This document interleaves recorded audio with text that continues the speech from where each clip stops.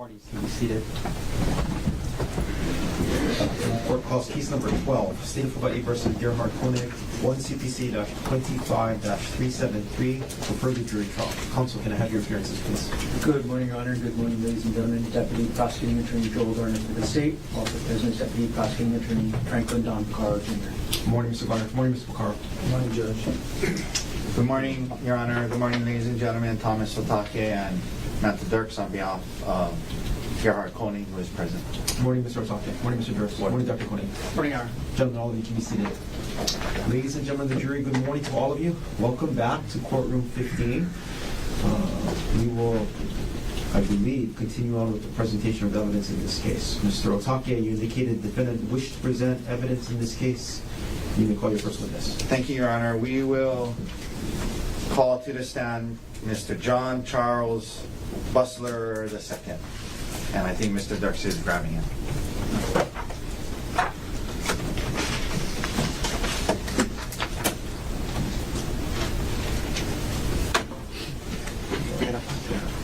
Right up there, seat up there. Thank you. And then she's gonna give you an open.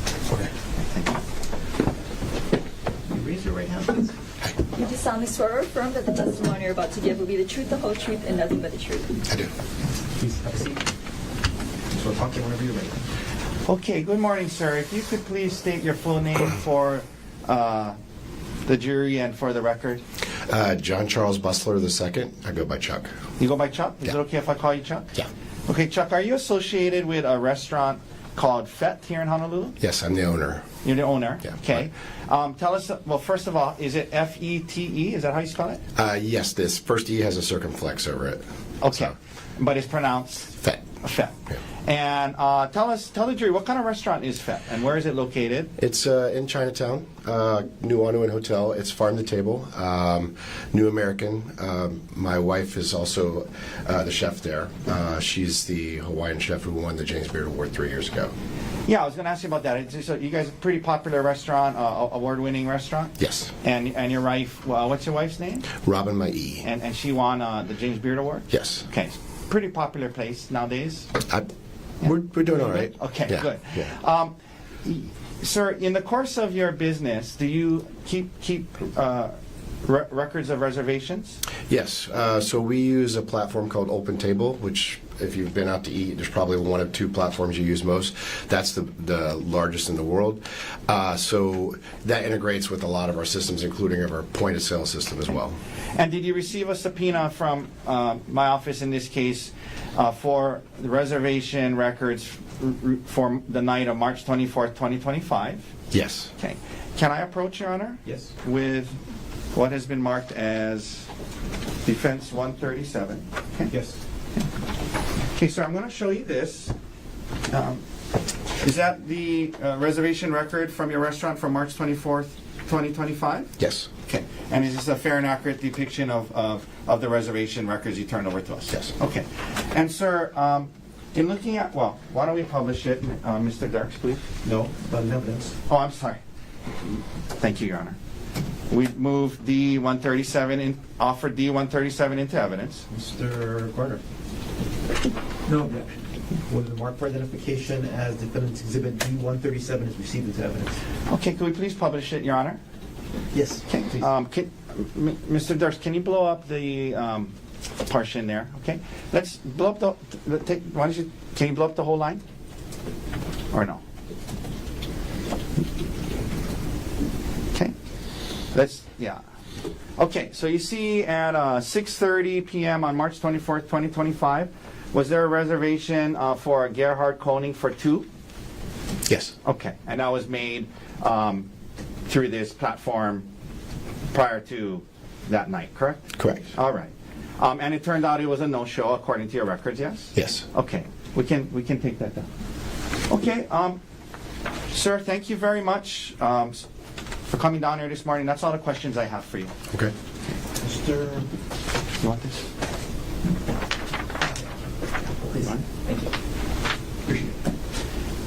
Mr. Garner, any cross-examination? Yes. Please. Okay. Good morning, sir. Hi. You you said that the program or software that your restaurant uses is called OpenTable. Is that right? Correct. And you said that was a kind of industry-leading software for getting reservations? Yes. Okay. How does a person make a reservation on OpenTable? A few different ways. They can either call in and we make it for them and we program it in, or we schedule it in, or they can do it online through either the app or the website. Okay. Do you know how the reservation was made with regard to this case? From your document, I don't see that, but I can look on real quick and I can tell you if it's made either through calling us, because it'll say in-house call, or if it was made digitally through a website. So could I bring you the exhibit then that we've just shown you? Sure. And would that tell you? Sure. Let me double check. Yeah. I'll approach with Defense 137. Please. Oh, okay. Yeah, it does say it. So this says we made it through our network. That means that they called in. Okay, so it was a phone call reservation. A phone call, or somebody stopped by and made it, like talk to somebody at the front or something like that. Got so essentially an in-house reservation. Yeah. Oh, I'm sorry. I'm mistaken. No, that means the phone in-house is that one. Your network means it came through our website linked to OpenTable. That's what that means. Got it. Okay, and I'm going to leave the exhibit up there with you just in case I have more questions about it, okay? Okay. So then, looking at this, your business record, that means that the reservation that we're talking about here today for Gerhardt Konig was made either on the one OpenTable app or the OpenTable website. Is that right? So if it goes through our network, it had to have gone through the website. So like if you go directly to OpenTable and you look for restaurants, it would say what it says here, OpenTable Network. If you go to our website, whether you're on your phone or on your desktop, and you click on the button there that says make reservation, that'll say your network. And the reason why it distinguishes that is we're charged a different amount. Your network, we're not charged. The other one is a random search, and they see that as marketing. Got it. Okay. And again, just sorry to keep clarifying this. So the reservation for Gerhardt Konig was, quote, your network. Is that right? Correct. Okay, that means that the person who made that reservation would have gone onto the website for FET. Is that right? It has to be affiliated somehow with FET, yes. Okay. How does somebody make that reservation through your website? What sort of information do they have to fill out? Let's say you are looking, you want to go to FET. You're like, oh, how do I make reservation? Different people use different reservation systems. They click on our website. If you are on our cell phone version of the website, it'll say book now or make reservation or something like that. If you're on the desktop version, it has a button in a different place. But basically, they both say make a reservation. Okay. What I'm really getting at here, sir, is it's easy to make a reservation, right? Yes. You want it to be easy for customers to make reservations so that you can get more business, right? Yes. Okay. It only takes a couple minutes to make a reservation, right? Yeah. I mean, as long as you know how to use a computer, yeah. Gotcha. Yeah. Okay. And what is your cancellation policy? We don't have one. You don't have one? No. Okay. Does this reservation system you have send any confirmation texts or emails on the day of? It sends a confirmation email, I believe, the day before, and a confirmation text either the day before or day of, depending on how far in advance it is. And then it sends a reminder, and then for us, if somebody's running late, then we can actually manually send your table is ready quote to them. Okay. All right. I know you said you don't have a cancellation policy. Just to be clear, there's no like, you got to pay $50 if you cancel? No, we don't charge anybody to make a reservation. I hate that personally. I like people to want to come to our restaurant, and I feel like they're penalized if something comes up at the last minute, because it does happen all the time. Gotcha. Okay.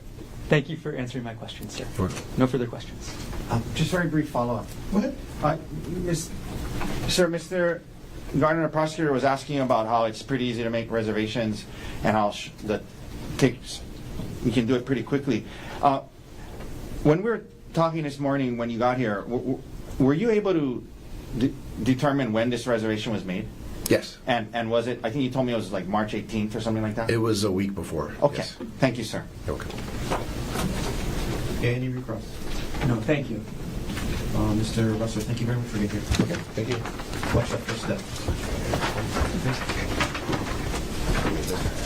Okay.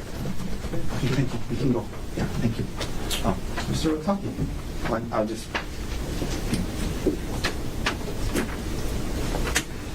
Does the defense wish to present any other witnesses? Yes, Your Honor. At this time, we will call Dr. Jonathan Arden to the stand.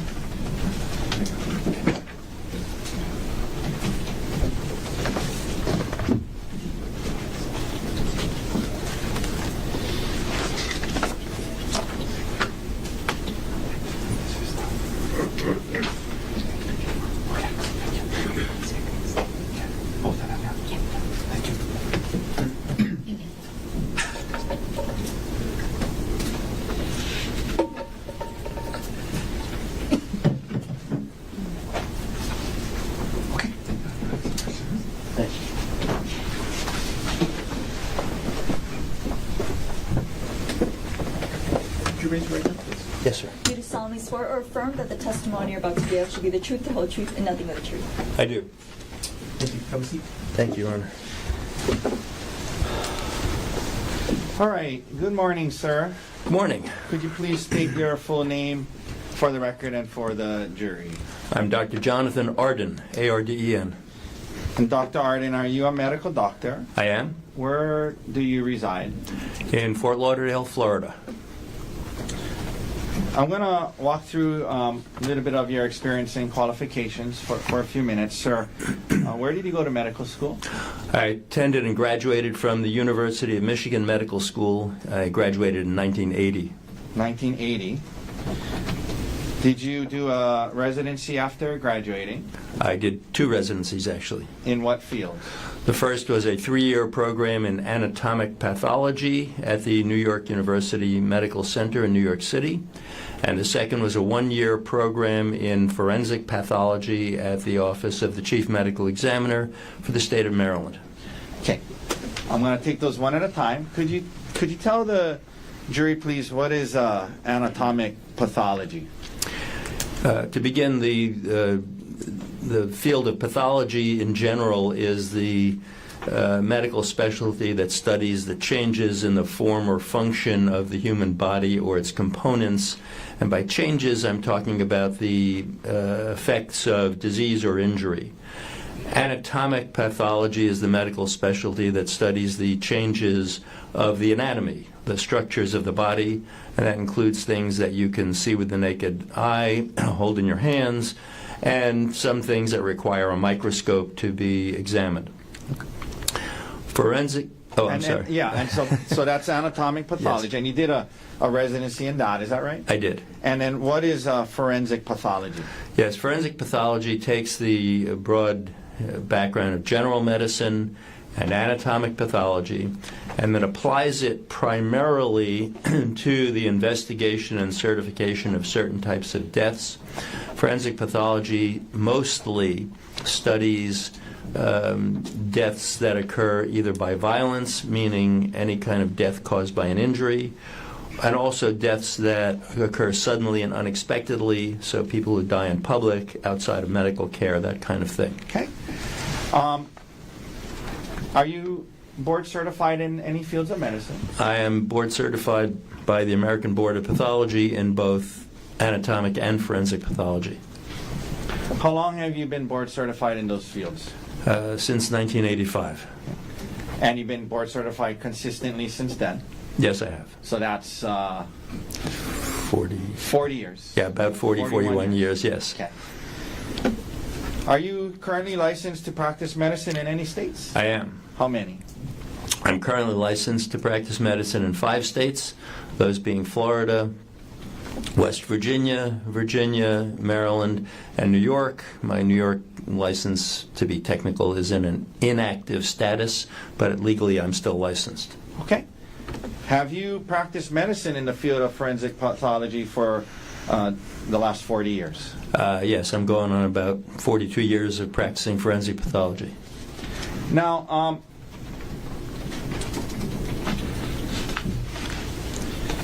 I wanted to ask you, you mentioned forensic pathology often dealing with people who have passed away. Is part of your practice as well as a forensic pathologist evaluating injuries for people who lived? Yes, although the vast majority of the practice of forensic pathology involves figuring out how and why people died under those circumstances, forensic pathology is the only medical specialty that routinely deals with injury analysis, trying to assess injuries for how they occurred, sometimes issues like how old they are, what effects they have on people, because in order to figure out if a person died from injuries, you have to be able to analyze and determine what the effects of those injuries are on the person while alive to figure out did they or did they not explain the death. So injury analysis in living people is part of what forensic pathology does, although in fairness, it's a much smaller component. Most forensic pathologists spend most of their time dealing with death cases, as do I. But many of us and many government offices of forensic pathology do apply that expertise to injuries in living people. Okay. You talked about 40 years of practicing medicine. For the first 20 years or so, what did you generally do for the first 20 years of your practice? The first 20 years of my career after training, I served as a government-employed full-time medical examiner in 4 different offices. I was in an office in Suffolk County, Long Island, New York, for a little less than 2 years. I served in the medical examiner's office in Delaware for 3 years.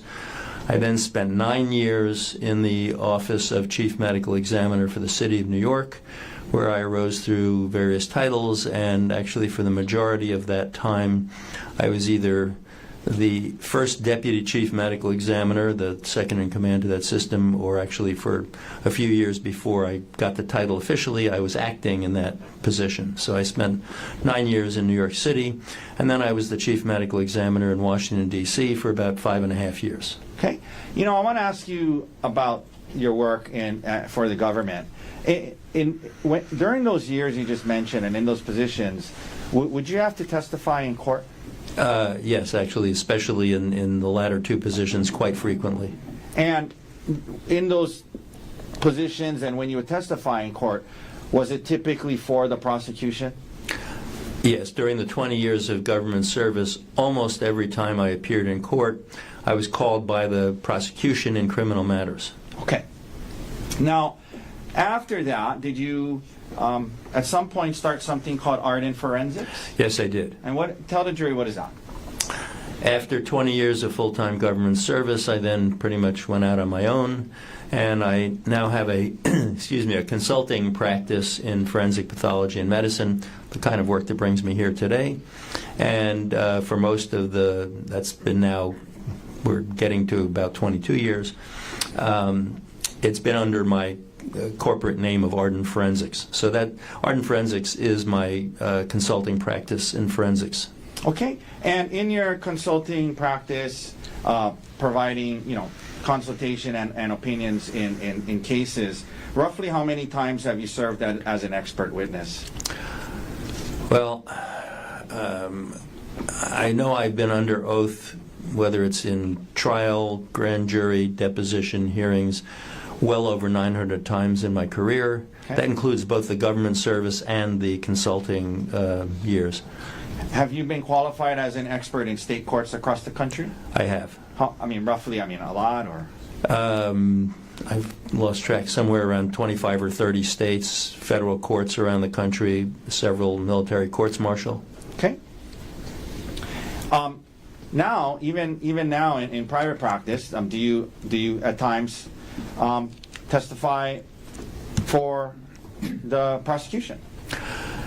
Yes, in the criminal consulting aspect, most of the work is for defense counsel because the prosecutors generally have the medical examiner. I do get consulted occasionally by prosecutors and then occasionally asked to testify. As recently as last month, I was called to the stand by the prosecution in the city of Portsmouth, Virginia. That prosecuting office has hired me for review of a series of older cases, several of which have now resulted in testimonial appearances, including one last month. And are you part-time? Do you have a part-time appointment with any state agencies right now? I do. I have a part-time appointment as a forensic pathologist for the Office of the Chief Medical Examiner for the state of West Virginia, and it's a very small part of what I do, but it is still an active appointment. Okay. Your Honor, at this time I move to qualify Dr. Arden as an expert in the medical field of forensic pathology with emphasis on providing injury assessments of the living. Mr. Gardner. You have what here? I'll be quick.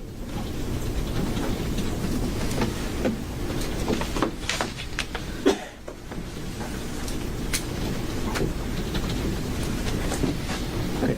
Dr. Arden, good morning. Good morning, sir. Okay. I want to ask a couple follow-up questions about the qualifications you were just talking about, okay? Yes, sir. All right. So you said that you primarily deal with death cases. Is that right? Yes, sir.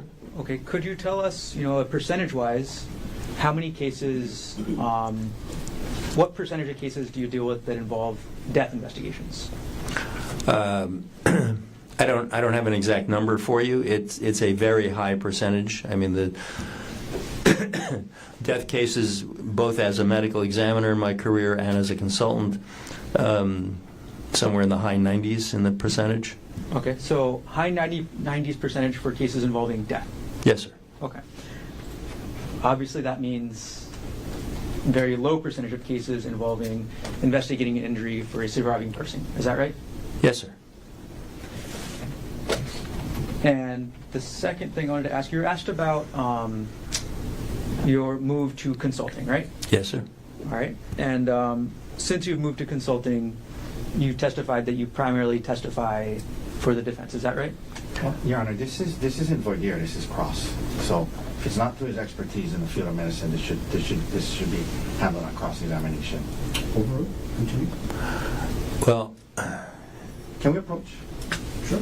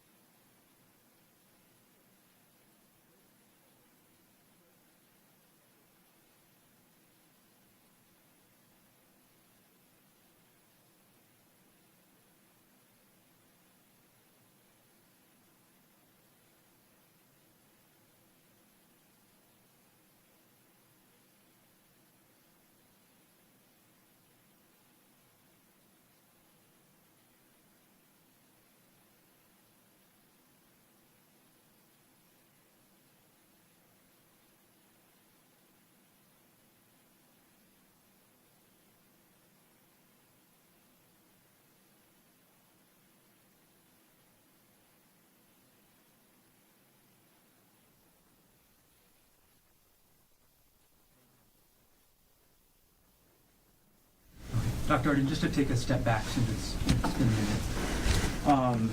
You were asked to speak about your qualifications a couple minutes ago, is that right? Yes, sir. And during that time, you were asked to speak about how much time you've testified for the prosecution and how much times you prosecute, or how much you testify for the defense. Is that right? Yes, sir. Okay, sorry for stumbling. And you were asked about your transition from government work to consulting. Is that right? Yes, sir. Okay, and then since you've transitioned to the consulting being your primary practice, you testify primarily for the defense. Is that right?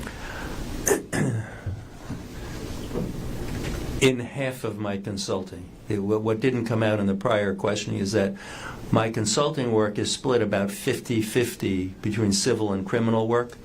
So in the criminal side, half of my consulting work, I testify mostly, almost entirely, to be honest, for the defense because that's who needs to hire me most of the time. So yes, within that half of my consulting work, the vast majority is defense, not prosecution. Okay, thank you for clarifying that, Dr. Arden. With regards to this witness's qualifications to provide opinion testimony, the state has no further questions and no objections.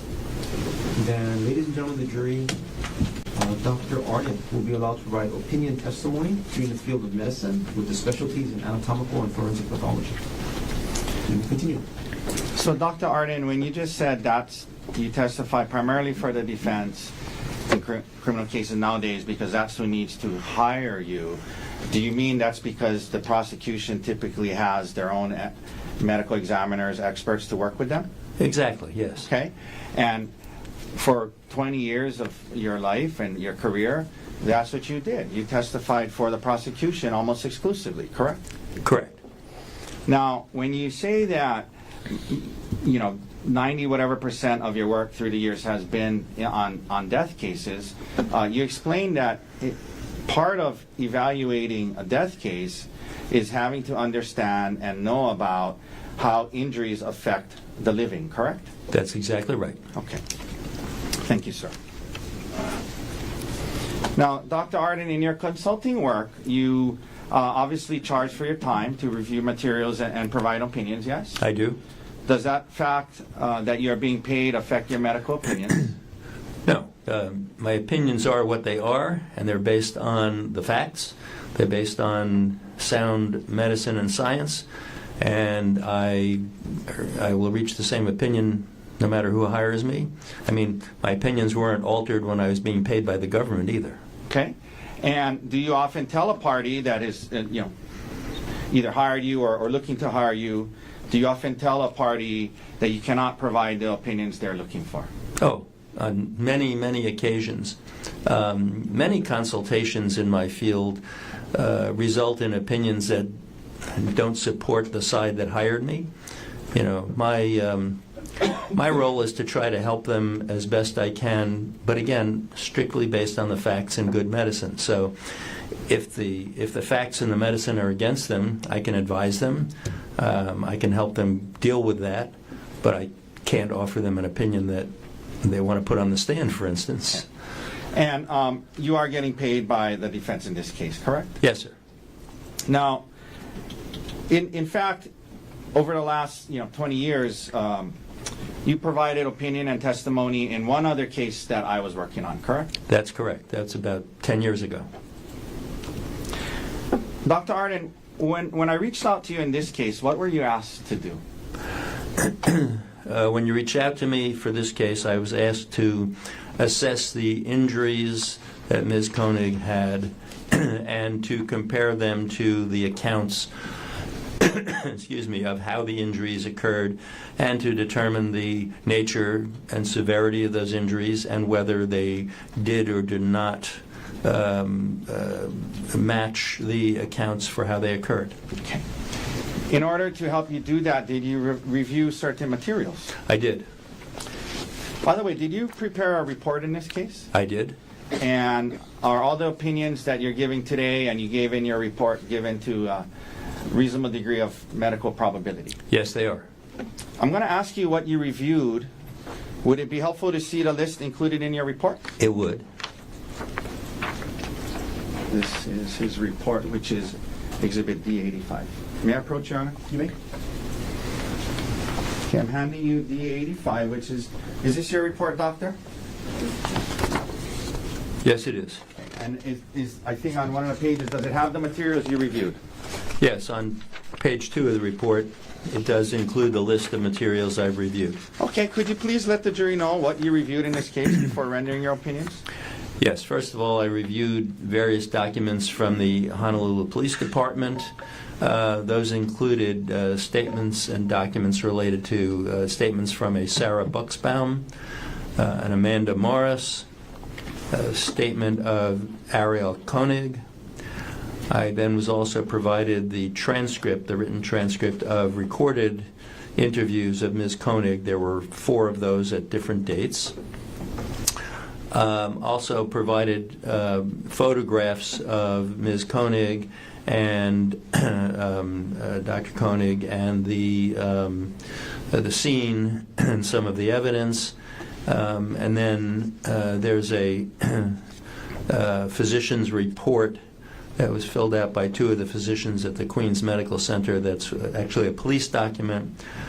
There was also an investigation report from the prosecutor's office here. And then there were medical records for Ms. Konig, first from the Queens Medical Center, and then from her primary physician, that was the Kaiser Permanente physician. And then finally I was provided a transcript of the grand jury proceedings. Okay. Thank you, sir. I'll just leave a report. Is it okay if I leave the report up there with him, Your Honor? All right. So, getting into your opinions in this case, Doctor, I want to ask you a few questions. You saw in the documentation and you referenced in your report that Ms. Konig had a stellate laceration to her scalp. Is that right? That's correct. I want to ask you some general questions about stellate scalp lacerations first and then get into the specifics of the injury, okay? Yes, sir. Doctor, one of the things you note in your report is that scalp lacerations are notorious for substantial bleeding. Can you explain this to the jury and why that is the case and what you mean by scalp lacerations are notorious for substantial bleeding? Yes. To begin with, just in case terms have not been properly defined, a laceration, by its very definition, is a blunt impact injury in which, by the nature of the impact, their soft tissue gets torn or split open. So a scalp laceration is therefore laceration of the scalp on the head. Now, you ask about the excessive bleeding. The scalp tissue is what we call, in medical terminology, highly vascularized. What do you mean by that? Highly vascular. Excuse me. That's fancy language for it has a great deal of blood supply. So, if you damage the scalp tissue, which has a great deal of blood supply, it will bleed excessively. In fact, scalp lacerations are notorious for bleeding tremendously. This is excuse me, something that's even, for many people, common knowledge, that if you get an impact to your head, if you split open the scalp, even a small laceration tends to bleed tremendously, and sometimes it looks pretty horrific. I know you have a cough. Yes, thank you so much. I'm going to hand you this water. Thank you. My apologies. I've been fighting sinus and bronchitis thing for a while. Okay. Given what you just described about scalp lacerations being kind of notorious for substantial bleeding, my next question is the amount of blood from a scalp laceration a good indicator of how serious the injury medically is? No. And in fact, that's exactly the point when I talk about excessive bleeding even from a small scalp laceration, namely that if a small one will bleed tremendously and there'll be blood on the head and running down the face and it looks horrible, to put it simply, that doesn't mean that is a serious injury. It doesn't mean that there's anything life-threatening about that injury per se. It's an artifact of the fact that those scalp lacerations are known to bleed so excessively. Okay, for example, let's pull up S15 if we can, Mr. Dirks. This is a photograph in evidence, and you see how, doctor, there's a lot of blood. It looks horrible. It does. Again, in this case, when you saw the photographs, but then also reviewed the medical records and particularly the information provided by Dr. Grosjean and Dr. Whitney and the Queen's medical staff. In this case, after you saw the bloody photos, in your opinion, does the amount of blood in this case accurately convey how serious the injury is medically? No, in my opinion, it definitely does not accurately convey the severity or the seriousness of that injury. Okay, thank you. We're going to get into that a little more in a second, but generally speaking, what is a stellate laceration? Stellate is an anatomical term that describes the configuration of certain injuries. And the word stellate means star-shaped. So you can see this with some lacerations. Just as an aside, it's not related to this case, you can see this with certain kinds of gunshot wounds where you have, instead of a very simple laceration, which will look like a line. It's a line of interruption of the tissue or splitting of the tissue. Instead of that, the stellate laceration looks star-shaped, so it will have limbs of laceration extending in multiple different directions from the center. Okay. You had a chance to see the photographs of Miss Konig's scalp laceration, correct? I did. And did you also review the available medical records that was provided by the state to us? Yes, sir. Now, two Queen's doctors testified and also filled out an HPD form, Honolulu Police Department form, that Ms. Konig's scalp injuries in this case did not create a substantial risk of death and did not rise to the level of serious bodily injury. Do you, after your review, doctor, in your opinion, do you agree with the Queen's doctors in that regard? I do, very much so. And can you please explain why you believe that her scalp injury did not create a substantial risk of death and did not rise to the level of serious bodily injury? Well, the first question is the easier one because it's very straightforward. The scalp laceration that she had, even though it was stellate, even though it was fairly large in comparison to the front left side of her head where it was, only injured soft tissue. You think about the anatomy of the head, the scalp is basically a specialized form of skin and the tissue beneath it. Then you have the skull bone. Then inside the cranial cavity formed by the skull bone, you have the brain. And in her case, the medical records demonstrated quite clearly that all of the injury was to the scalp itself. Meaning the soft tissues. Exactly, the skin and the tissue underneath it. We all have a layer of fatty type tissue called subcutaneous tissue. Subcutaneous means under the skin. So the scalp is both of those, the skin and the subcutaneous, and that's all that was injured. The bone wasn't fractured, the brain wasn't injured, there was no bleeding around the brain, anything like that. So simply having a soft tissue injury that requires cleaning out and sewing up is not a life-threatening injury. Okay. Next, and again, you agree with the Queen's doctors when they checked off the part about it didn't rise to the level of serious bodily injury, correct? Right, because you'll see in that form the questions about the serious bodily injury had to do with prolonged or permanent disfigurement, prolonged or permanent loss of function of part of your body, and a soft tissue laceration, even a big one, doesn't cause any of those things. Okay. So it didn't rise to that level. Now, doctor, the Queen's doctors also both checked off the box that said she did not have a serious concussion. Did you also agree with that? I did. Now, doctor, were you also asked to provide opinions as to whether Ms. Konig's injuries were consistent with what she reported? Yes, I did arrive at such opinions. And did you review her multiple statements given to the police to do so?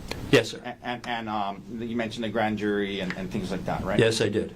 Now, in those statements, you noted, she reported that she was hit with a rock up to 10 times, and at times she said full blast, 100% of his power, all over her head. As an expert in the field of forensic pathology, in your opinion, were her injuries consistent with her statement that she was hit up to 10 times full blast with 100% of his power? No, sir, they were not. And why not? Well, several reasons. First of all, the injury she has is largely localized. It may be stellate, but it's still largely localized. Almost all of the impact injury she has is localized to one area of the head. So it's not consistent with all over the head. Frankly, it's also not consistent with likely being up to or around 10 impacts. It's consistent with fewer impacts. And the other thing is the part of the element in your question about full blast, using all of his strength with the rock. That would very likely result in more severe injury. Okay. It would likely result in skull fracture. It would likely result in bleeding around the brain or brain injury itself. Okay. Now, you indicated, not consistent with, up to or close to 10 blows. In your report, did you say that, you say in your report that your opinion is that it reflects several impacts at most. If you can explain what you meant by that. Yes. What I intended to convey with that wording of several impacts is that, in my opinion, that stellate laceration is most consistent with being approximately 2 to 3 impacts with the rock. Okay. So possibly 2? Yes. But to be fair, you indicated that looking at it, possibly could be 3, right? Yes. Okay. My best estimate is approximately 2 to 3 as being most likely. Okay, thank you. And that's after looking at her statement. I mean, that's actually after studying the photographs and whatnot, yes? Correct. In the statements that you were provided, did you see where Ms. Konig was telling the detective that her back of the head was being bashed against the ground? Yes, she did state that. And did you find her injuries to be consistent with that statement? No. She had said being grabbed by the hair and having her head bashed into the ground, the back of her head. There's no description of any injury to the back of her head in the medical records, nor were there any brain injuries. There's a particular pattern of brain injuries that could occur if the moving head strikes the stationary ground, such as being bashed into the ground that way, and she didn't have any of those either. Okay. And to be fair, I should ask you this earlier. I mean, to be fair, it was a complex laceration on her scalp. Yes. Oh yes, sir. Okay. Now, you mentioned in your report an injury to her eye, and I want to ask you about. You made some comments about her eye injury. Are the orbital bones around the eye thin and fragile? Some of them are. The orbit is the eye socket. And some of the bones that form the eye socket, especially the roof of the eye socket, as we call it, those are very thin, fragile bones that can be easily broken. Okay.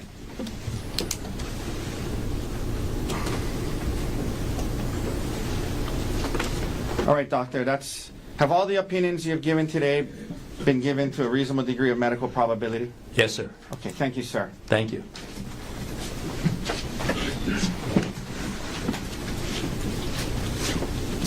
Mr. Garner, cross-examination. Yes, take just a moment to set up. I'm sorry, I had one last question. I apologize. I meant to ask you this. I missed it. You reviewed the Queen's HPD report and from the 2 doctors, yes? Yes, sir. And do you believe generally your opinions are pretty much consistent with what the Queen's treating doctors said? Yes, my opinions are consistent with their opinions. Okay, thank you. Thank you, sir. Whenever you're ready, Mr. Garner. Okay, I'll still take just a moment. Take your time.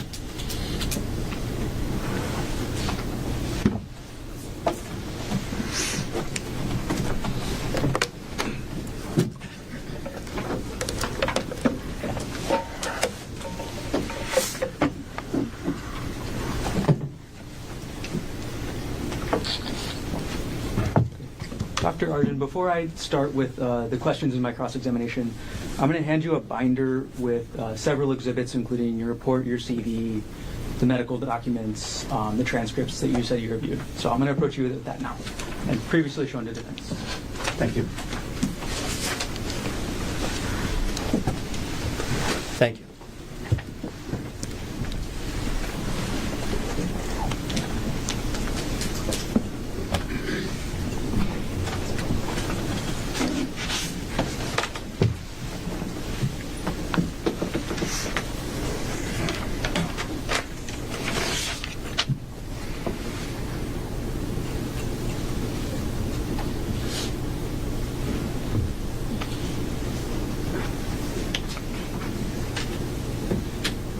Can you turn it off?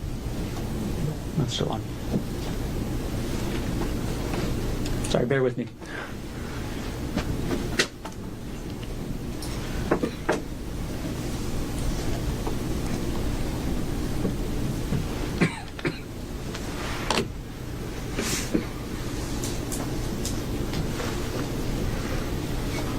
Okay. Ready? Yes, sir. Thank you.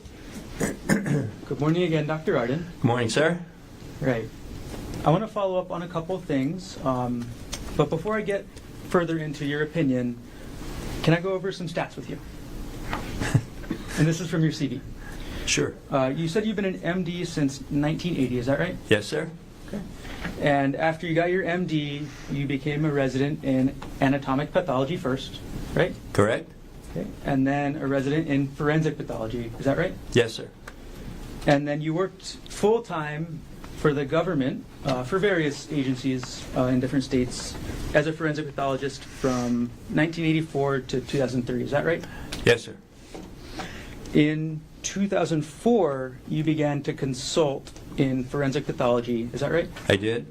Actually, to be clear, I had done some consulting work in the years before that, but that's when I began basically trying to make a full-time job out of consulting. Got it. And that's when you did that transition from government work to the consulting work, is that right? Yes, sir. And that's the same transition that took you, at least in the criminal context, from the state to the defense.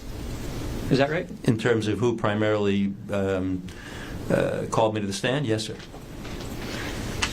And although you began the consulting in 2004, or a little bit earlier, you founded your company, Arden Forensics, in 2006. Is that right? Yes, sir.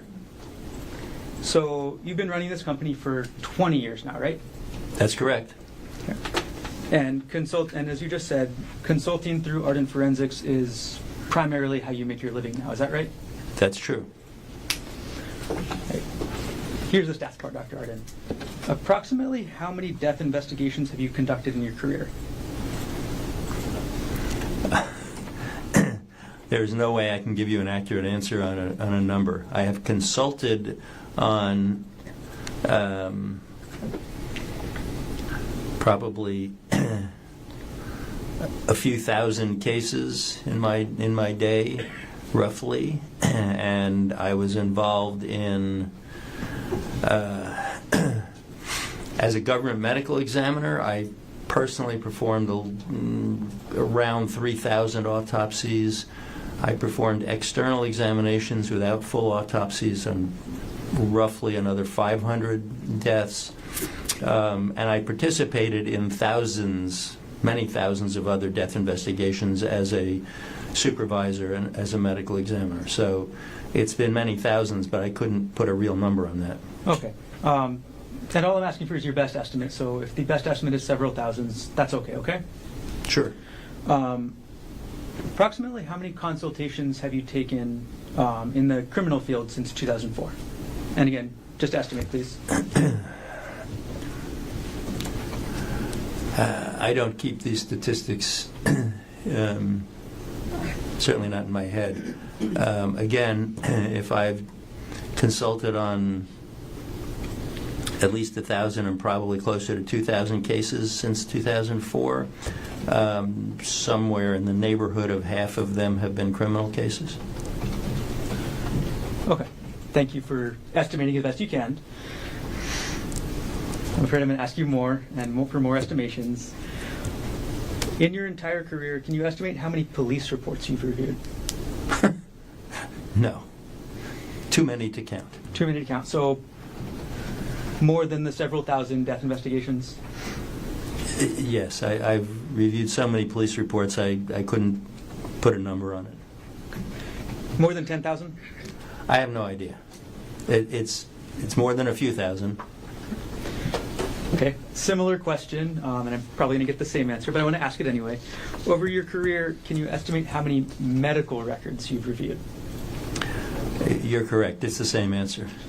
More than you can count. It's been thousands. I don't know how many. And as a consultant since 2004, approximately how many reports have you written? I have no idea. Many of my cases do not require reports. A fair percentage of them do as a consultant. I don't keep track of that.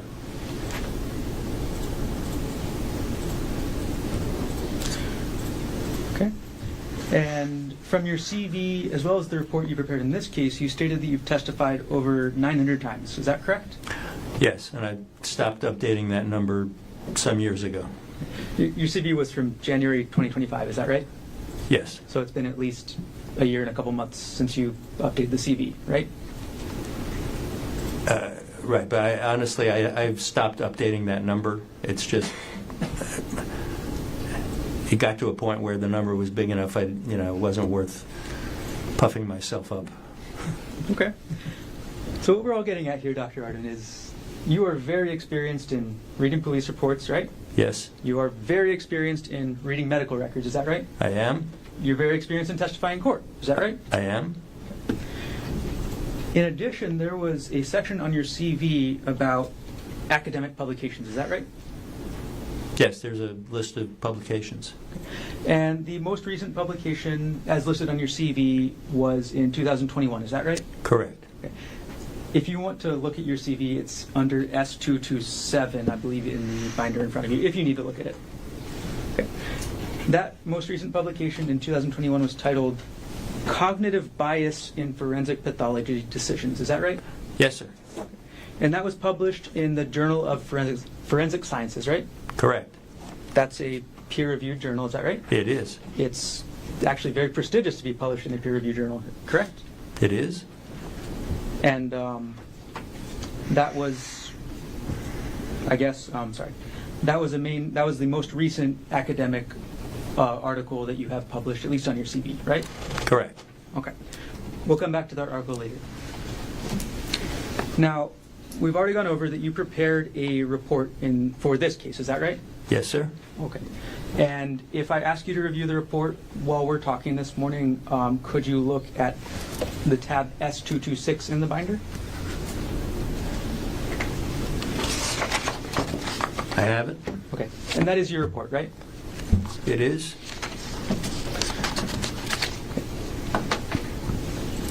Your report was dated December 27th, 2025. Is that correct? Yes, sir. When did you start writing this report? I don't track those things. Sometime fairly shortly before that. And the report is 4 pages long, is that right? It is. And you said earlier you don't always prepare a report? Correct. But in this case you did. I did. And the report discloses your opinion well in advance of when you testify, is that right? That's right. And that's a good thing, right? Yes, I guess so. It's a good thing because everybody then knows what your opinion is well before you take the stand, right? I think. Objection, Your Honor. This is argumentative. That's fine. Okay. The report also discloses the materials you reviewed, is that right? It does. And those are the materials that you went over earlier with Mr. Otake, correct? Correct. All right. And a report in this type of report for forensic pathology would also disclose, if applicable, any scientific sources that you cite in support of your opinion, correct? Correct. Only if you're actually citing sources, though, right? Correct. Okay. There were no sources cited in your report for this case, correct? That is correct. Now, this is your business again, right? This is my profession, yes. And you charge money for that, correct? I do. Okay. I'm going to ask you, doctor, how much do you charge per hour? $700 an hour. Is that the charge for the consultation and the report writing? It is. What is your fee for testifying? For a court appearance out of town when I have to travel, it's a flat $7,000 for the day.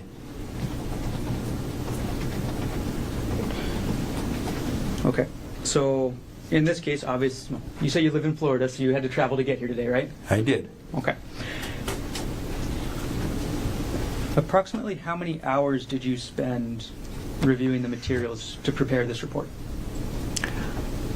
I do not know how many hours I spent reviewing the materials, but I can tell you the total of how many hours I spent reviewing, consulting, and writing the report. Could you tell us that then? Yeah, that's 9.75 hours. Okay. All right. And you also have a website, correct, Dr. Arden? I do? And that website is for your company, Arden Forensics, is that right? Yes, sir. And on that website, you advertise, what kind of services you offer, correct? Correct? And you advertise yourself as an, quote, independent forensic pathologist with excellent credentials and a record of reliability and impartiality. Is that right? I'm going to take your word for it if you took it from the website. I don't remember all the wording exactly, but that sounds accurate. Okay. Reliability is important to you, is that correct? It is?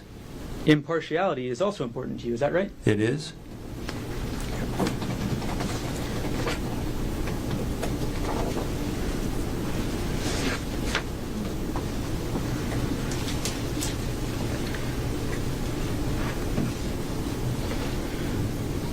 All right.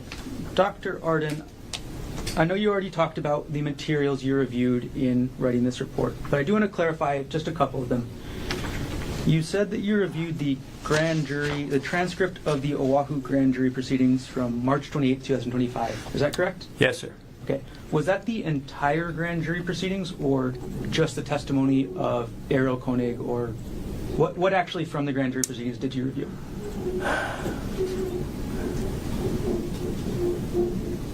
I am sure I reviewed the testimony of Ms. Konig. Honestly, I don't recall whether I was provided the entirety of the proceedings, but my recollection is I reviewed her testimony. And you mentioned that you reviewed some of the Honolulu Police Department reports, is that right? Yes, sir. Okay. You didn't review the entire police reports, did you?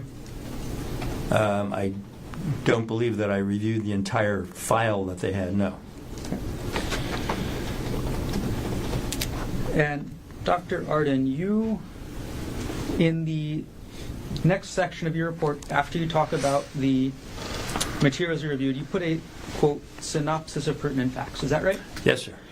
And that's where you describe essentially what you learned from reviewing the materials about the facts of what happened on March 24th. Is that right? It describes what I learned from reviewing the materials that I judged was pertinent to the opinions I was going to provide.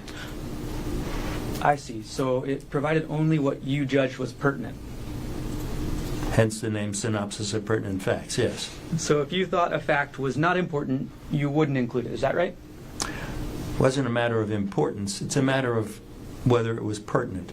My opinions are limited to certain areas, and I do not provide an accounting or a synopsis of all the facts that I read about in a case, because many of them don't relate to my opinions.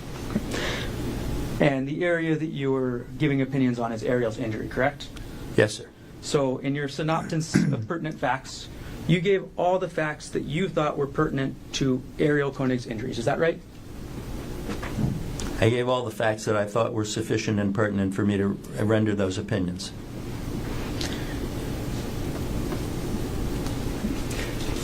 Now, I'm going to jump ahead in your report to page 3, okay? As you wish. And you talk about concussions. Is that right? I do. All right. And you state that, sorry, I gotta zoom in here.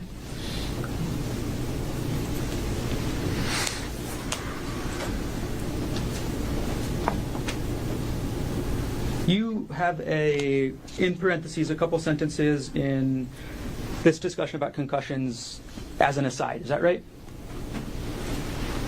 Yes, sir, I found that. It's on Okay. page 3. And in this section, you're actually discussing an email Ariel Konig sent to her primary care physician. Is that right? Yes, sir. And that was an email in which Ariel Konig asked for consistency's sake, for the primary care physician to add concussion or TBI to her chart. Is that right? Yes, that's true. And based on the opinion you gave, concussion and traumatic brain injury are the same thing, right? Concussion and mild traumatic brain injury are equivalent terms. They describe the same entity, yes. So you saw nothing wrong with Ariel's email, right? Well, objection, Your Honor, that's beyond the scope of his opinion testimony. There's something morally wrong with her email. This is cross-examination.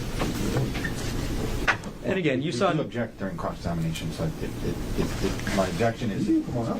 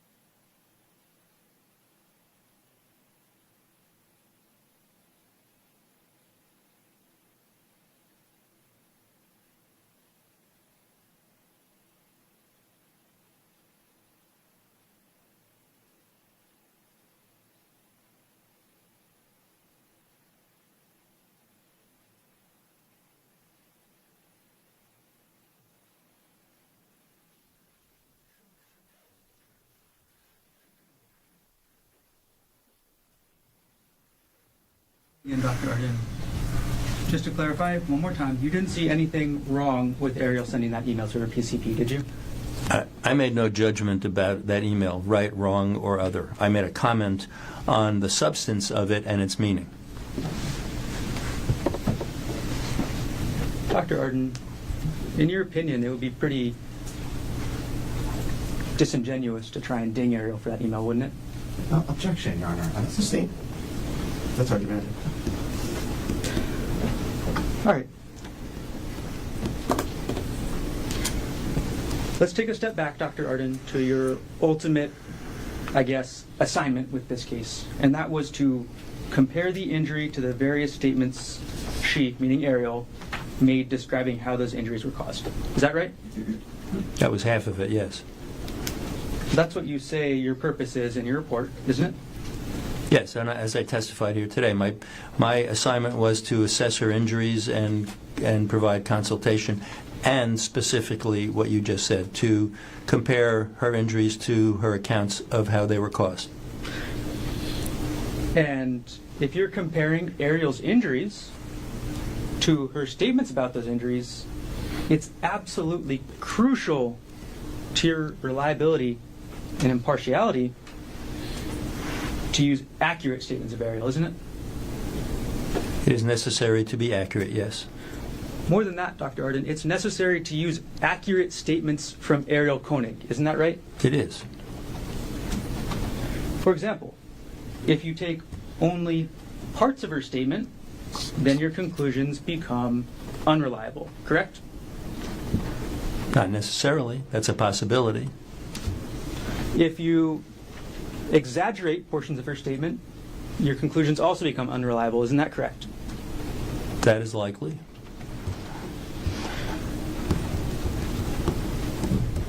If you misrepresented, hypothetically, parts of Ariel's statement, your conclusions become unreliable.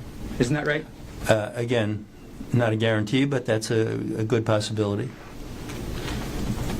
Now, Dr. Arden, one of your major conclusions that you testified to and that you put in your report was that you do not believe that Ariel was struck in the head with 10 blows. Is that right? Correct. Dr. Arden, isn't it true that Ariel Konig never said she got hit 10 times in the head? Right. She said up to or about 10 times, yes. The number that she used in the descriptions was 10, but she didn't say absolutely it was 10. She said up to 10. So your conclusion about, oh, she didn't get hit 10 times is not actually based on what Ariel said, correct? Objection, Your Honor. It is based on what she said. I didn't say in my report that she said she was struck 10 times, and that was the only statement she made. But the only number that she cited was 10. And so that was kind of a landmark for me to respond to. That's all. And it's very clear from her statement that 10 times was an estimate, correct? Yes. And it was the maximum number, right? Yes. So her statement is not inconsistent with a lower number, is that correct? It is not inconsistent with a lower number.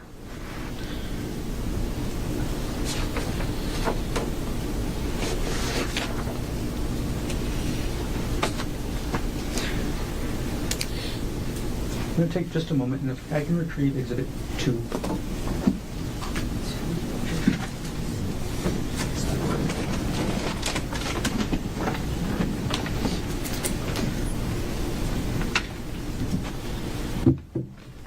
All right, Dr. Arden, let's move on to a little bit later in your opinion where you state that you would expect to see skull fractures if the defendant was swinging the rock with full force. Is that right? Yes, sir. Skull fractures are very dangerous, correct? They may be dangerous. They are not always, but they may be. And the concern with the skull fracture is also that it represents a degree of force applied to the head such that the fracture itself may be dangerous, but more importantly, the associated injuries are likely to be dangerous. And that's the kind of injury that you would expect to see done with Exhibit 2, this rock? If it had been wielded with full force by an adult male and had been struck in the head up to 10 times, yes. Okay. Have you ever held the rock, Dr. Arden? I have not. Can I hand it to you? It's up to you, yes. May I approve? You may. Thank you.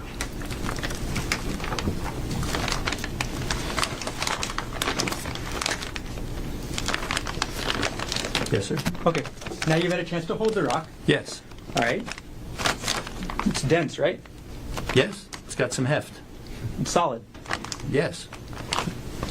And your opinion is now still that an adult male using full force could cause, or you would expect to see skull fractures, correct? If there had been up to 10 blows with full force, yes.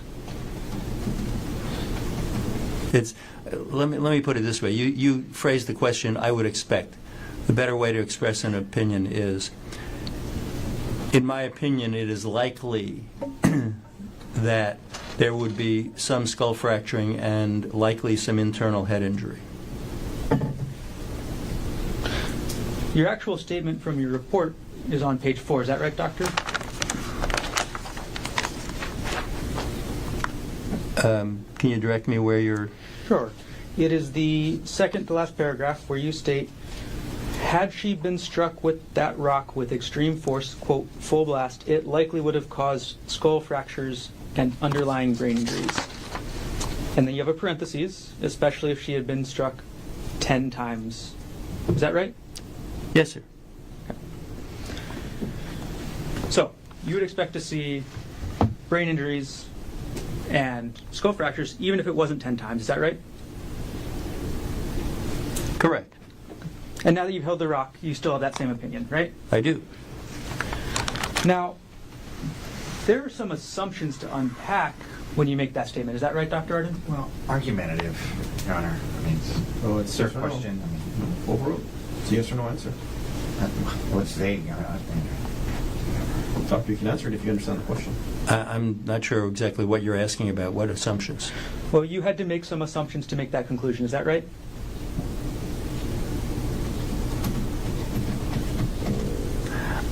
Again, I think you have to be more specific because I'm not sure if I just say yes, which assumptions you're talking about, because I don't understand what you're getting at. So, Okay, well, Dr. Arden, I'll ask it this way. It's much, much easier to hit a stationary object, right?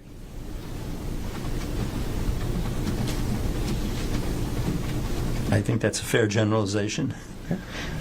It's much, much easier to hit a person's head if they are entirely stationary, not moving, correct? Makes sense to me, yes. On the other side, it's much, much harder to hit that person's head if they're moving around and squirming. Is that right? I'm not going to be able to answer a question with too muches in it. If the person is moving, it likely introduces an element where it is at least somewhat harder to hit the head because the head is moving. In some circumstances, there could be so much movement that it is much, much more difficult to hit. In some circumstances, the movement could be to a lesser degree, and striking it could be pretty easy. It's also, I'll just use one much, it's much harder to hit somebody if they're fighting back. Is that right? It's the same answer. If a person fights back, it introduces an element that will make it more difficult to hit the person. How much more difficult depends upon how much fighting, what the circumstances are, what each person is doing. So, yes, it does introduce an element to make it more difficult. In some cases, probably much more. In some cases, not.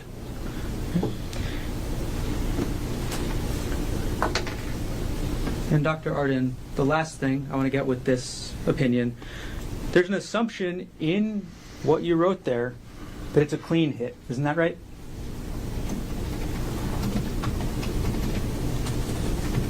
No. That's why I asked for clarification. It's not an assumption. I'm basing this on what was described about this rock, and I'm basing this on the evidence from her scalp laceration, knowing what it looked like and what its configuration was. So whether there's a clean hit or a clean hit and a not so clean hit isn't an assumption at all. I'm basing it on what actually happened, what resulted. You're basing your whole analysis off the results then, is that correct? Well, the result of what actually happened, the injury she actually had, is extremely important to my analysis, yes.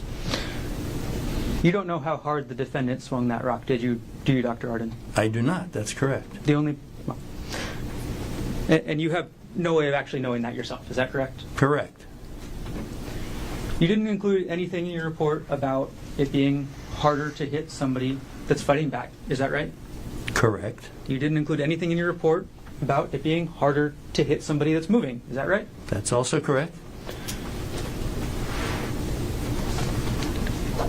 So those factors which would make it harder to hit somebody, you didn't include those at all?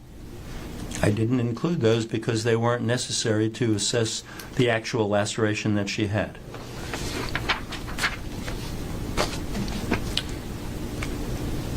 Dr. Arden, you testified that you reviewed aerial statements, correct?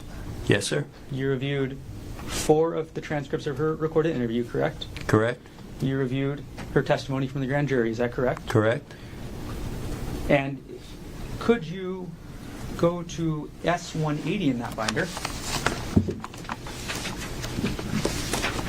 And then when you get to that, go to page 5. Sorry, what exhibit? S180. Page 180.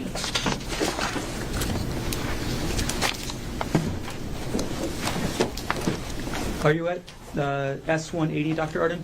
Yes, sir. Okay, and can you go to Excuse page me. 5? I have it. Okay. And in that, there's a quote that says, "We kind of just kept wrestling," end quote, Can correct? you direct me to the line?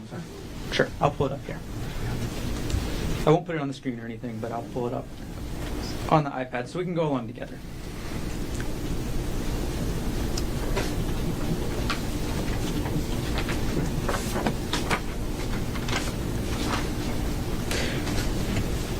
Page 8 lines 8 and 9 of this. Thank you. Ariel said in this transcript, and we kind of just kept wrestling. Is that right? Yes, sir. Okay. Ariel also said at line 13, and I was just trying to kick him, comma, hit him. Is that right? Yes? Now, could you then move to page 16 of the same exhibit? I have it. Okay. On page 16, lines 5 and 6, Ariel testified, you reviewed this, that Ariel said, and then we were like fighting and wrestling on the ground. Isn't that right? Correct, sir. These are all factors that would make it more difficult for the defendant to get a good hit off on Ariel. Is that right? Possibly. None of these are in your report. Is that correct, Dr. Arden? Correct. Can we take a break now again? If it's a good time now. It is. So ladies and gentlemen, let's take our first morning recess, 2-minute recess. And then McCollum will get you at 10:30. Need to go to the all rise.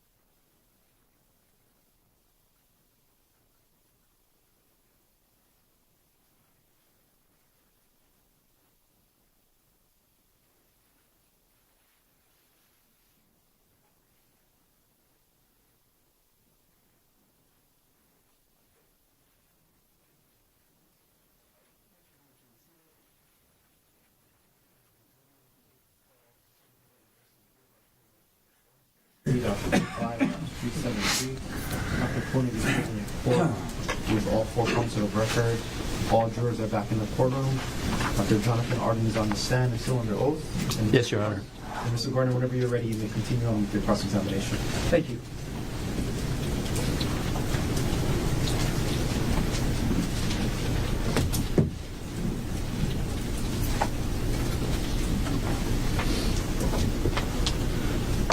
Okay, Dr. Arden, let's move on to another part of your report. Do you still have S226 in front of you? I do, thank you. Okay. And we're going to go back to the concussion section again. Now, you wrote in your report that you believed Ms. Konig's concussion symptoms were, quote, entirely self-reported. Is that right? Yes, sir. Okay. And that means you were essentially saying you didn't see any physical evidence to corroborate what you said about concussion. Is that right? Well, I'm not sure if it's just physical evidence. There was no medical evidence of any condition that indicated a concussion other than what she self-reported. There can be verifiable, objective findings that are supportive of concussion. There don't have to be. So I'm just saying that her concussion symptoms were self-reported. That's all. Okay. And again, you didn't find anything medically to corroborate that. Is that right? Right, because there can't be. One of the symptoms that Ariel disclosed was nausea, correct? Yes, sir. And that's a very common symptom of concussion, right? It is. Dr. Arden, isn't it true that the Queen's medical reports list that Ariel Konig vomited 3 times in the ambulance on the way to Queens? Yes, sir.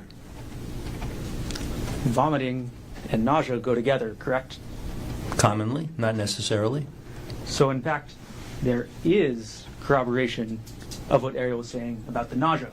Is that right? There, Your Honor, one second.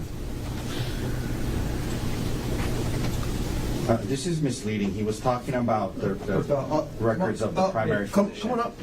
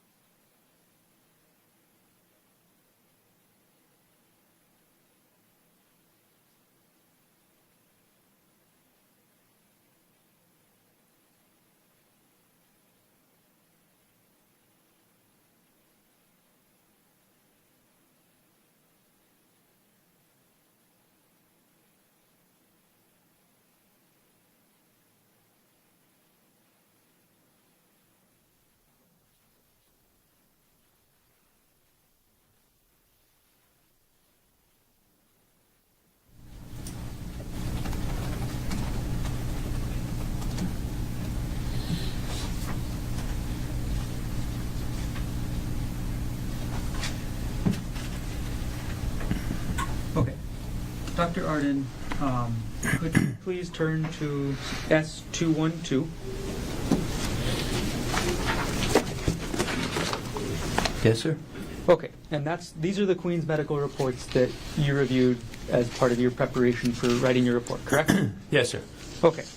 And on page 4 of that document, which actually has on the bottom left of it page 3, so there's a title page and then it begins, right? Yes, sir. Okay. On page 4, Dr. Grosjean's notes indicate PT vomiting times 3 with EMS. Is that correct? In the middle of the page? Yes. Okay. PT means patient, correct? Correct. Okay. So the medical reports show, and the medical reports that you review show that Ariel was vomiting. Is that right? She did vomit when she was with EMS, yes. And that wasn't included in your written report. Is that right? Correct. And again, vomiting is a symptom of a concussion. Is that right? Vomiting is a symptom of many, many different things. It may be associated with concussion. It may be associated with many different things.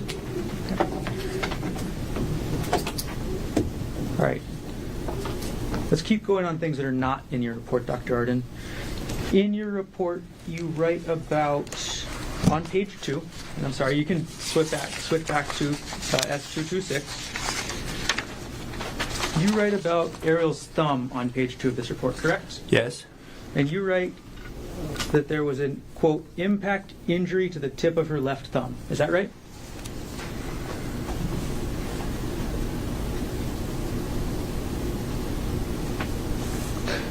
Yes, sir.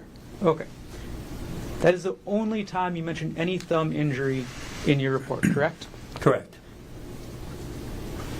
Dr. Arden, it's not in your report at all that this was actually a fracture, correct? Correct. It's not in your report that this is a distal phalanx fracture, correct? Correct.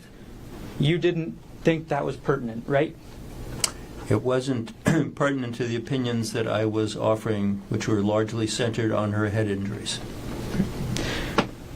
And you're aware that a distal tuft or a distal phalanx fracture is also known as a tuft fracture, correct? It is? Okay.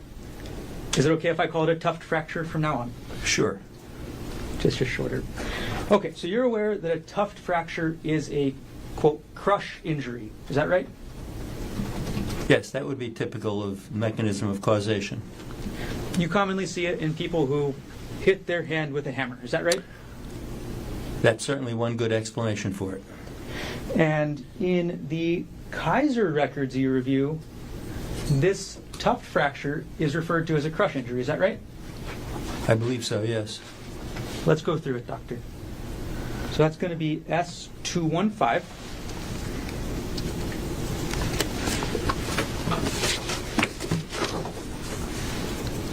All right, and this document's a little bit longer. Could you go to page 25 of that? And it should be 25 in the bottom right-hand corner of the page numbers. I have it. Okay. Excuse me.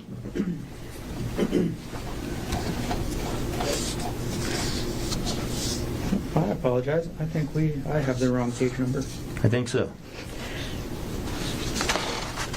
I'm sorry.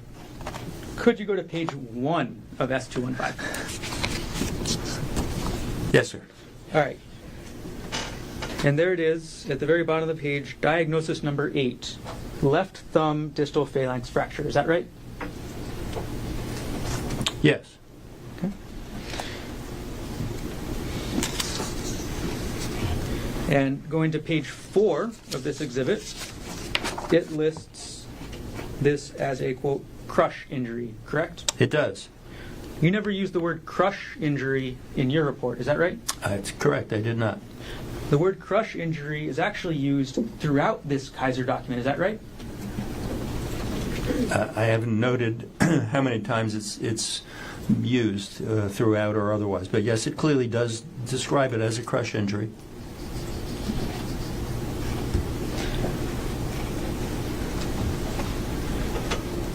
And you thought this crush injury was not related to Ariel Konig's head injury, is that right?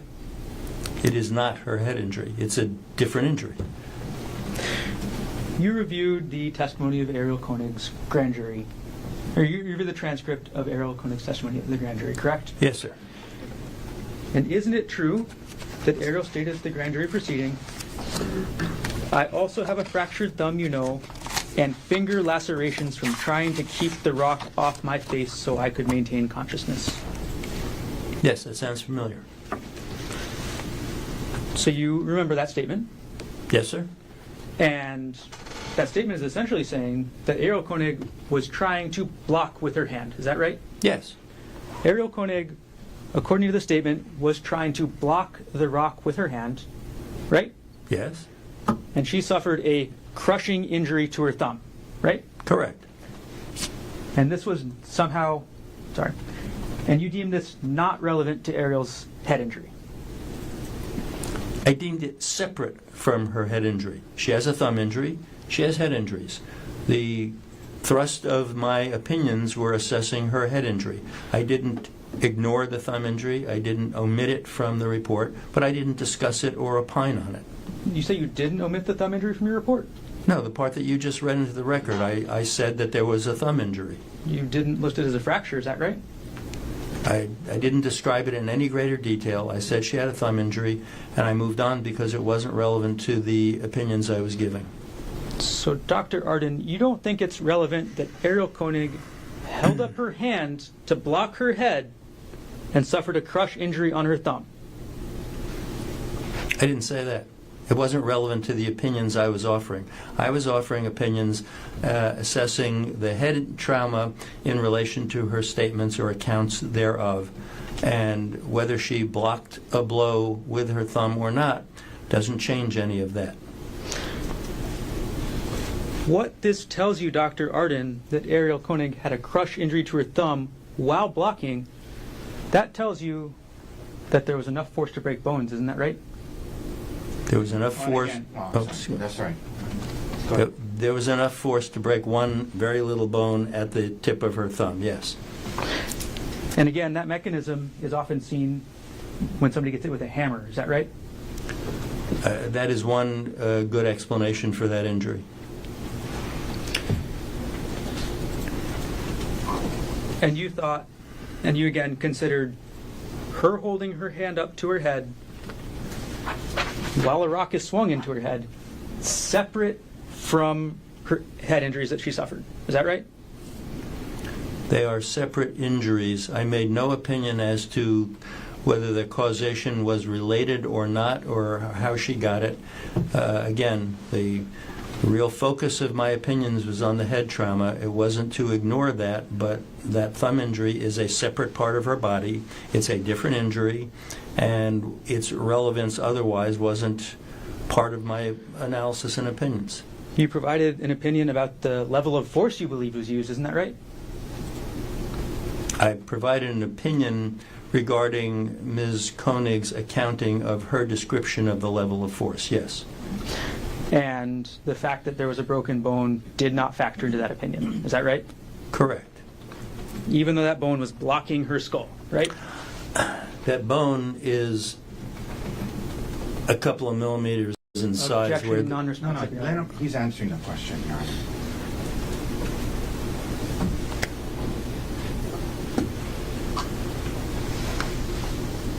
Objection is sustained. It's not Can we responsive. approach, Your Honor? Come on up.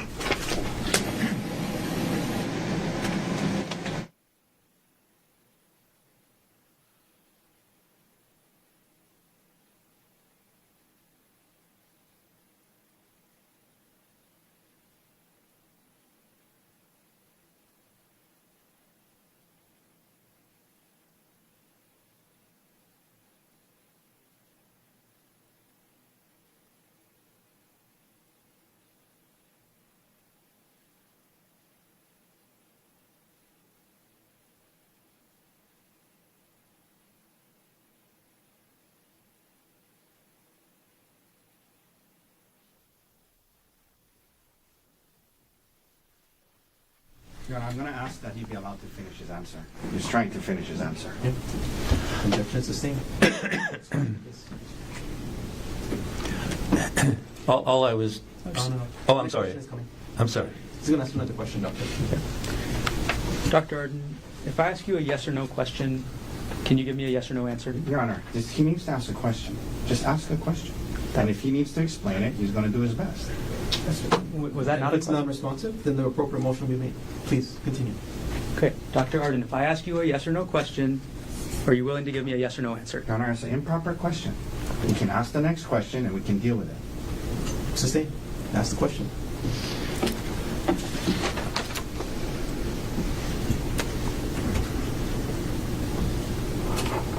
Dr. Arden, isn't it true that the fact that Ariel Konig held up her hand to block that rock is highly relevant to the level of injury she sustained? No. You say no. Okay. Hypothetical here, doctor. We've Can you talked. explain? Can you explain this answer? So, no, next question. You can ask and redirect. All right, doctor. It's very clear that a blocking hand is an interfering force, right? Objection. Objection. Argumentative. Phraseology of a question. Well, overruled. You can ask the question. A blocking hand is an intervening force. Is that right? No.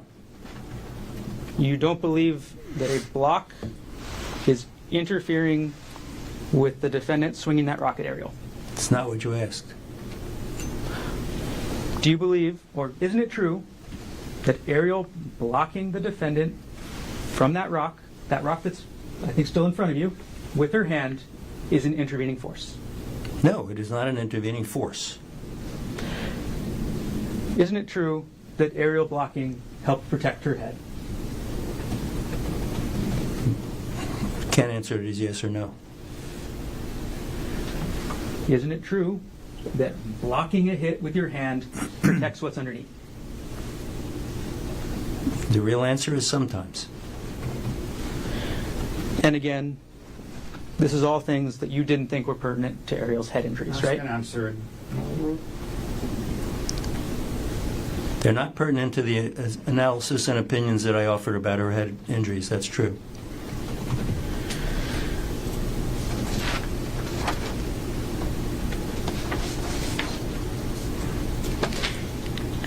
Dr. Arden, there's nothing in your report about the depth of Ariel's injury, is that correct?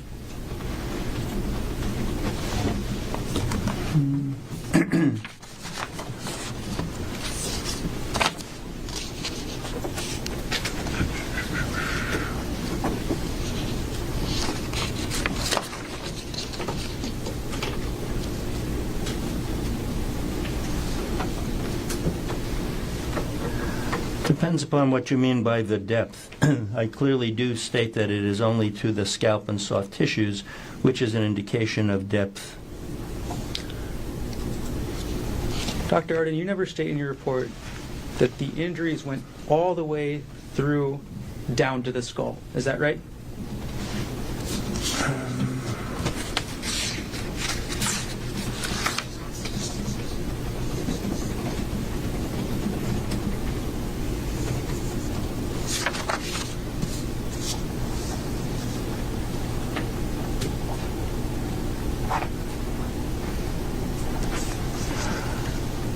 You are correct. That specific detail is not in my report.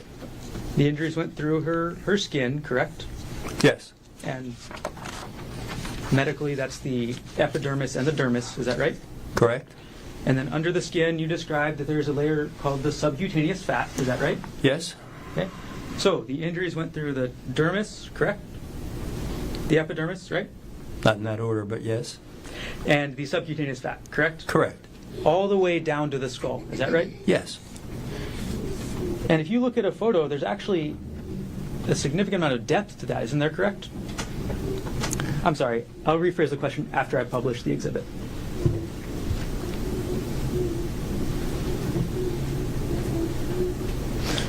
Okay. We're going to publish State's Exhibit 22, which is already in evidence.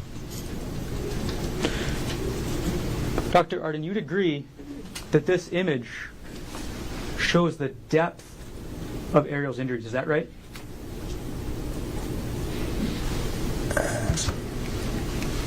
Doctor, if you need to step down and get closer to the screen, please. Thank you, Your Honor. And if you'd like me to zoom in, I can also do that. Well, this photograph actually does a very bad job of showing the depth of the scalp laceration.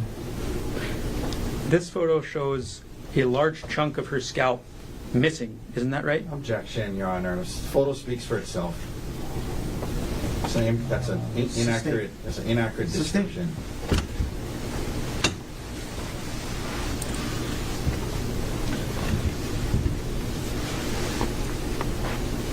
I'm going to zoom in on the top right of this photo, Dr. Arden. This is the area of impact. Is that right? Part of it. Again, the picture isn't taken for that, and it's not displaying that particularly well, but it's part of the area of impact. And how deep is this injury in this photo, Dr. Arden? I can't tell from that photo how deep the injury is. I mean, we've already established, and I've agreed in testimony, that it went through the full thickness of the scalp down to the skull bone. This photo is not demonstrating that. Dr. Arden, there's also nothing in your report about the presence of rock in her injury, correct? Correct. You didn't include that there's presence of rock throughout aerial scalp injury, is that right? I did not include specifically what foreign material was in her scalp laceration. I did mention it having to be cleaned out, but I did not include that detail.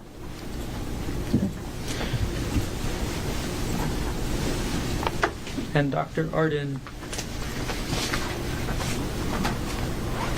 you testified earlier about a lack of injury to the back of Ariel's head, correct? Correct? You viewed photographs of the scene, is that right? I did. Okay. And you viewed photographs that included a pool of blood on the ground, is that right? There was blood on the ground, yes. I'm going to publish one of those photos, just a moment.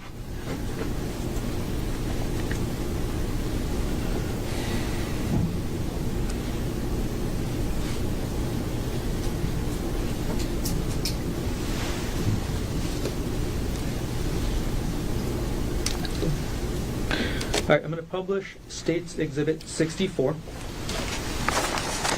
Dr. Arden, this is a photo that you reviewed, correct? Yes, sir. And you stated in your report that there were no injuries to the back of Ariel's head, correct? I did. You said nothing about the environment of where her head was hit on the ground, correct? Correct. You said nothing about whether the ground was rocky and hard, right? Correct. You said nothing about whether there was piles of brush on the ground underneath her head. Is that right? Correct. And either way, that would matter in your analysis, correct? The nature of the surface certainly could matter as to the likelihood of injuring or how the head would be injured in the rear of the head. It doesn't really affect my analysis because my analysis basically pointed out that there was no such injury. Well, the surface could be a reasonable explanation as to why there isn't such an injury. Is that right? It's a possibility. But you didn't do that analysis. Fair? Correct. The bottom line was there were no injuries to corroborate that aspect of her account, and that was what I was commenting on. Now, looking at the ground in this photo, Dr. Arden, it's not rocks. Is that right? Correct. It's brush and what looks like straw. Is that right? Excuse me, what? It's brush and what looks like straw. Is that right? What is, I'm sorry, what's, I don't know what's wrong. It looks like the ground, there's some vegetation. I have no idea if that's straw or not, but there's grassy looking stuff and there's some leafy vegetation, and it's the ground, the earth. This is a softer surface than concrete, correct, Doctor? It is. This is a softer surface than lava rock, right, Doctor? It is. This is even a softer surface than compacted dirt, right, Doctor? Yeah, that's a maybe. Well, you see the picture, right? I see the picture, but I really am not an engineer. I'm not going to be able to comment on this earth versus compacted dirt. You take the exhibit down.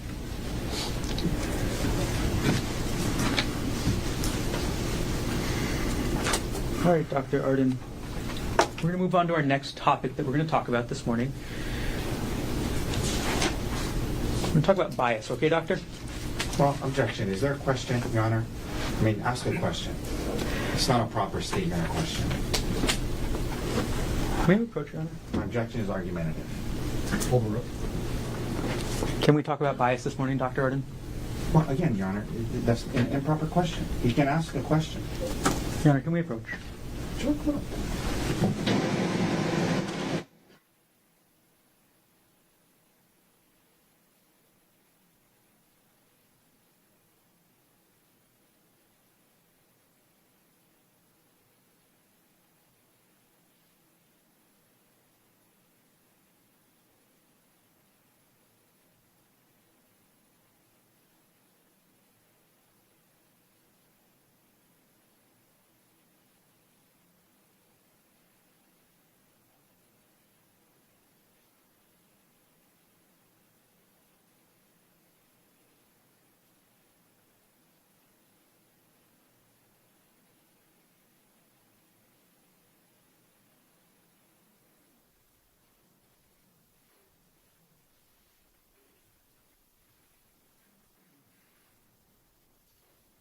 Dr. Arden, are you ready to talk about bias? Objection.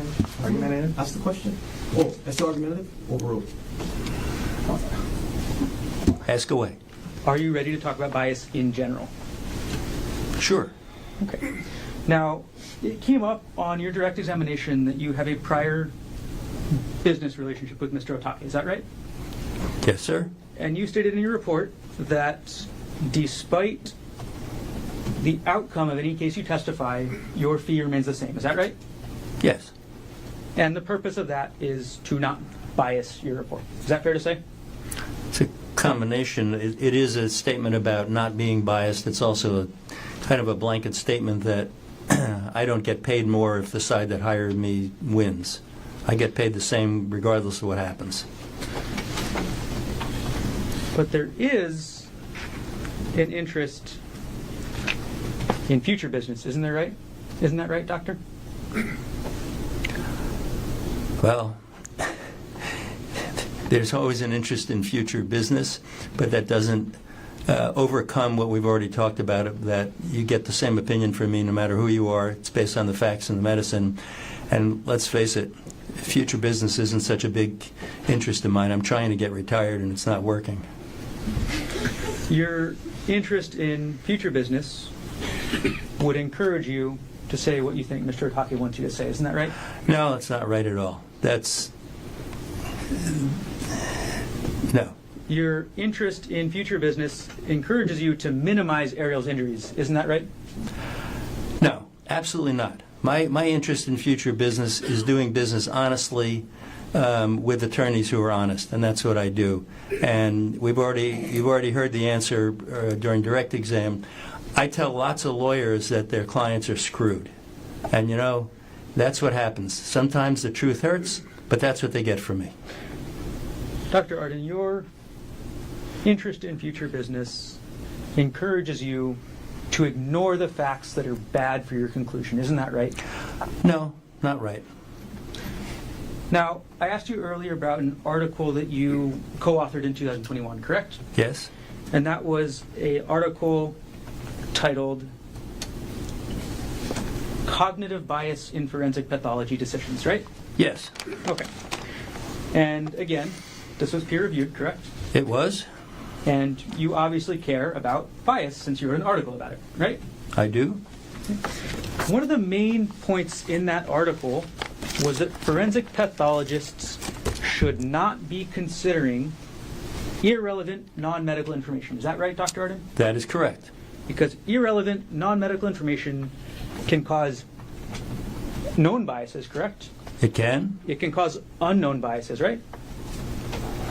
Well, at this point, I need to know what you mean by known and unknown. It can cause unconscious biases. Is that right? Yes, that's correct. Okay. So sometimes when a forensic pathologist looks at irrelevant non-medical information, it can cause a bias that even the forensic pathologist doesn't know about, right? Right. And that's what an unconscious bias is. Correct. And you write, and this is actually a fairly lengthy article, is that correct? Yes. And you write, there should be transparency about if and what contextual information was relied upon. That is, if the pathologist's report explicitly state what non-medical contextual information was known and used in their decisions. Is that right? It is. And you think that's a good practice, right? I do. You think it's a good practice for when a forensic pathologist reviews irrelevant non-medical information to disclose, first, what they reviewed, correct? Yes. And second, you think it's important for them to disclose how it impacted their conclusions. Is that right? Yes. And generally, it's not favored under this article that you wrote for a forensic pathologist to be looking at irrelevant non-medical information at all, right? Correct. It's not best practices, correct? The article doesn't define things in terms of best practices. It is something that should be avoided. I'll tell you, in the real world, sometimes it is difficult to avoid irrelevant or non-medical information because that's how things come to you, but you should recognize which things are irrelevant or non-medical, and you should make strong efforts to avoid being influenced by them.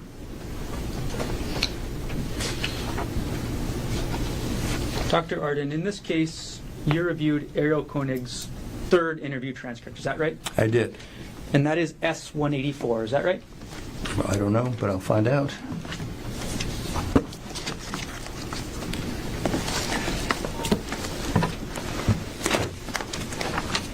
Yes, sir.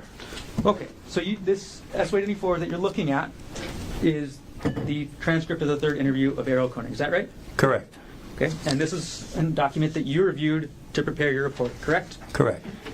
Dr. Arden, isn't it true that this interview is not talking about anything related to Ariel's injuries, right?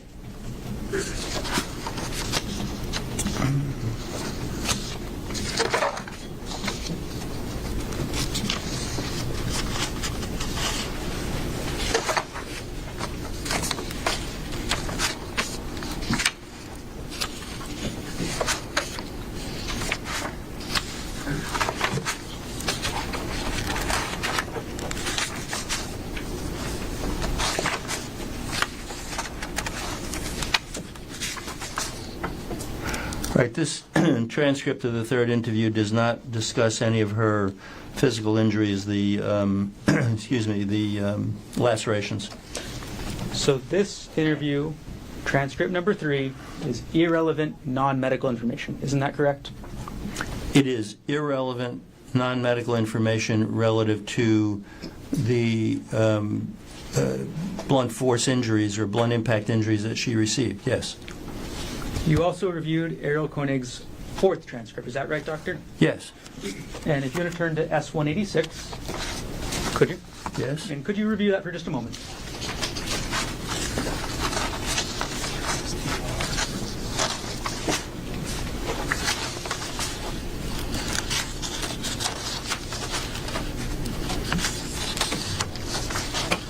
Yes, sir. There's no medical information in this fourth interview about Ariel Konig's head injuries, correct? Correct. This is irrelevant non-medical information. Is that right? Correct. So On which I did not rely for my opinions. You testified earlier that you reviewed it, right? I reviewed it. I review many things. There are many facts and features in medical records that I review that don't become part of my opinions either. Doctor, in just a moment, you agreed with me that the forensic pathologist shouldn't even be reviewing irrelevant non-medical information. Isn't that right? I said that you shouldn't be relying on it. And I said that in real life, sometimes it comes to you whether you like it or not. I was presented with Ms. Konig having made 4 statements to the 4 interviews with the police, and I wanted to be sure I hadn't missed anything, so I reviewed all of them. But you'll notice that in my opinions, there's nothing from statements 3 or 4, or interviews 3 or 4, excuse me, that I relied upon or used in reaching my opinions. Dr. Arden, you didn't follow the recommendations in your own paper, isn't that right? No, not really. It's not right.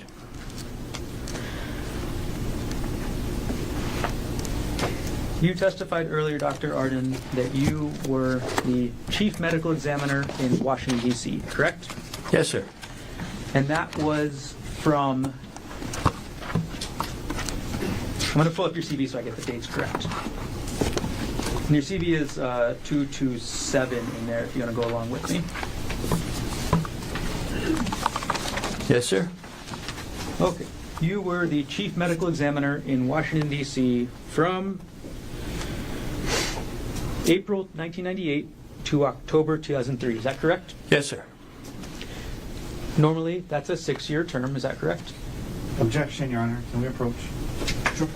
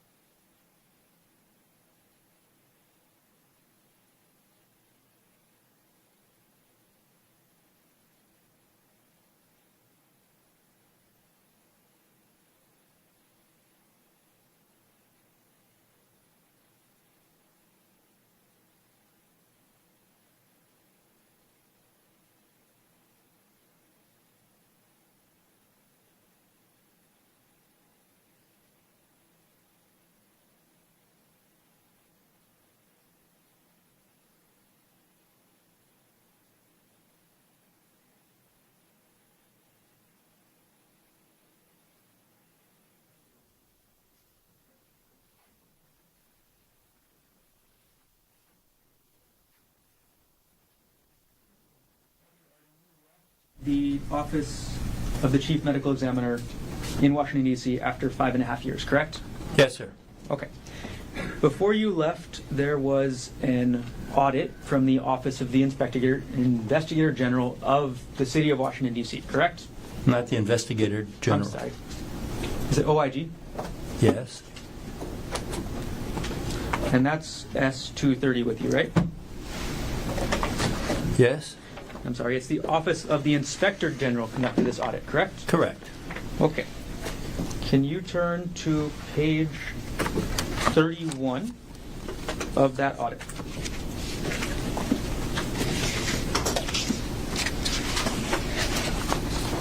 Yes, sir. And I'm sorry, page 31 will be in the bottom right. I know there's a couple unmarked pages at the beginning. I have it. Okay. Now,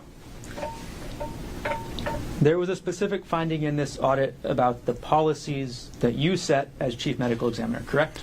Yes.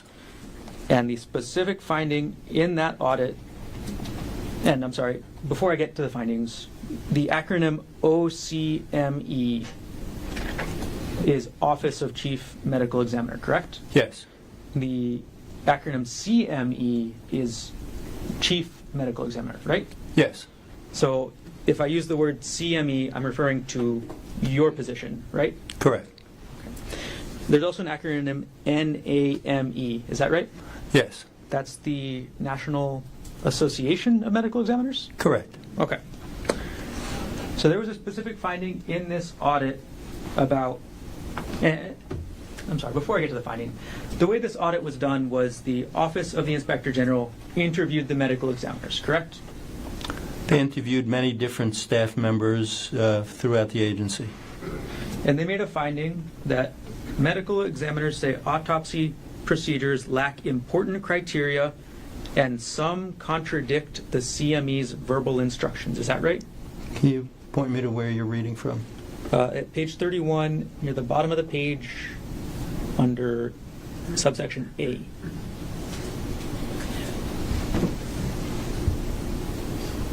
Okay, could you read the excerpt again, please? Okay. The finding was that medical examiners say autopsy procedures lack important criteria and some contradict the CME's verbal instructions. Is that right?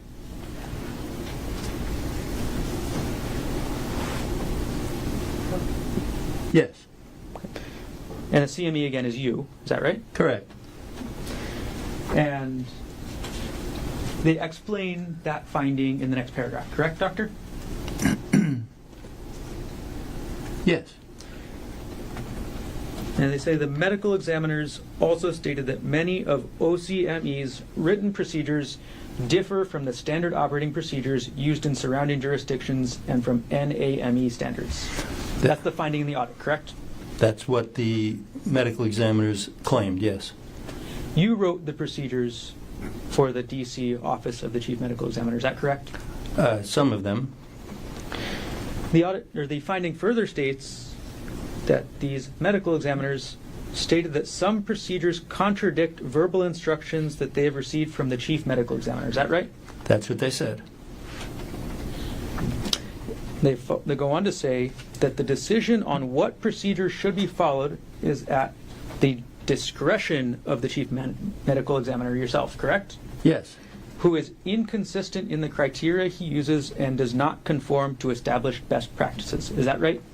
that's what they claimed. This is the finding in the audit by the Office of the Inspector General of the City of Washington, D.C. Correct, Dr. Arden? Right, reflecting what the medical examiners claimed. There's a conclusion sentence at the end, right, of this paragraph? Sorry, hang on one second.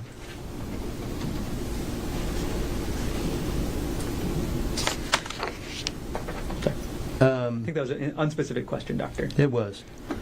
There's a statement at the end of that paragraph we've been going through stating the medical examiners believe that because they were not included in developing these procedures, autopsies are not as timely and cost effective as they should be, and their integrity cannot be assured, correct? That's a statement, yes. Okay. And again, these are all referring to the policies that you wrote, correct? This is referring to criticisms from employees about policies and procedures that I implemented. And their criticism was that the policies and procedures that you implemented meant that their autopsies, the integrity of their autopsies, could not be assured, correct? Again, that was a claim made. That's not a fact, and I disagree with it. Okay. This is, if you go to the top of the page that we're looking at, it says key findings, correct? Yes, This is a key finding of the audit by the Office of the Inspector General of Washington, D.C., correct? yes. Well, objection, it's misleading. The findings are in the Right. headings. Come on. There's a summary after it.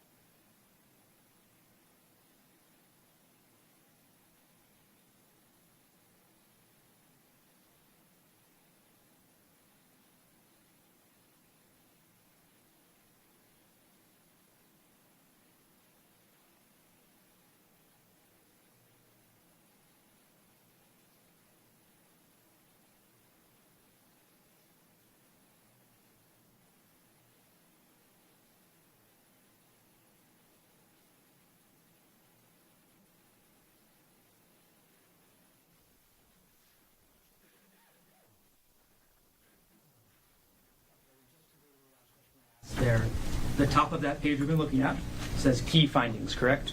That's the section of this report. The multiple pages say key findings.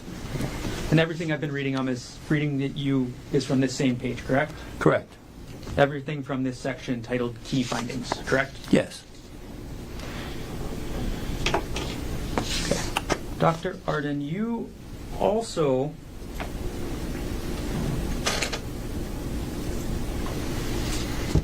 have a long history of going on the news, correct? There was a period of time when I did talking head kind of things on news programs, yes. I haven't done it in a number of years, but for a while I did. You would go on CNN, correct? That was one place. You would go on Nancy Grace, is that right? I did. It's a little embarrassing, but I did many Nancy Grace shows. I'm not going to comment on how embarrassing that would be for anybody or any comment about that. But you were on the show, right? I was. Okay. Now, you did a specific statement in, or could you turn to S229, Doctor?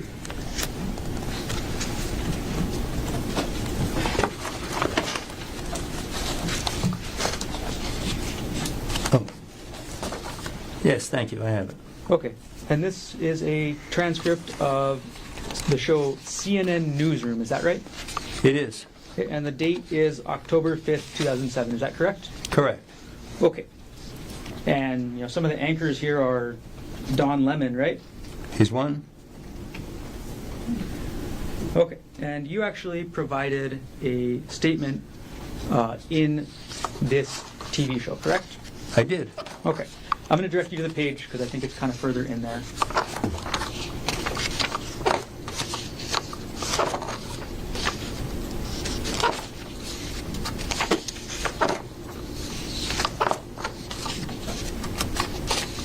Okay. Dr. Arden, could you go to page 11 out of 15? And I apologize, there may not be page numbers. There are no page numbers, but I think I was there.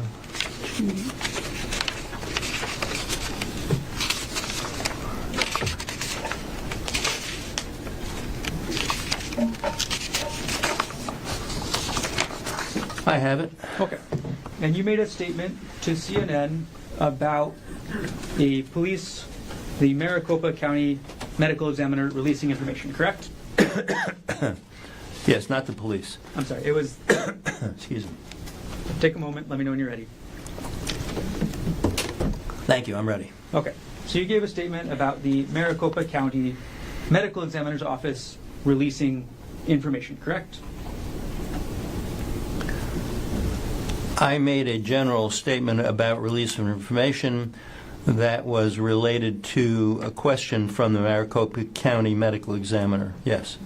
And the statement you made was you really need to be particularly careful about the release of information, not to look like you're hiding something, not to give anybody the false impression or any impression that they're not getting the full story. Is that correct, Dr. Arden? That's correct. And you still believe that statement today, correct? I do, especially in that context. You believe it's important to not hide information, right? Correct. You believe it's important for people to get the full story, correct? Correct.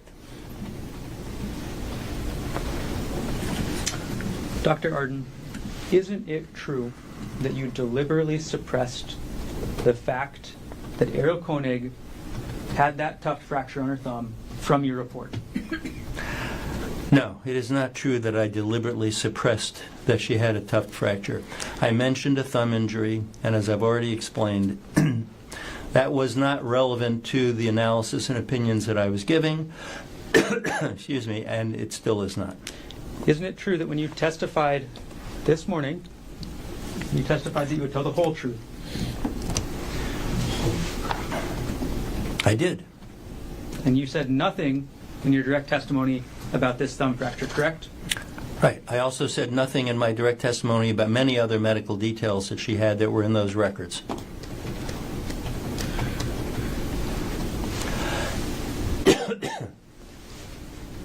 One last section, Dr. Arden. I'm going to publish what's been entered into evidence as State's Exhibit 236. It'll be up on the screen next to you. It's not in your binder. Thank you. Excuse me. Okay, you put on the screen State's Exhibit 236, Dr. Arden. Objection, Your Honor. Can we approach? Sure, come on up.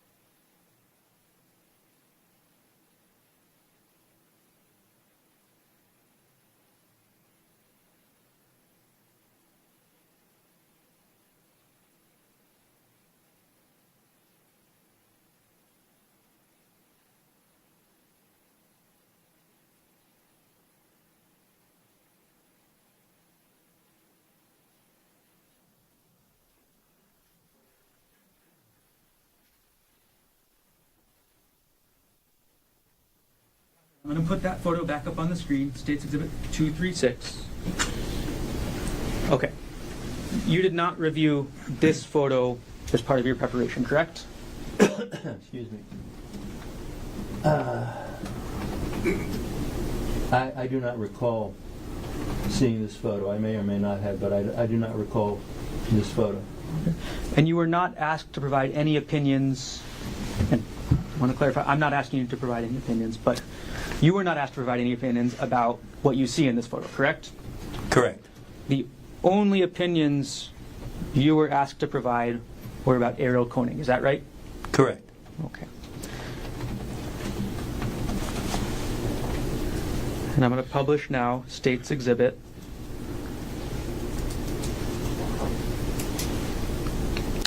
State's Exhibit 25.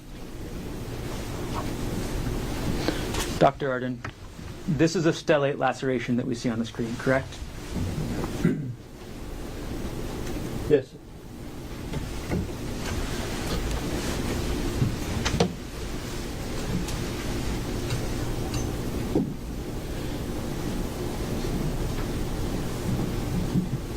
Okay, I'm going to take the exhibit down. I have no further questions.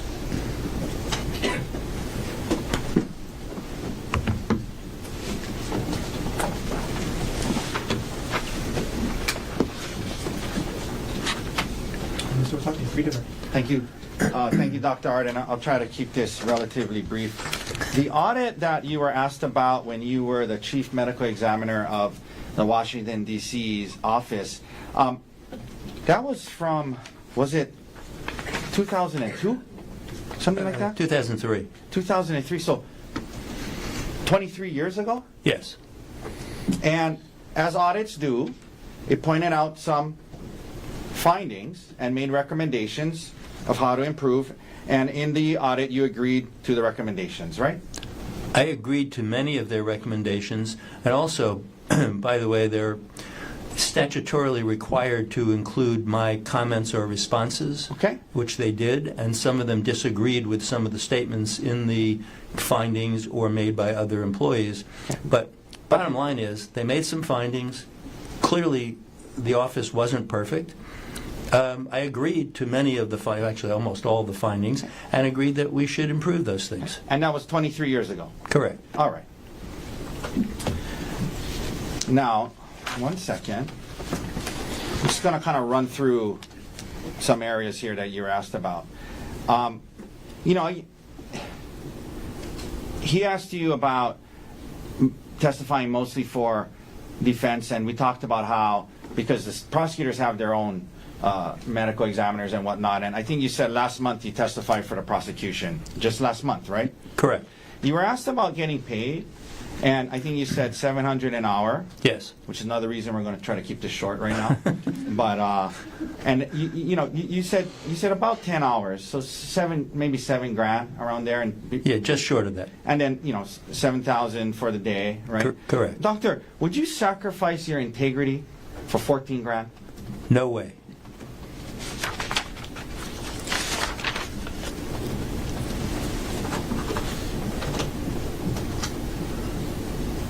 You were asked about this issue of the email to the primary care doctor and concussion. And you said that while traumatic brain injury, mild traumatic brain injury, is somewhat synonymous with concussion. You said that, right? I did. But let's read the whole email. 1 second.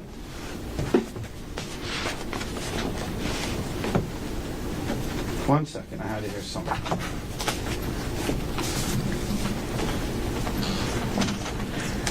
It's okay. The email mentioned asking to include concussion and traumatic brain injury in the PCP, primary care physician's report, and it said, so it's consistent with the Queen's documentation and treatment. You remember reading that? Yes. Do you recall, you went through the Queen's records, right? Yes. Do you recall seeing anywhere in those records the term traumatic brain injury?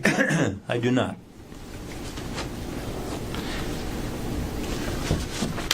You were asked about the statements gave by Ms. Konig where she said up to 10 times and, things like that. The only number she mentioned was 10, correct? Sorry. Yes, that's the only number. Yeah, and so, and there were places she said, 100% with all his might, right? Yes. All And- full force. Full force. And you were asked to give an opinion about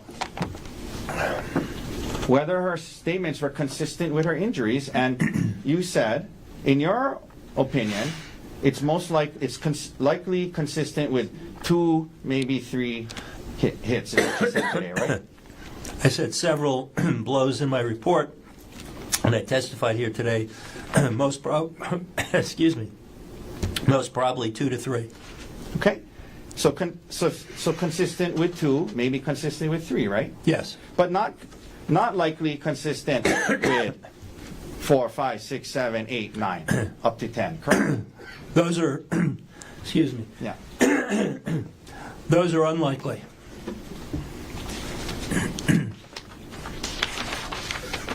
You were asked if you held the rock before today, but you surely had photos of the rock that you were provided. Is that right? Correct. Now, you were asked this questioning about if somebody's head was moving around, would it be harder to hit, and if they were wrestling and whatnot. First of all, if somebody was hit up to 10 times, like 5, 6, 7, 8, you think maybe at full blast, doctor, maybe after the first 2, they might be not moving as much. The next 3, 4, 5, 6, 7 would be easier to have impact? That's certainly a possibility.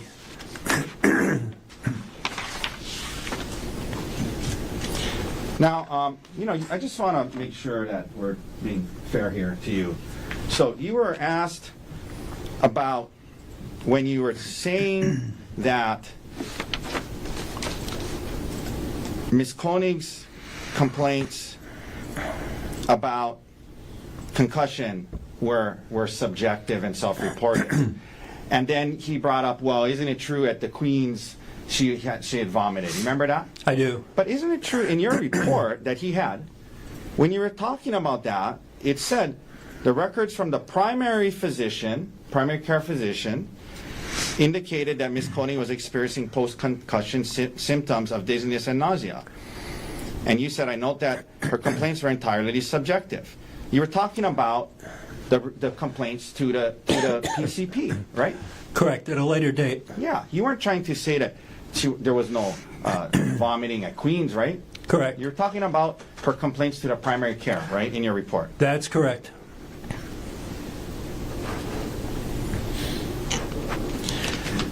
Now, you weren't allowed to answer this earlier, but so I want you Objection to... the form of this question. Just ask the question. Sorry. Earlier, when you were asked questions about the thumb, well, multiple questions, there was more you were about to say. I want to follow up with that. You were talking about why... Well, first of all, you did include the thumb in your injury in your report, right? I mentioned it, yes. Yeah, and you referred to it as you called it an impact injury, right? I did. You didn't have to call it that, did you? Well, that's what it was. Yeah, but my point is you included that in your report, right? I did. Now, you were starting to say you were trying to demonstrate to the jury, what are we talking about here? You said just the front tip, small portion of the thumb? Yes. The fracture was of the tip of this bone that's at the tip of the thumb. So the area that was fractured was very small. Okay. And is the rock still there with you? Or? I have it. Okay, can you hold up the rock? Excuse me. Yes. If somebody was, full blast with that rock, hitting somebody on the head, do you think that little tip of the thumb would make a big difference? But the rock is a lot bigger than that tip, yes? Right. The rock is much bigger. The rock has heft.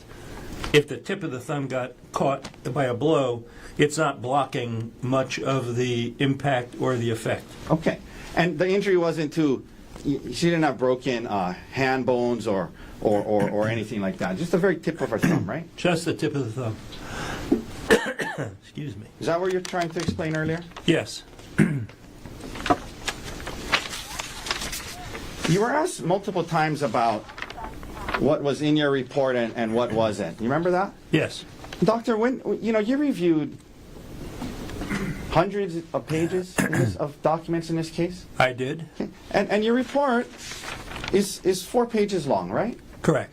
And in your work as a consultant, is that common, not just for you, but have you also reviewed other expert reports in the course of doing this work? Many. And isn't it true that the report is just a summary of your thoughts and opinions, correct? Right. It's not the recitation of the entire material that I saw.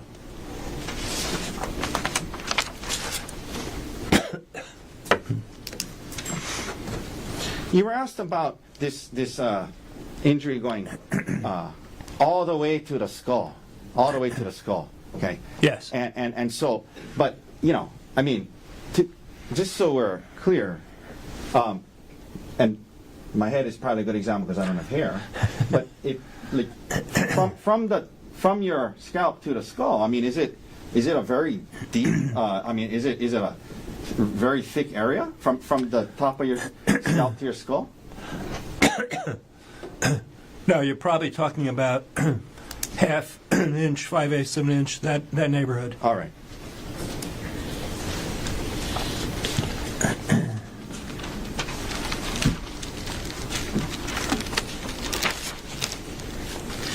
You were asked about the lack of injury to the back of her head, and I guess photo of. First of all, do you know if that photo he showed where that blood was? Do you know if that's where Miss Konig suggested her head was bashed on the ground? I do not. Okay, but even assuming could a head being bashed on the ground multiple times on dirt or a trail, could that cause injury to the back of the head? Sure, it could. Objection beyond the scope. Move to strike. He asked about this very Sorry, subject. approach. Go ahead.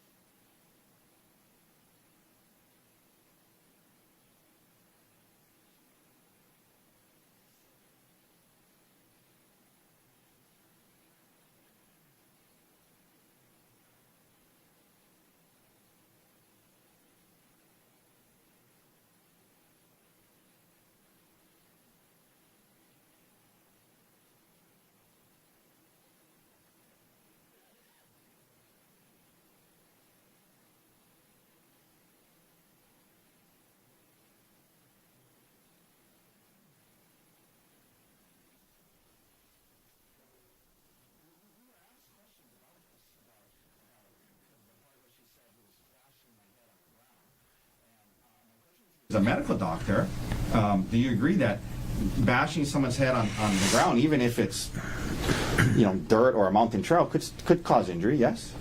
Yes, it could.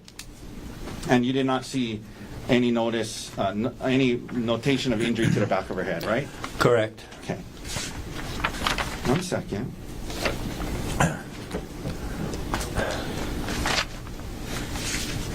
Let me. 1 second. Let me ask you two last subjects here. Okay. So, you were asked by the prosecutor. Apparently, I guess he's faulting you, or he's bringing up that. Representative. Sustain. You were asked by him. He raised this issue. You understand from what was well. First of all, you review what's provided to you, right? Correct. And you understood Ms. Konig gave 4 statements to the police, right? Yes, And you were provided all 4 of those statements, right? I was. And you reviewed all 4 of her statements that was provided, and the parts that were helpful and mattered, you included, and the parts that weren't about medical, you didn't, right? Correct. Okay. Now, as an expert through the last 20 years, have you ever had an occasion where an attorney would question you about something that you weren't provided everything? Objection. Sustain. Why? Why?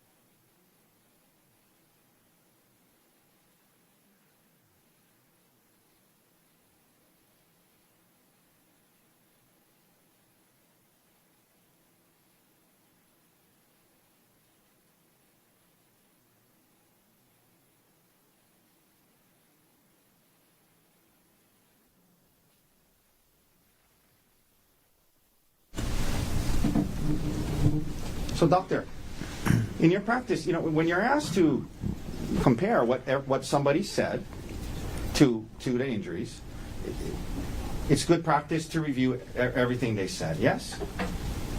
Pretty much, yes. And you can be criticized for not reviewing everything. Correct. Yes, that's true. So, for example, if we didn't give you 3 and 4 statements 3 and 4, he might be cross-examining you that you didn't review everything. No. Right? Correct. You've seen that happen, right? Yes, sir, I have. Damned if you do, damned if you don't, I guess. Right, doctor? Objection argumentative. That's sustain.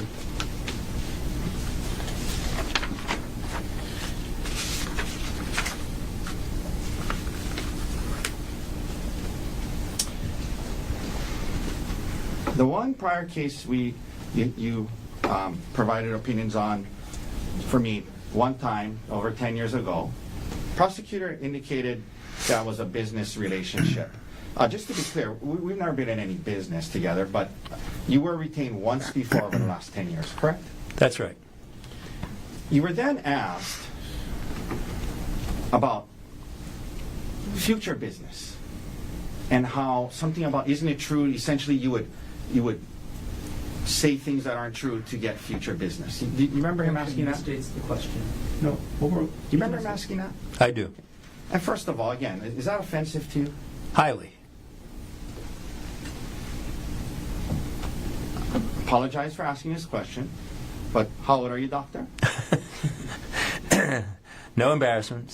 Well, this month I'll be 72. Okay. And you mentioned that you're trying to retire, trying to slow down, right? Trying. Not succeeding so well, but I'm trying. But do you need more work, doctor? No, I'm turning down plenty of work right now. You're in a position where you pick and choose the cases you want to work on, And the attorneys you want to work with, right? Yes. Are you concerned about getting future business? No, I'm not. As I said, I am currently turning down a substantial number of cases that come to me. And your wife, who traveled with you, how does she feel about you taking on your cases? Well beyond the scope. Sustained. This goes to his lack of need for future business. I'll ask it a different way. Please. Is it a goal of your wife and yourself to slow down and enjoy yourself a little more? Yes, Spend time with family? correct. So nowadays, it's not about future business, but it's you want to work on cases and you want to work with attorneys that you mentioned are ethical attorneys, right? Yes. Objection. It came out on he asked the question on the record. Absolutely not. Objection is sustained? We can And approach. it has to move to strike. Well, let's approach. There's nothing to strike, no answer.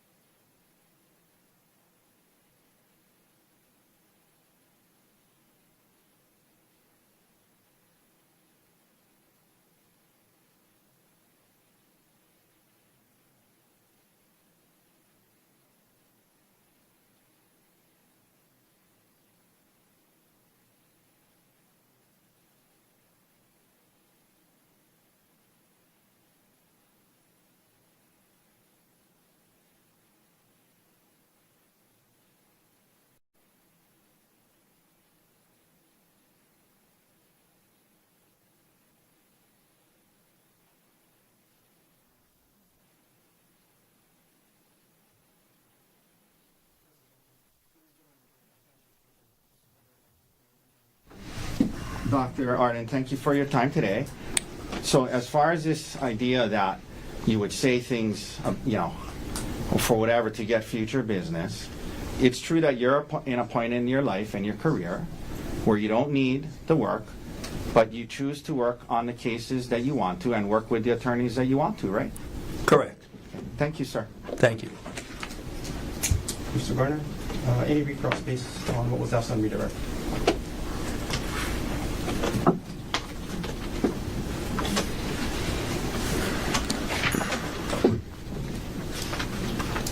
Dr. Arden, Hawaii is a good place to slow down with your wife, right?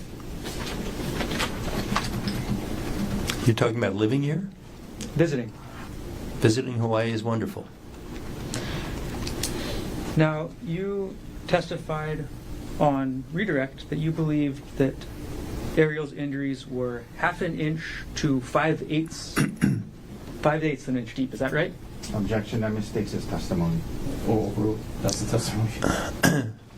I testified that the approximate thickness of the scalp down to the skull is about 1/2 to 5/8 of an inch. It's an approximation. And again, the injury was all the way down to Ariel's skull, correct? Correct? So A plus B means that the injury was 1/2 inch to 5/8 of an inch deep on Ariel, correct? Approximately, yes. Right. You were also asked on your redirect about the unconsciousness or the effect of several blows to the head in rapid succession, correct? Correct? And you said that that could cause unconsciousness, right? I don't think I ever used the word unconsciousness, nor was it in the question. I did agree that it was possible that a person might be moving around less after being affected by several blows. And that's because the person could go unconscious, right? Well, person could go unconscious, person could be kind of dazed without being unconscious, person could be in pain and stops moving, lots of possibilities. And the person could also be dead, right? Well, if you're dead, you're not moving. All right. Last thing, Dr. Arden.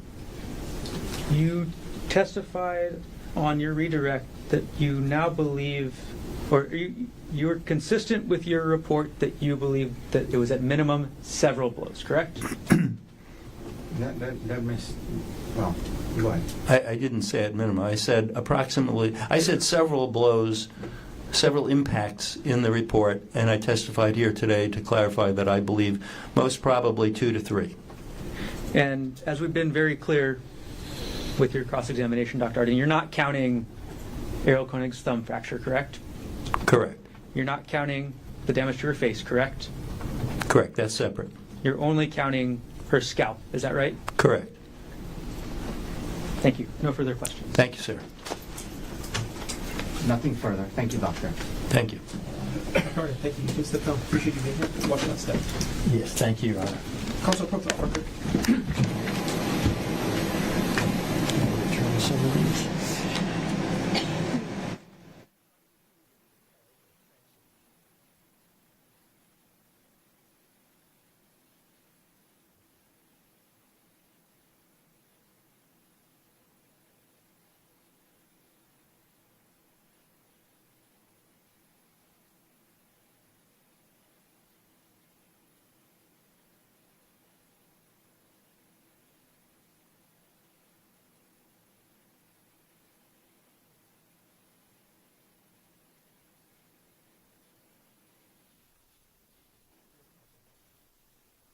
Gentlemen, I need to have a more extensive legal discussion with the attorneys. Instead of having you wait, I'm just going to call the early lunch recess.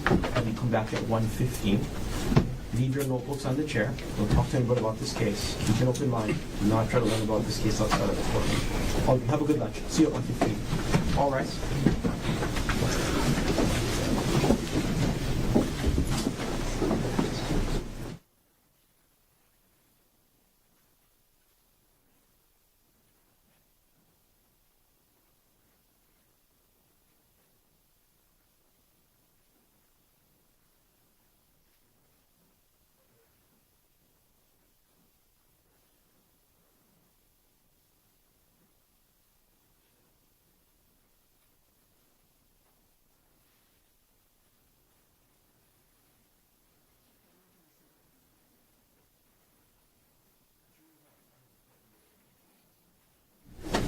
Mr. Otake, other than the possibility of Dr. Konig, does the defense intend to call any other witnesses? Well, not before he testifies, but maybe after. Understood. Then would now be the appropriate time to discuss his right to testify and not testify, is what I'm really getting at. It's up to you, Your Honor. If you want to do it now, that's fine. Okay. You can remain seated, Dr. Konig.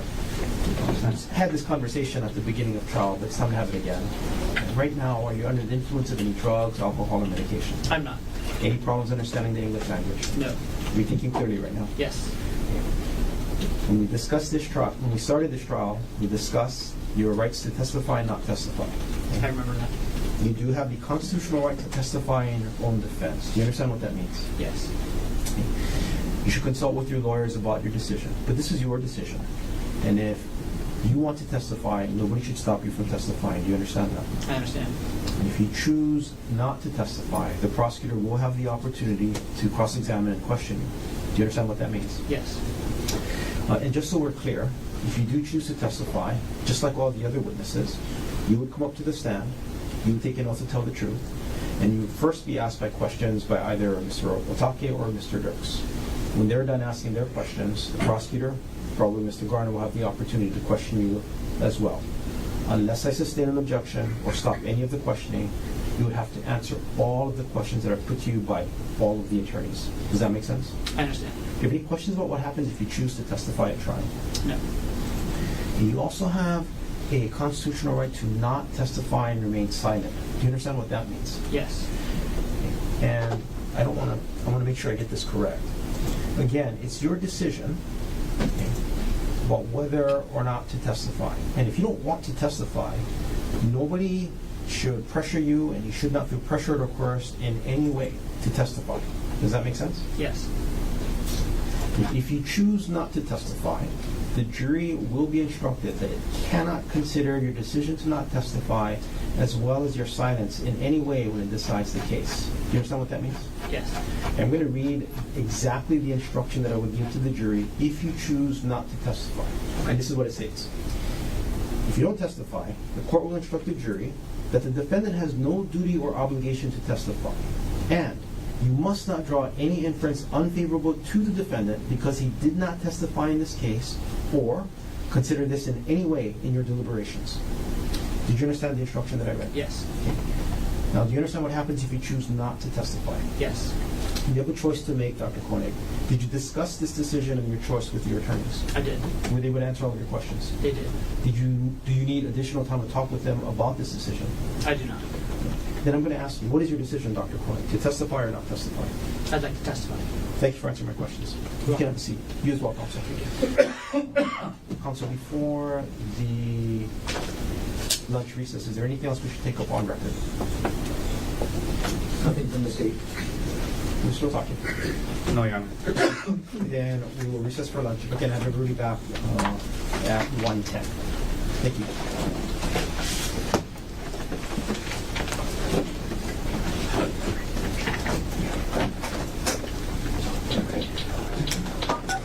You are muted.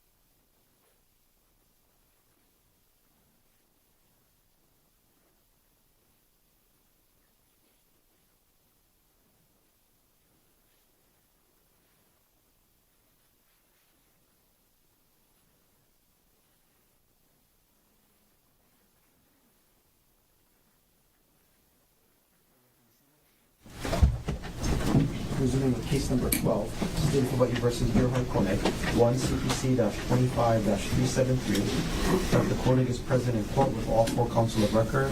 All jurors are back in the courtroom. Thank you for your patience, ladies and gentlemen. Mr. Otake. Thank you, Your Honor. At this time, we'll call Dr. Gerhardt Konig to the stand. Doctor, please.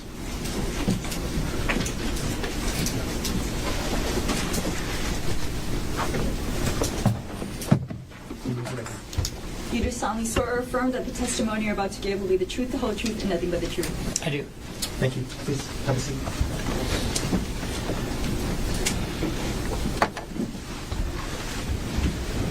Okay.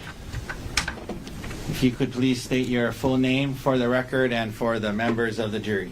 Gerhardt Konig, Gerhard, how old are you? 47, Where were you born? South Africa. And were your parents from South Africa? Yes. What are their names, and are they still alive, and are they still married? Yeah, Peter and Annual, they're alive and married. Okay. And they've been here, is that them here in the front row today? That's them. Where do they live now? San Diego. Growing up, what did your parents do for work? My dad's a pharmacist, and in South Africa, my mom didn't work. How long did you live in South Africa, or maybe a better way to ask that is, how old were you when you moved from South Africa? I was 14. And where did you move to at that age? San Diego. Who moved with you to San Diego at that time? My parents and my younger sister. So what grade were you in when you moved to the United States? 9th grade. Did your dad find work as a pharmacist? Yes. What did your mom do in San Diego? She ran a home daycare.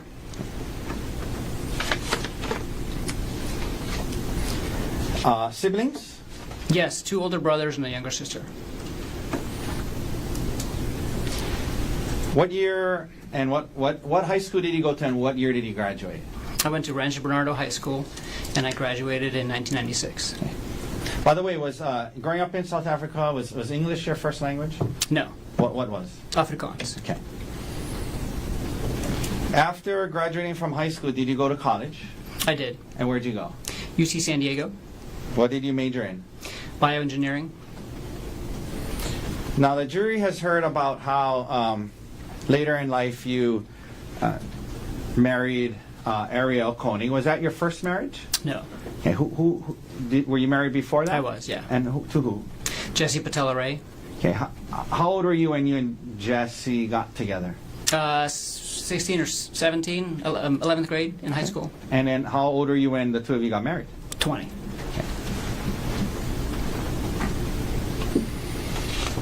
After graduating from college, what did you do?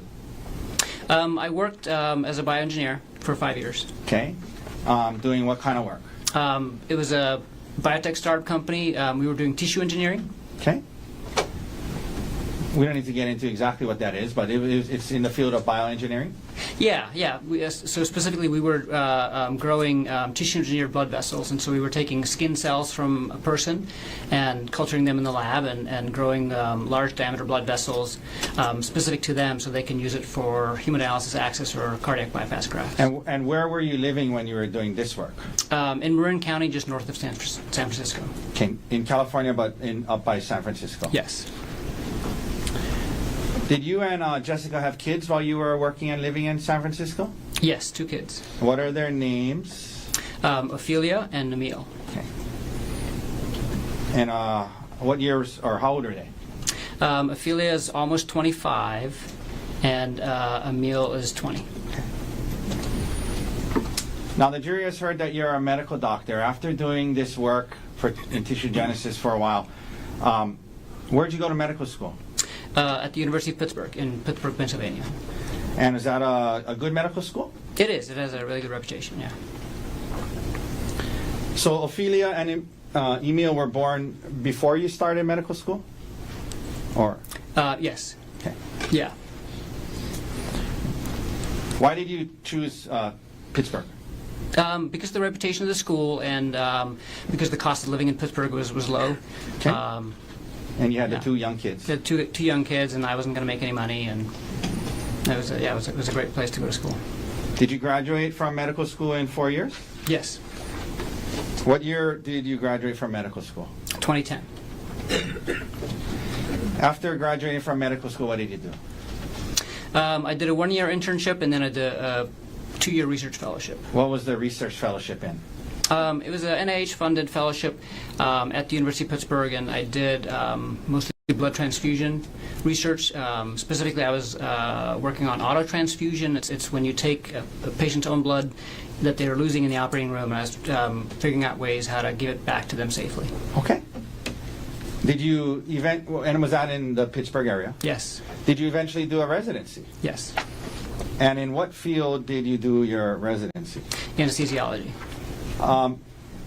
If you could explain to the jury, what is anesthesiology? I mean, we all kind of know what it is, but generally, how do you define anesthesia? Yeah, anesthesiologists are, it's a specialty of medicine, and we're trained to acutely treat organ system failure and techniques to limit pain and awareness. And so basically what we do is we take care of patients that are either very ill or injured, and we keep them alive until they can get patched up.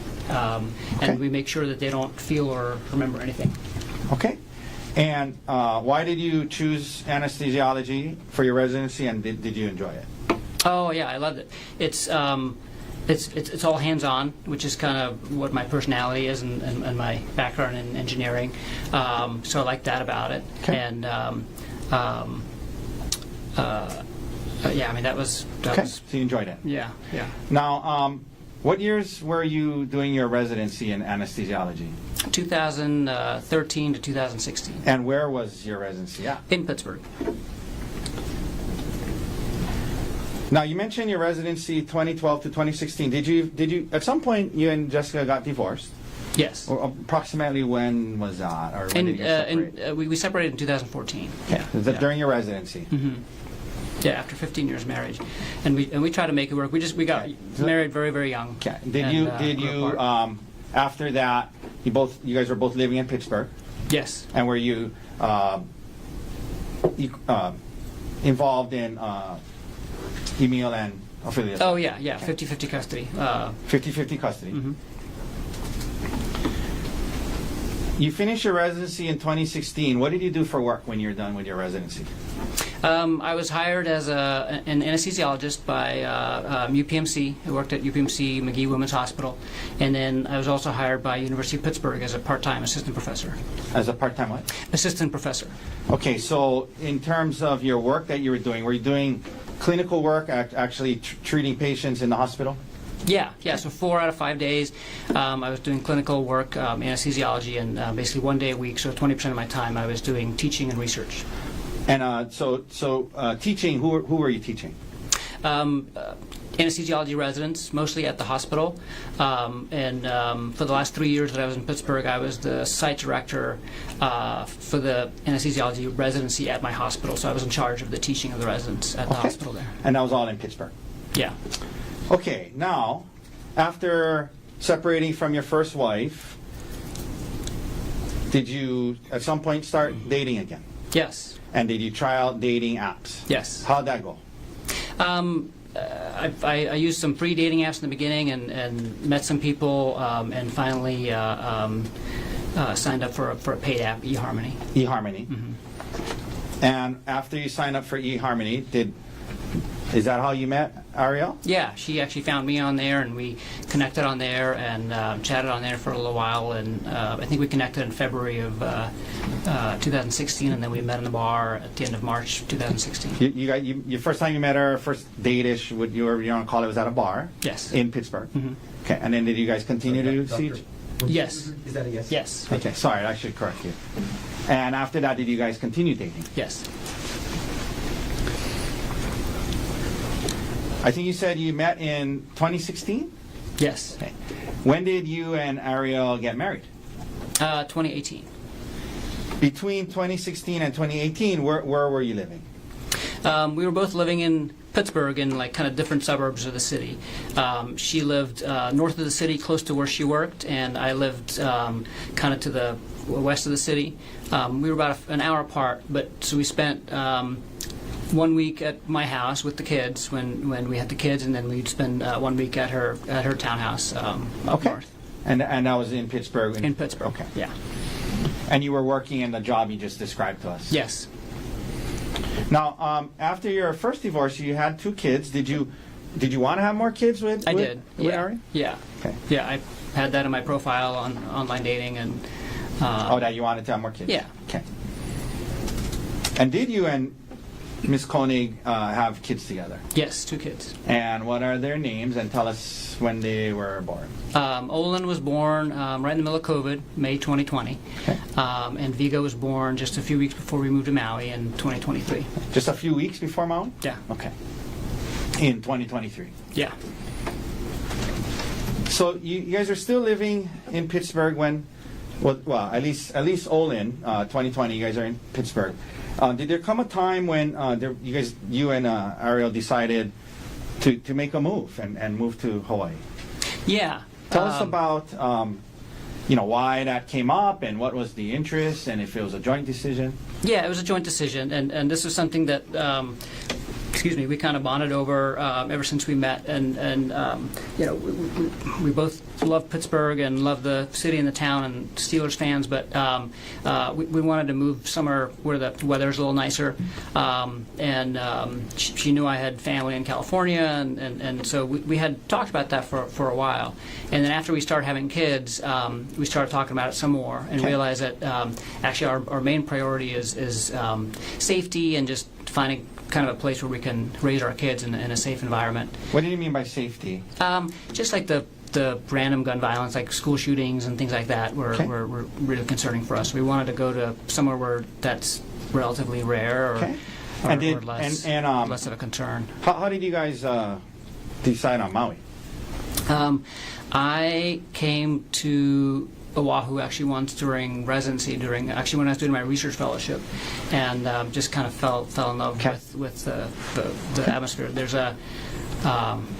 just kind of a joy to life here, and the tempo is just different than anywhere else that I've been in the United States. Okay.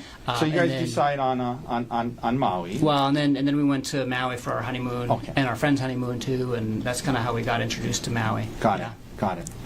Now, you said that it was a joint decision about kind of putting the kids first and safety. Yeah. Was it gonna moving from Pittsburgh to Maui? Was it going to have an impact on both of your careers? And let's start first with yours. Tell the jury if it was gonna. How was it, if any, going to affect your? Yeah, it was going to have a big impact on my career. So I was going to have to give up the teaching and the research completely.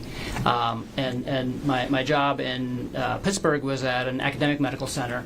And even when I wasn't working for the university, I was interacting with students and residents and things like that. And on Maui, Maui, it was just going to be like a community hospital, and so kind of very, very different. And what about the research part of your job? Yeah, so I have to give all that up. And you're willing to do that? Yeah, we were basically committed, both of us, to going somewhere where we could focus on the family and slower pace of life, at least until the boys were out of high school. Okay, so now you just shared about the effect it's going to have on your career. What about Ariel's career? Explain to that. She talked about being, at least for a while, in the nuclear industry. So when this decision was being made about moving, what was going on with her career, and what was her? How was this going to affect her? So by the time we made the decision to actually move, which was like in the summer of 2022,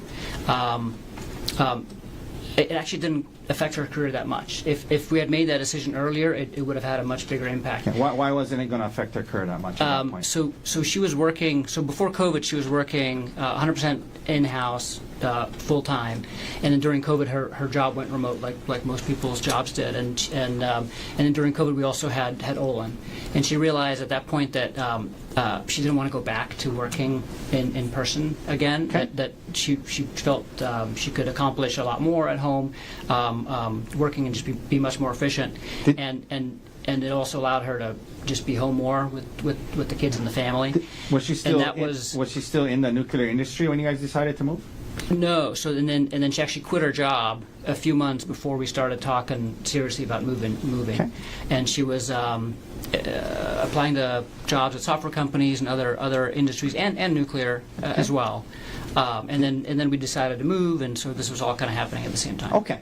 And was she able to get this job? She talked about a TerraPower that allowed her to work virtually? Yes, and so she was actually hired, I think, like as I was interviewing in Maui, she got hired at TerraPower. So she started her job at TerraPower while we were still in Pittsburgh. Okay. But they were going to allow her to... And then after the move, yes. So she got a fully remote job based out of Pittsburgh for this company that's based in Seattle. And then we moved to Maui, and then she kept working for the same company. Okay. I want to ask you, Emil. So Ophelia is older than Emil? Yeah. Okay. So when you guys start thinking about moving, how old was Emil, and how did that factor into the timing of when you were going to move and if? So Emil is actually the reason we moved when we did. Okay, so, explain that.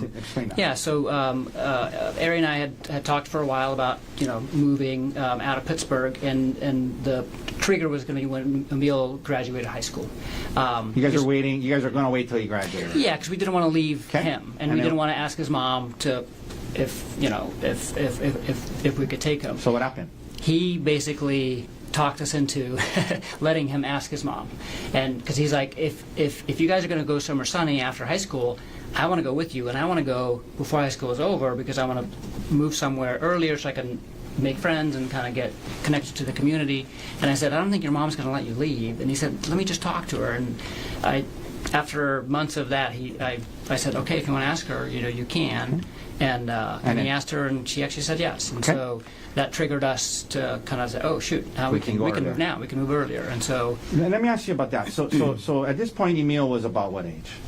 15. Okay. Yeah. And so you talked about how you were married and while he was growing up, and then how old was he roughly when you guys got divorced, you and his mom, roughly?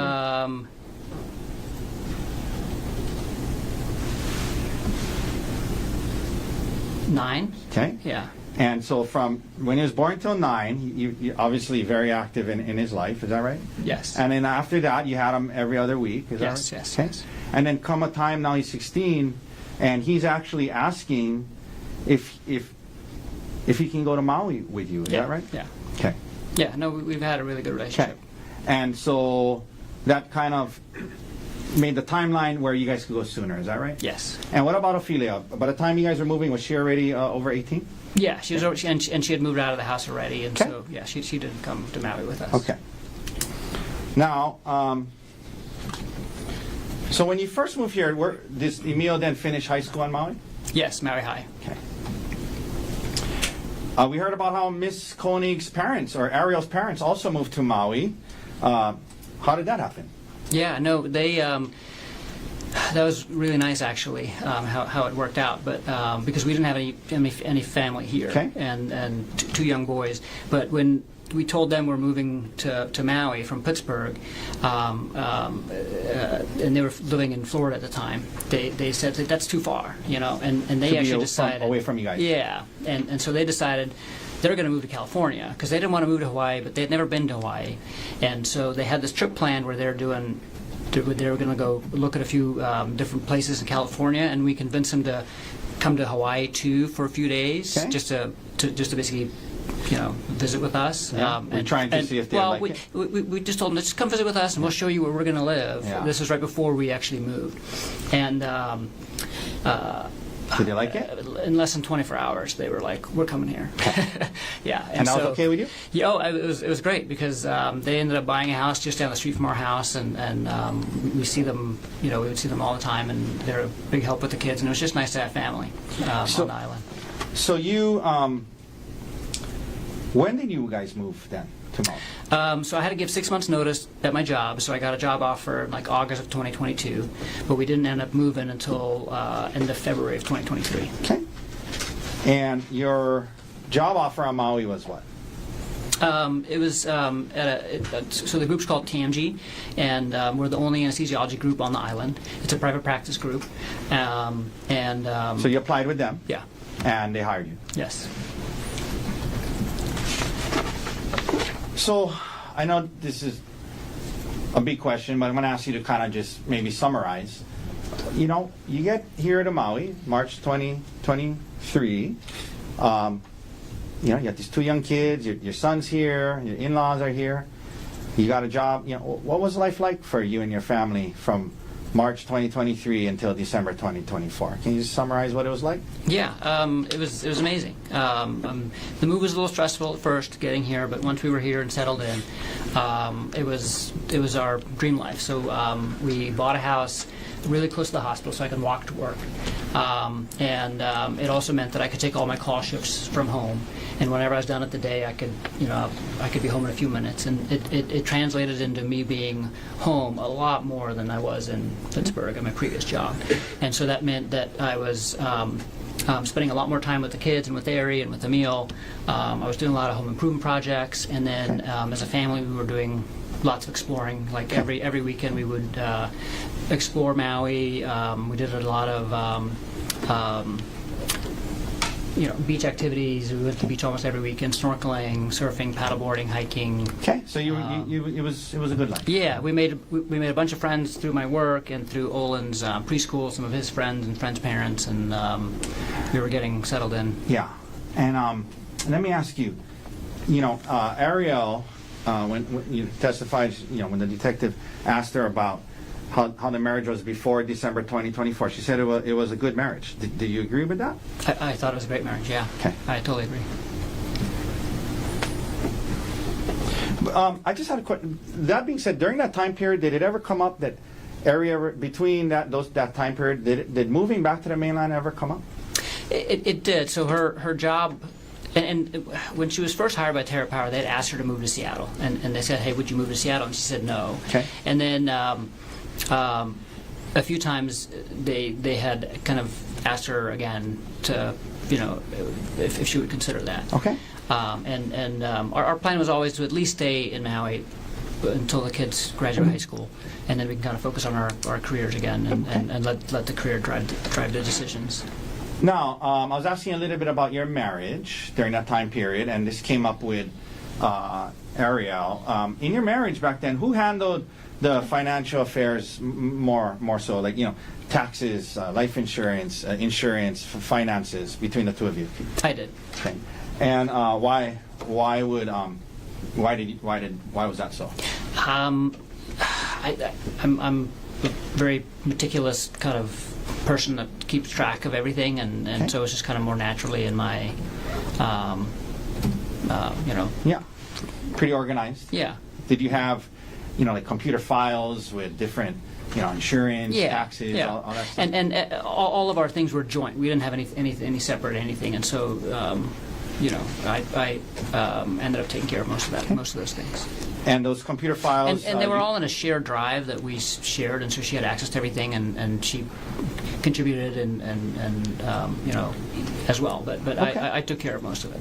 Okay. And you would kind of from time to time look into the files or update the files or. Oh, all the time. Okay. Yeah. All the time. Yeah. Okay.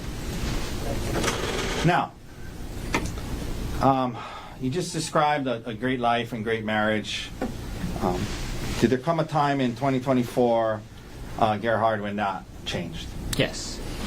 First of all, in 2024, at some point, well, let me ask you this preliminary. Did Ariel have to travel for work? She did. Yeah. Okay, and that's because she was working virtually? Yeah. Just like three or four times a year. Okay. Did there come a time in 2024 when Ariel traveled to South Africa for work? Yes. Do you remember when that was roughly? At the end of August of 2024. And who was she going with, to your knowledge, at the time?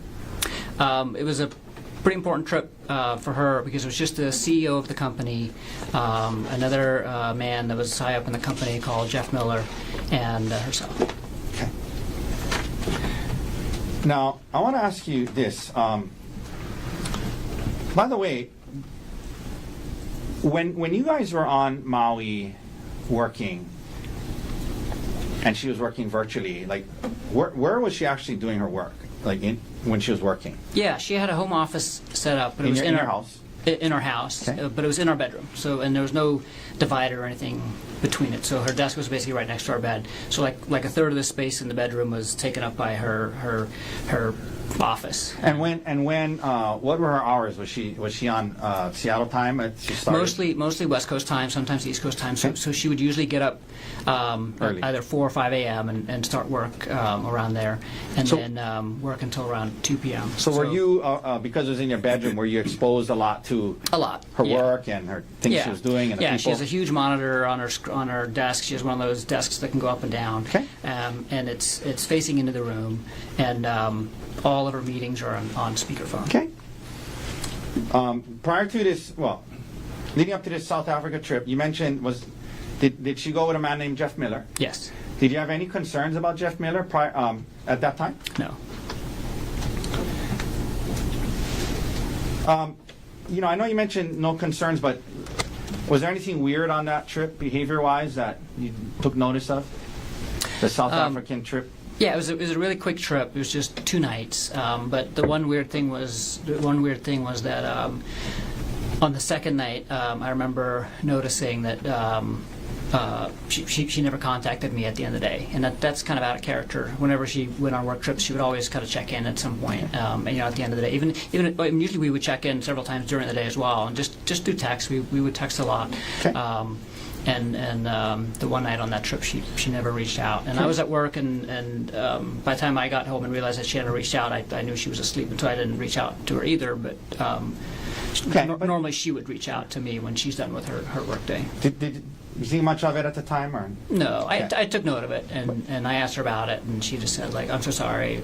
We got back late from dinner with the hosts that were hosting us, and I'm sorry, I should have texted, but I didn't. Now, she returns from South Africa. Later on in 2024, did you and your family go on a trip to Kauai? We did, yeah. When was that, roughly? In October. I think it was October. Yeah, we told Emil as a graduation present we'll take him to one of the other islands that he hasn't been to yet for a little trip, and he picked Kauai. He picked Kauai.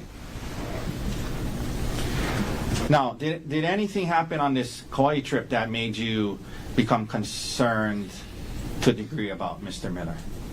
Yeah, a little bit. What happened? Tell the jury what happened. Yeah. So we were there. At the end of, I think from like Thursday to Monday or something like that. So it overlapped with her work week a little bit, and she was able to take most of the time off. But there was a few meetings that she still had to do that she couldn't. And so and they're early morning meetings because they were West Coast time, and I just overheard her talking to him on the phone and from the other room, and it just seemed that they had a very familiar tone, more so than what I was used to, the way that she used to talk to him and the way that she talked to her other work colleagues. Now, you get back from Kauai. After the trip, from October to December, did you notice any other red flags or concerning behavior? Yeah. So what happened? The biggest. But the only thing that I noticed was that she was constantly on her phone. She was just constantly on her phone. Was that more so than usual? Yeah, much more than usual. And she would hide the screen from me. So what do you mean by that? Like, if you're sitting next to somebody and they're on their phone, like, you can just notice that they're sitting in a way. They're constant. They're always just like moving their. What if you walked into a room when she was on? Yeah, her phone? when I walked in the room, she would turn the screen off or turn her phone upside down. Did you ask her about it? I did several times, and she would always say, "I'm talking to Gianna. I'm talking to Gianna," which is her best who's friend. Gianna? Gianna's her best friend. Okay. So you did ask her about it a couple of times. Yeah, more than a couple. And you continue to see this concerning. Well, was this behavior concerning to you? Yes. And I was curious. Okay. I was concerned. You're right. And did she told you it was, don't worry, it was just Gianna? Yeah, and she was like defensive about it. Okay. Now, what did that lead you to do in early December? All this behavior, red flags. No, when she kept doing it and she kept being defensive, I unlocked her phone. Okay. And while she was sleeping. Now, Do you recall when you did this? There's been talk about a San Luis Obispo trip, right?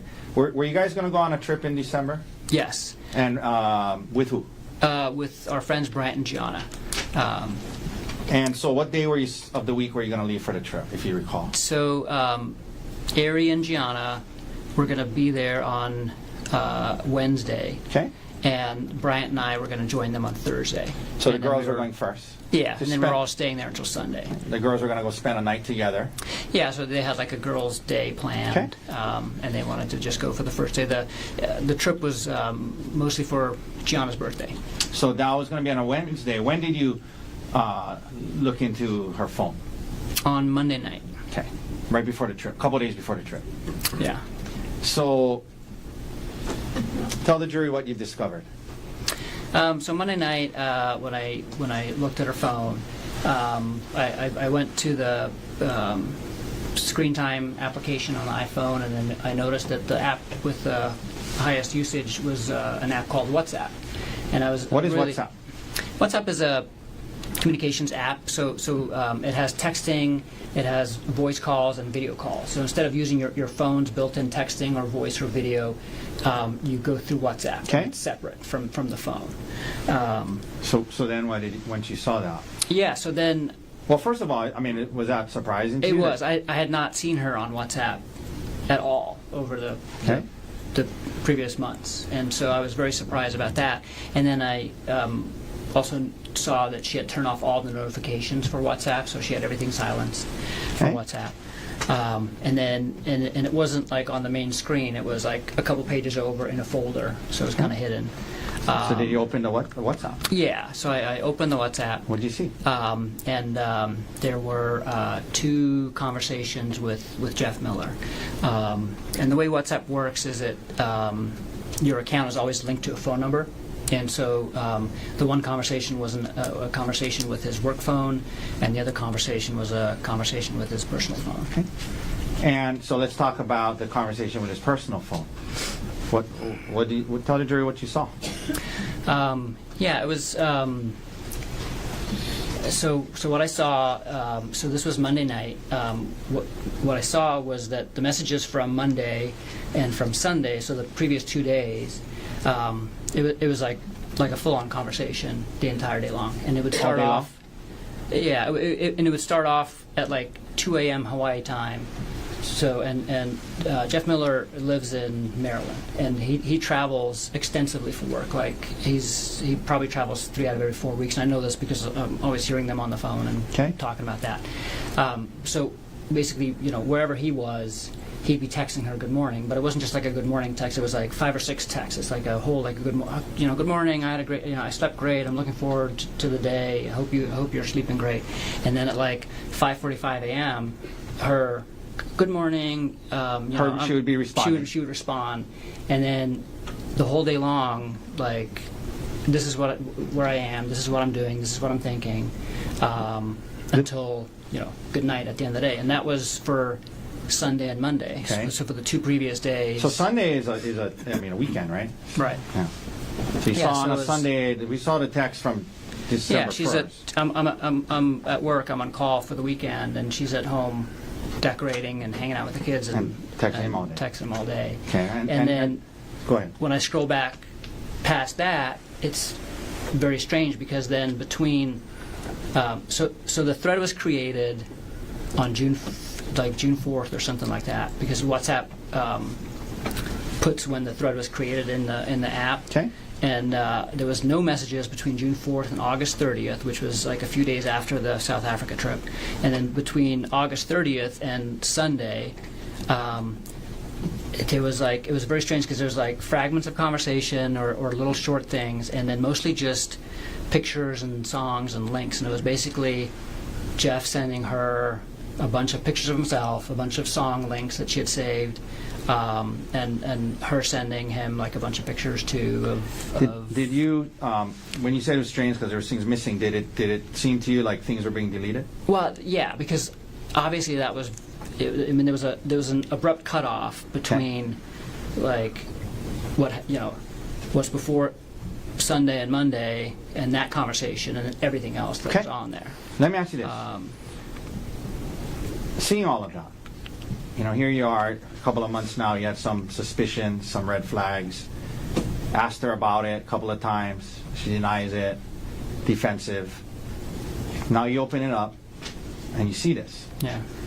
Tell the jury how you felt. How did it make you feel? I was devastated.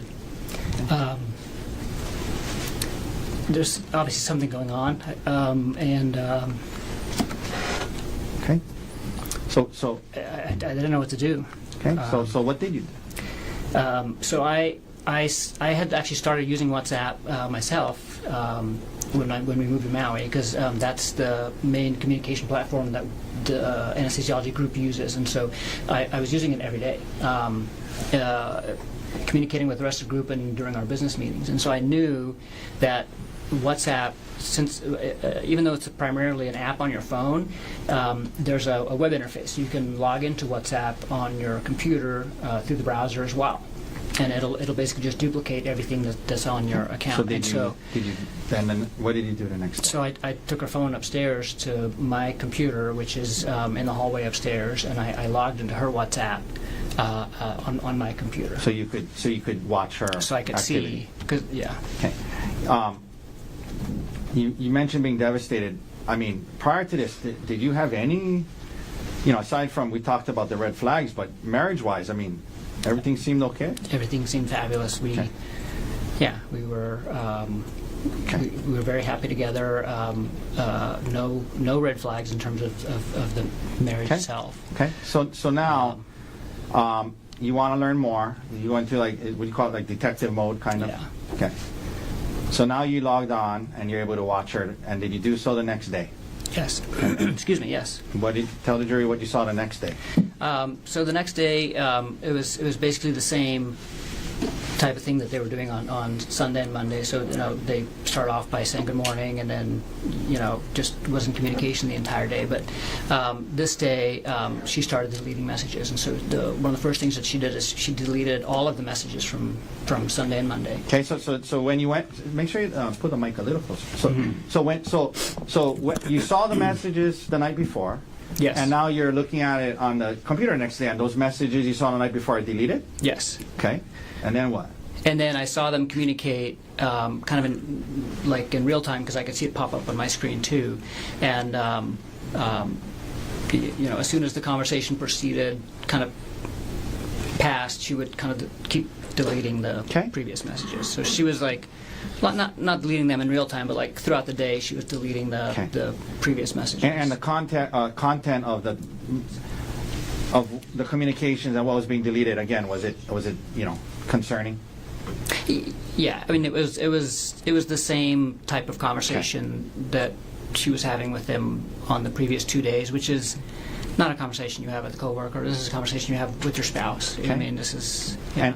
And after watching that all day long, what did you conclude? I mean, in terms of what was going on. Did you believe? I mean, she was having an affair. Okay. Let me ask you this: while that was, did you, because she was deleting these things, did you try to save some of the messages?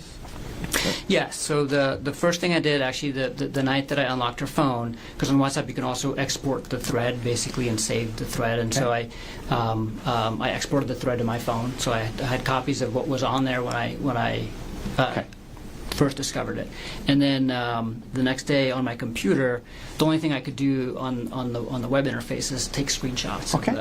And you took some. Yeah. All right. So now you are faced with, this. You got this trip in a day or two. Do you confront Ariel right away? Not right away. So the way that this was happening was that our trip to San Luis Obispo, there's no direct flights from Maui to San Luis Obispo, and so we coordinated that the layovers were going to be in Phoenix, which is where Brian Gianna lives. Okay.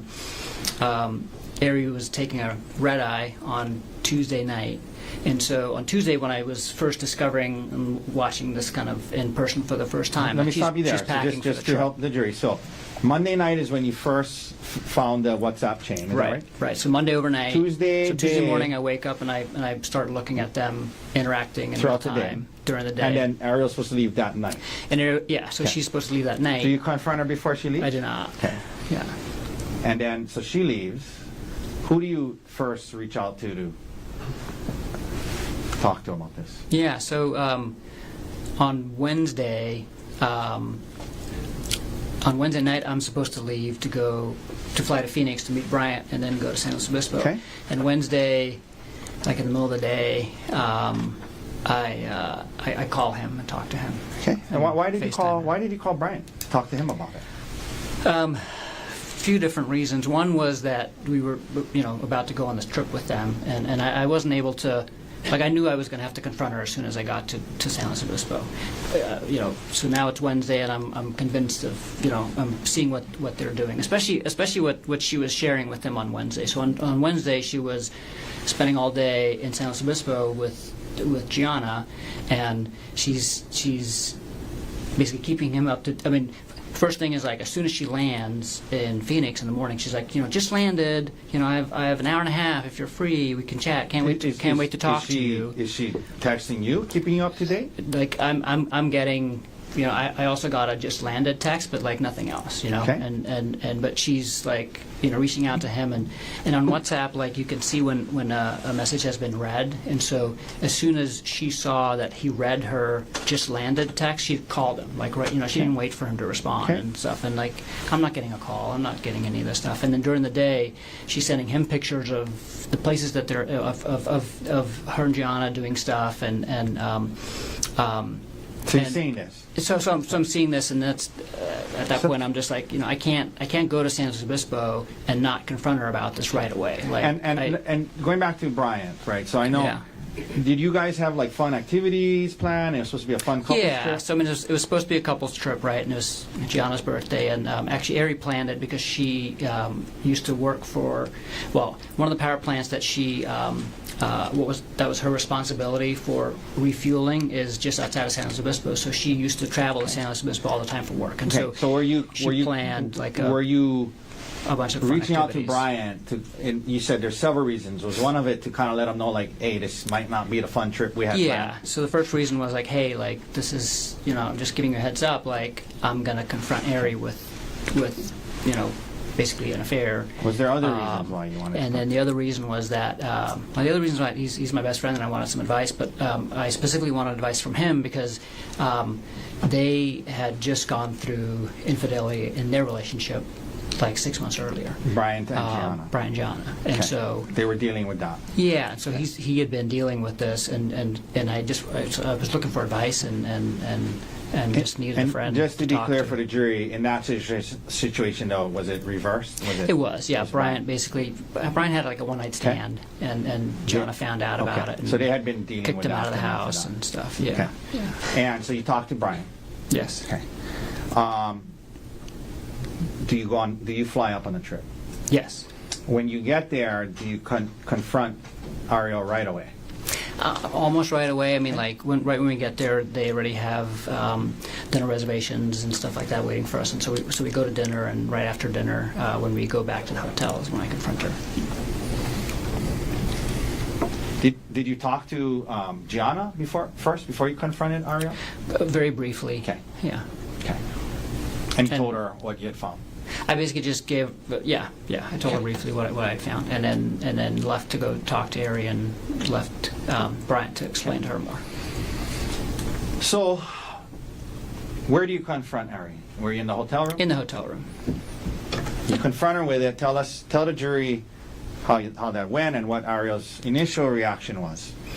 Yeah, I confront her with it, and she's immediately remorseful and doesn't deny anything, admits to it, and is crying and let me ask you this. You say admits to it, and when Ms. Konig testified, she kept using the term, you guys use the term emotional affair, but in that time period, What did she admit to? Having a... She admitted to having an affair. Yeah. Okay. Yeah. With Jeff Miller. Yeah, she admitted this was completely inappropriate relationship. Okay, and so you we mentioned called it she- an affair from the start. And you mentioned she was remorseful and crying. Yeah, Okay. yeah. Now, here we are now in San Luis Obispo. This is going on. What was your emotional state like at the time? In other words, what were you thinking needed to happen? And like, you know, you guys were going to try to work this out or Yeah. not, or while you're on the trip? Yeah, no, I mean it was tough. I mean a lot of emotions for sure, but Brian and John were really helpful, and we were away from the kids and away from work and away from everything else, so we can kind of just focus on this. Okay. And Did you guys reach some kind of conclusion as to yeah. whether or not you guys were going to break up or what? Oh yeah. So yeah, we both wanted to work on it. We both well.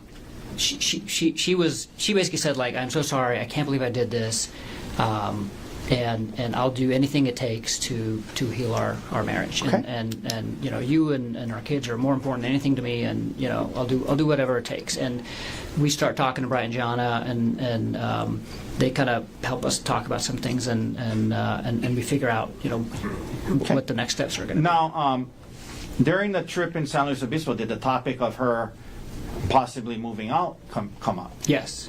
And- Yeah, and- that was one of the big conversations we had. And did you guys settle in on, okay, she's not going to move out just right now, we're going to try?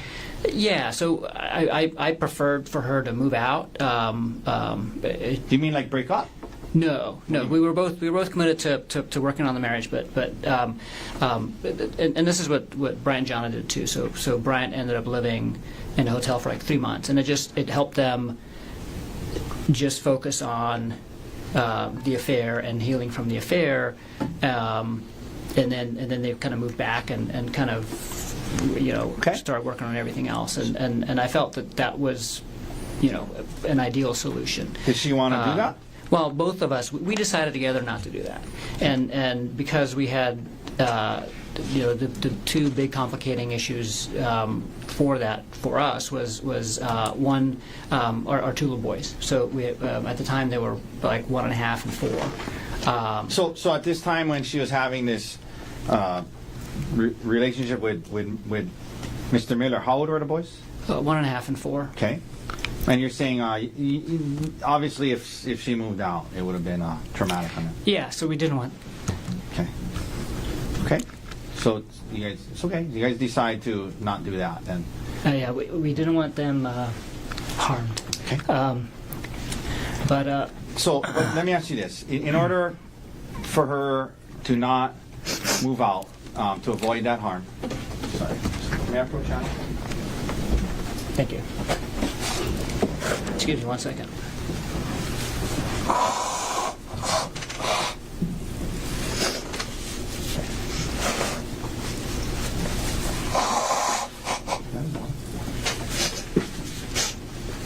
You want water? Yes, please. You mentioned the kids. Was there a? Did Ari have other concerns about her moving out?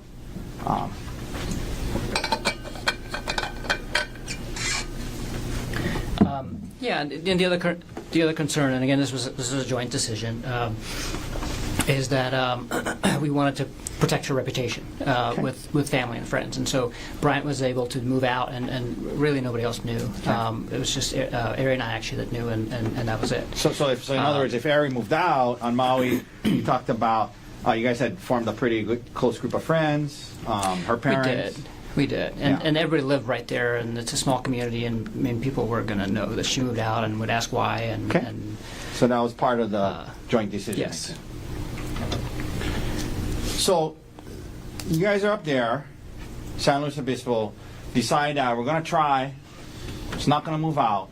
What about, were there some talk about if we're going to do that, at least initially, was there some talk about what was needed to happen as it related to Jeff Miller and her job?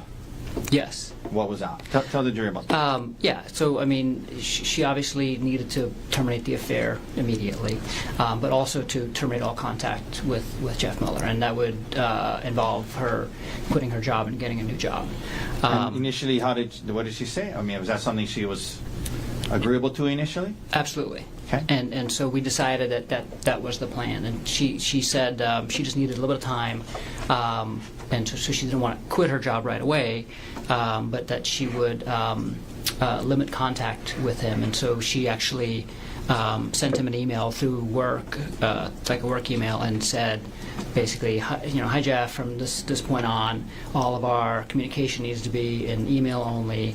If we do meet, because they would have virtual meetings all the time, if we do meet, it would have to be with one other person present. And she did this without talking to me, but showed it to me afterwards. Said, hey, this is what I did. Is that okay?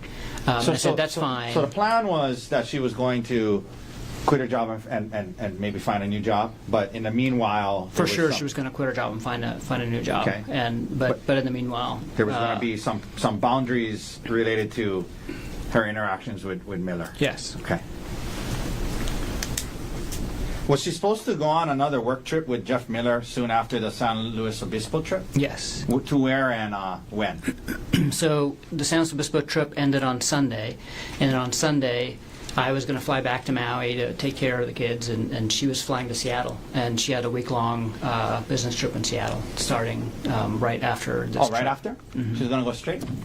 And Mr. Miller was supposed to be there? Yes.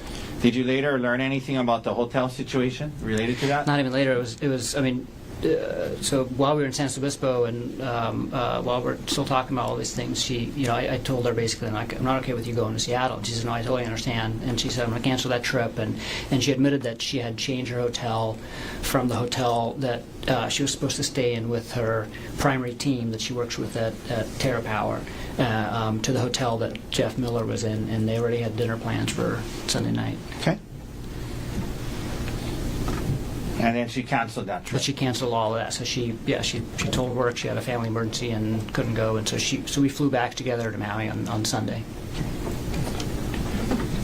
You get back to Maui on Sunday, and there was some kind of initial conversations about what needed to happen with her job and whatnot. When you get back to Maui, are you still kind of just trying to figure out how to deal with this whole situation? Yes. Did you tell anyone other than Gianna and Brian? No. Okay. And was that for the reasons you talked about earlier about Ariel's reputation? Yes. Okay. But you did, we saw the email that you sent at some point to Mr. Miller's wife, right? Oh, yeah. And I did that in San Luis Obispo. Yeah. And that was in San Luis Obispo. Okay. Yeah, that's the day that I found out. Yeah. And that's not true. That's the day that I confronted her about it. And why'd you do that? I just felt that if I was in her shoes, I would want to know. Okay. Okay. So now you get back to Maui, and to your knowledge, immediately after was as far as you knew, Ariel limiting contact with Mr. Miller? Yes. Did she ever start to look for a new job?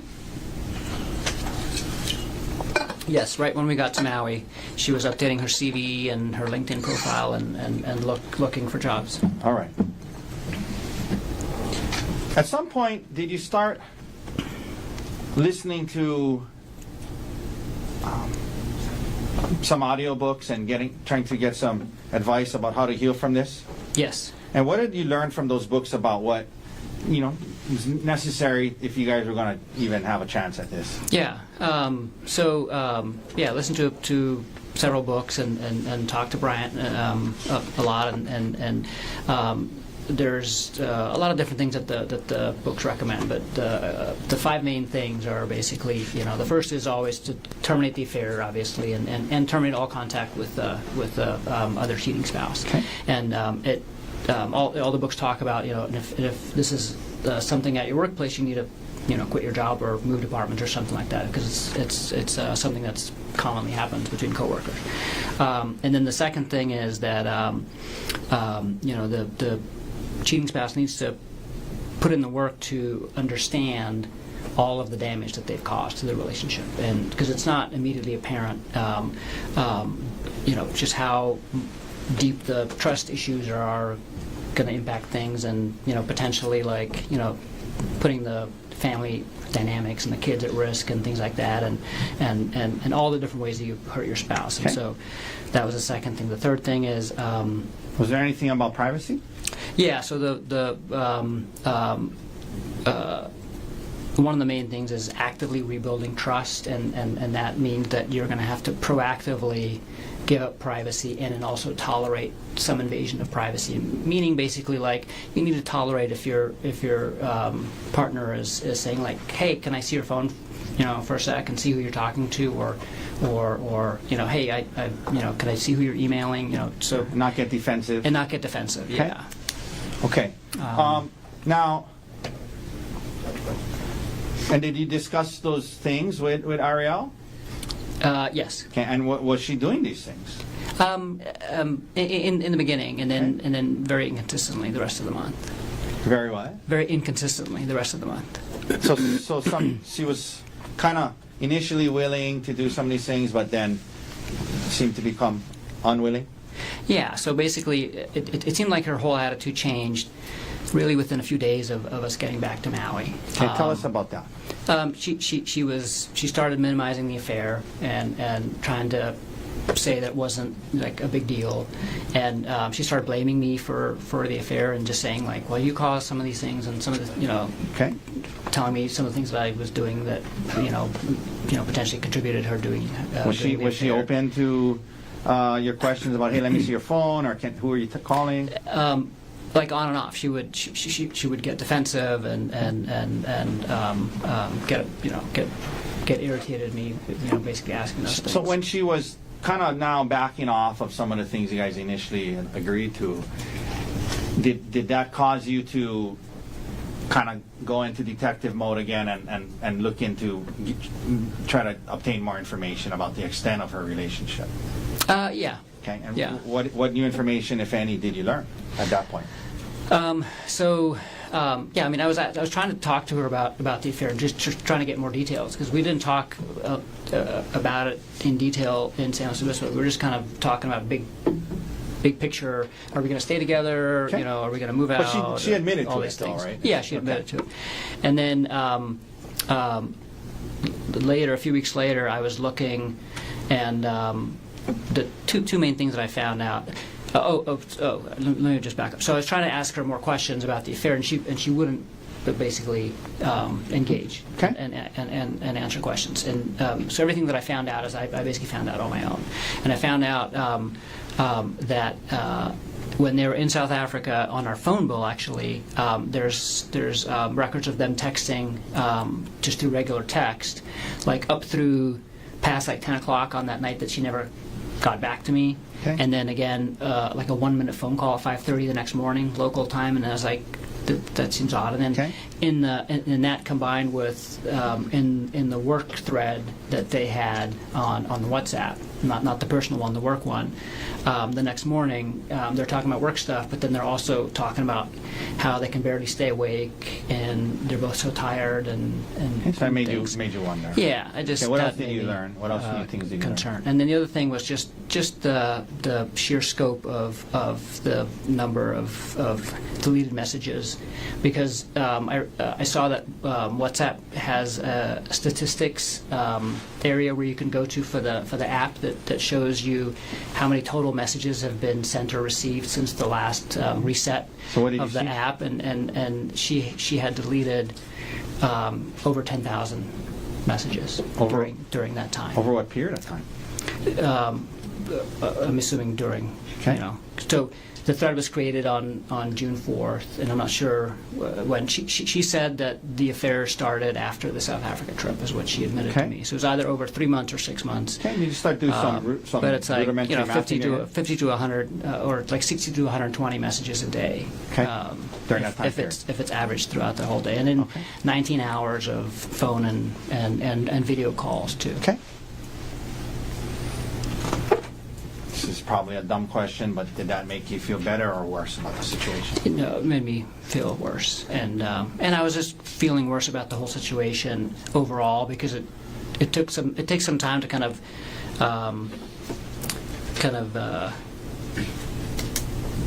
process all the emotions involved with it and realize all the implications of this. Yeah. Let me So ask you this. I was getting worse definitely in December. The new information that you discovered, did you discuss it with her or try to? I tried. And how did that go? She really wouldn't engage about anything with the affair. She kept saying like, "Stop asking me questions. You know, it feels like you're asking me 21 questions." Like, things like that. After this new information, and now it kind of seems like it's regressing her attitude. Did you ever ask her to move out in December again? I did. Okay. Yeah. Tell us how many times 2 times. and what happened. So the first time was around the middle of the month, I just told her like, you're not doing what you said you were going to do, which is to take accountability for your actions and to basically do whatever it takes to heal the marriage. At that point in time, she became very apologetic and said, "I'm so sorry. Like, you're right. Like, Okay. well, I'll do all those things." But again, that didn't last, and so. Was there a then second time? The second time was, and I remember the date because we had our first couples therapy session was scheduled for December 27th, and December 26th we got into a big argument about the same thing, and I ended up sleeping on the couch that night, and. Did you ask her to move out? Yeah, so I asked her to move out, and I ended up sleeping on the couch that night. Okay. And again, okay, so Yeah. when you would bring up moving out, then she would say, "Okay, I'm sorry," and then she would say she would recommit. On the 26th, nothing was resolved that Okay. night. We just kind of got in a big argument, and I left and went to go sleep on the couch. Now, were you having? I mean, again, probably a dumb question, but were you having a hard time with all of this? Yes. Did you? Could we pull up State's Exhibit S-105 that's in evidence, please, Mr. Dirks? Did you turn to any sources to try and help yourself get some advice, get some healing? We talked about the audiobooks. There was this exhibit about Reddit as one after infidelity. What is that about? Were you looking at this? And tell the jury why, if you were. Yeah, no, it's just a thread about people that are struggling with finding out their spouses had cheated, basically, Okay. and advice and also just kind of sharing stories so you feel like you're not alone.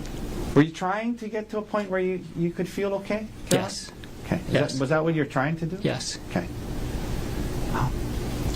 In other words, you didn't rush straight to get out of here, I don't want to see you again, kick you out of the house. No, not at all. Okay.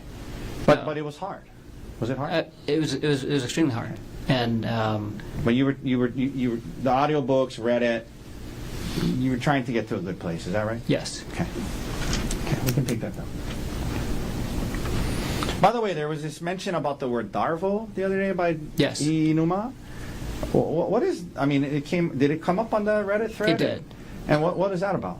And I don't remember the acronym, but basically it was. I came across it, and it's basically something that quite often happens. And so basically, the person that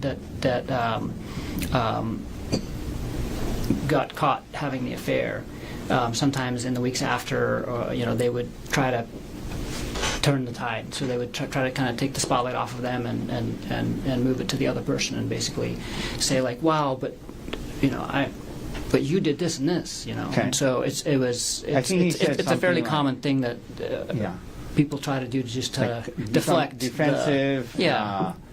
I think it was like attack. I forget what, but basically, it's there was actually a term for it. Yeah. And from what you read, it's when the person who did the cheating tries to deflect and kind of turn it back on you. Exactly. Did that resonate with you when you learned about that Yes. term, Darvo? Yes. And why was that? Because that's what she was doing. Okay. So throughout December, it just felt like she was, minimizing what she had done, and then she started bringing up all these things about our relationship, other things. Okay, and I'm going to get to that. The audiobooks, can we pull up Exhibit D-126, please? Did you both listen to an audiobook called How to Help My Spouse Heal from My Affair? Or how to help your spouse yes. heal from your affair? See that? Yes. And these are text messages between. I'm sorry, what exhibit is this? Sorry. D126. I believe it's in evidence.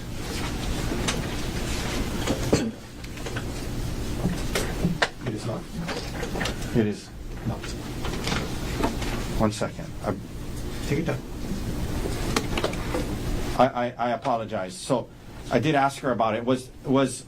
There was text messages between the two of you guys about an audio book called How to Help My Spouse Heal from My Affair, correct? Yes. And is that something that a audio book you both listen to in your efforts to try and get to a better place? Yes. Okay. I know I listened to it, and she told me she did. Now, you heard her testify that she told the detective that her interactions with Mr. Miller were some flirty texts. From what you saw back then and discovered, was that an accurate description of the extent of her relationship with Mr. Miller? Not at all. Proper impeachment. No, overruled. Prior inconsistent. Understand. Overruled. Let me ask that again. You had conversations with Ariel where she admitted to the affair, yes? Yes. You saw the communications that she had with Mr. Miller, correct? Yes. There was all this stuff you just talked about. You heard her say that when the detective asked her about it, she said there was no affair, and she described it as flirty texts. From everything that you learned about this situation, was that an accurate description of what was going on between her and Mr. Miller? No. Calls for opinion. Sustained. That's not restricting. Isn't that? I'm sorry, I apologize. That's not the same question I asked a second ago? No. Okay, let me think of what that last question was then.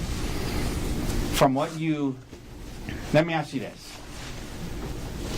I apologize. Let me ask you this way. From everything that you learned and you knew, was her relationship with Mr. Miller, can it accurately be described as just some flirty text? No. Objection. Sustained.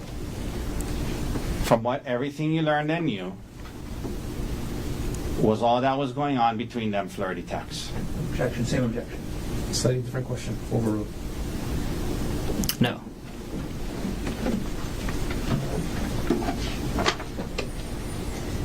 Mr. Otake, whenever there's a convenient break, we'll take our after. I think we're almost to a good place. You just let me know. Yeah, maybe 5-10 more minutes. Okay, if everyone's okay with that. Anybody? Okay. Okay.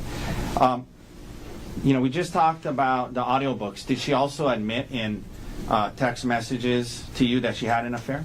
Yes. Okay.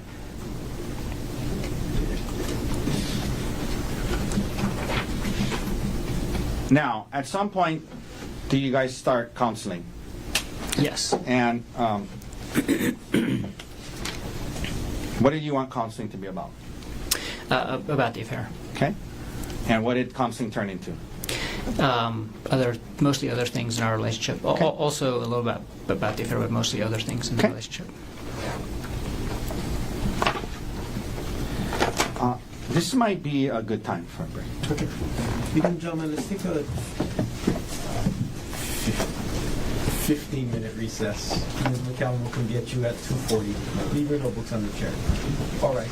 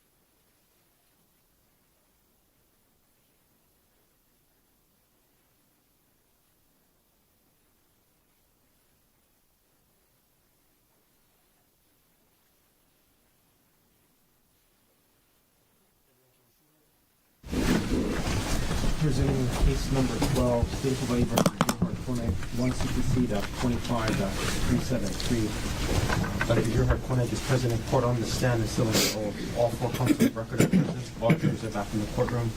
Mr. Taki, can you continue on with the direct examination? Thank you, Your Honor. All right, Gerhardt, before we get back into the counseling, there were two exhibits I wanted to introduce, or at least attempt to introduce. This is Exhibit 126. May I approach, Your Honor? Yes. So, Gerhardt, we were talking about the audio books that you and Ariel were kind of reading to get, bouncing off each other, learning from. Did you guys text each other about it? Yes. And can you just look through this text and look through this document and let me know, is that a fair and accurate depiction of the text messages you guys are having back then related to some of the audio books you were listening to?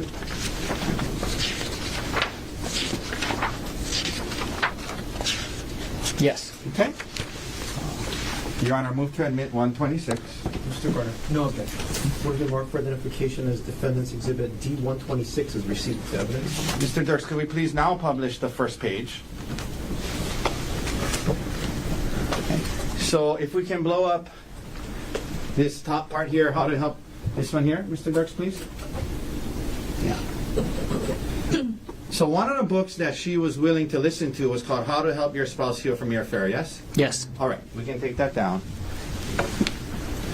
I was asking you about if she admitted to you in text message about a secret affair. May I approach with 125? Huh? Yeah, there. May I approach, Ron? Yes. Okay. I want you to just quickly thumb through that and take a quick look at it. Is this a fair and accurate depiction of the text messages between the two of you on December 9th about the affair? Yes. Okay. Your Honor, move to admit 125. Mr. Carter. No objection. Word has been marked for identification as Defendant's Exhibit D-125 is received as evidence. Can we, Mr. Dirks, publish it starting on the second page for now? Okay, can we blow up the top part? Just that first message. Okay. So this, Gerhardt, was this a message that you sent her? Yes. You engaged and continued an elaborate secret affair instead of coming to me and asking to work on our relationship. And can we take that down?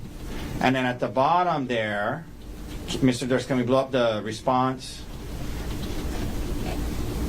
And did she respond to you? If anything, I learned how stupid it was this time and know how to make sure it doesn't happen again. Is that what she texted you back? Yes. Okay, we can take that down. Now, Gerhardt, he mentioned starting counseling and how it was kind of, about the affair, but kind of turned out to be more about other things in your relationship. There was evidence the other day about this recording device. Did you purchase this audio recording device? I did. And why did you do it? So, what was going on, some of what was going on in December, and it kind of came to a head on that morning, right before our first counseling session, Okay. is that she said that,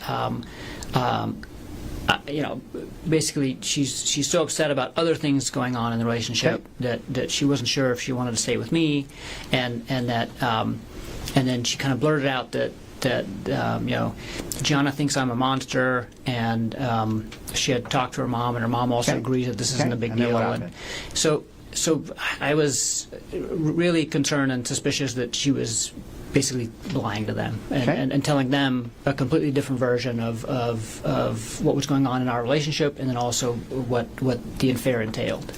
Okay. And so the audio device was what?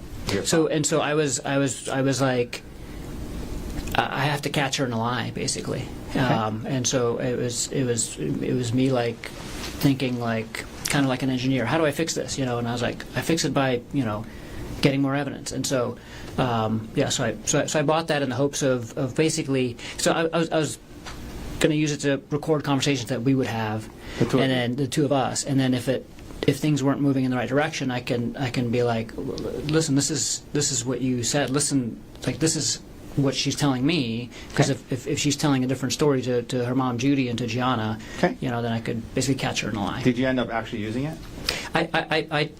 I tested it and figured out how to use it, and never actually used it for that purpose. We Okay. ended up not ever talking about the affair at home, and that was kind of one of the other things that she was able to do through therapy, is that we were not allowed to discuss the affair at home anymore. Okay. And back at that time, were your head was kind of just spinning, and were you just trying to figure out how to get through it? Yes. Okay.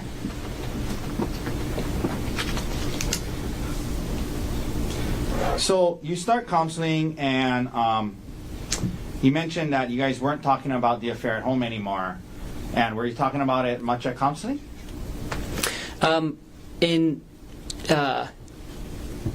A little bit. Okay. So the counselor that we went to on Maui, the first couples counselor, was fantastic, and it was in-person counseling, and she really listened to us both, and made us both feel hopeful, because she basically said, like, this isn't the end of the world, everything that I'm hearing, and as long as you guys are both committed to making this work, like, this is, we're going to get to a better place at the end of this, and so it felt very, very hopeful in that sense. Okay. But the counseling sessions themselves were focused on other things, Okay. and then also on, like, general kind of relationship building things. All right.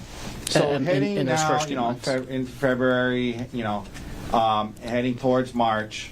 Overall, how after you guys are in counseling for a little bit, and overall, how were things going?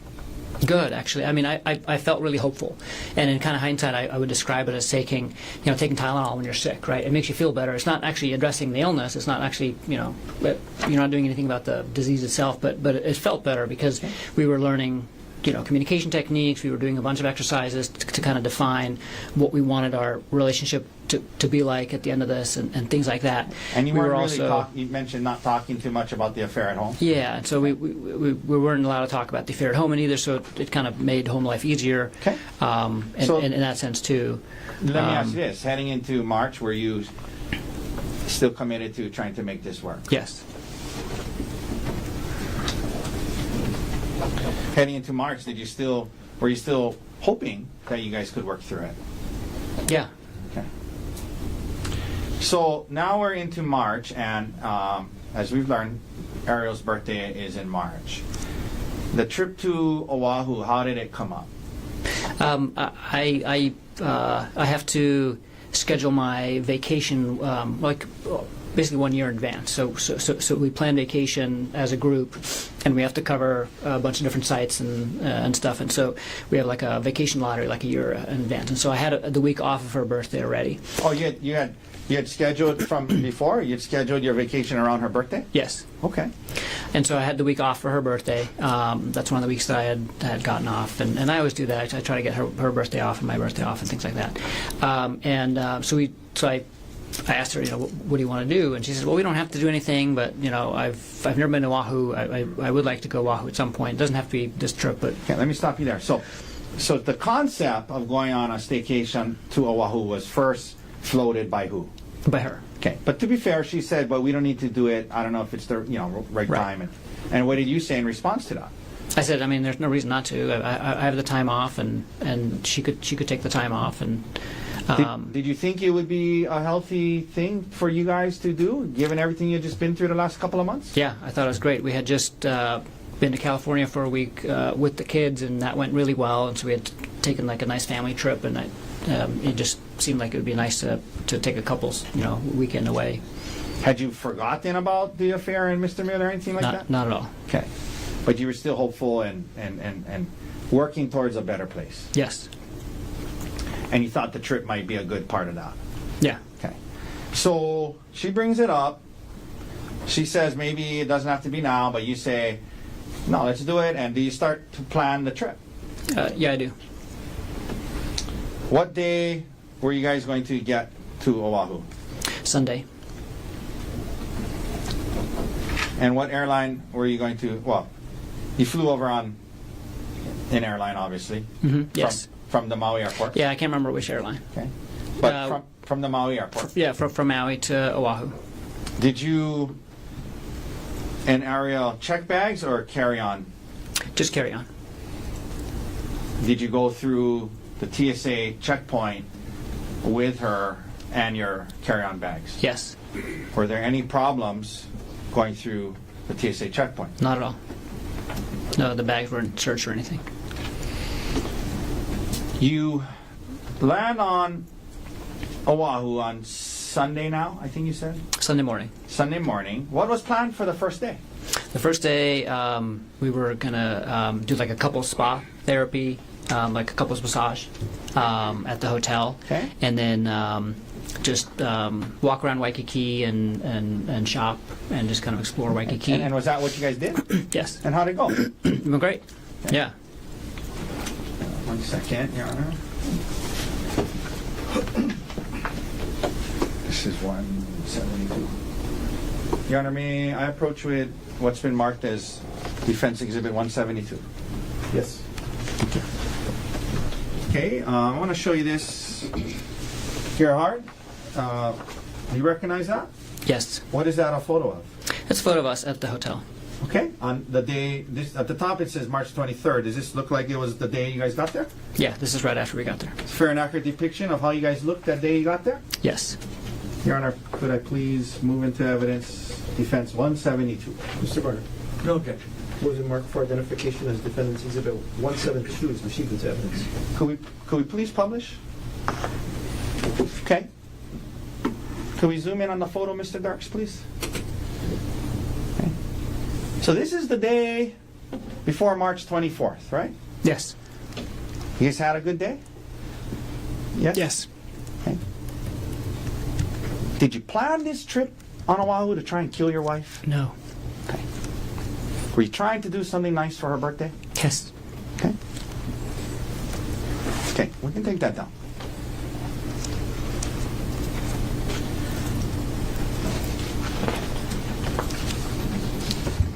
Let me also approach, please, or may I please approach with Exhibit D 173. This is okay. May I approach, Your Honor? Yes. I'm going to show you this. What is that a photograph of? That's a photo of us in the hotel room. Okay. On the 23rd of March. Yes. Is it a fair and accurate depiction of how you guys looked the day before this incident? Yes. All right. Your Honor, I'd move to admit D 173. Mr. Barnett, No objection. was it marked for identification as Defendant's Exhibit D 173 is received into evidence? May we please publish? Yes. Okay. Let's zoom in again. Is this the hotel room you guys are in? Yes. Okay, and it's the day before the hike, yes? Yes. Okay. All right. We can take that down. Did you go to dinner the first night? Yes. Second day you guys are going to be there. Were you planning on going on a hike? Yes. And why? Why a hike? How did that come up? Tell us about that. Is that something you guys would do often? Tell the jury about that, hiking. Yeah, so we would hike often, and we would travel often too. So we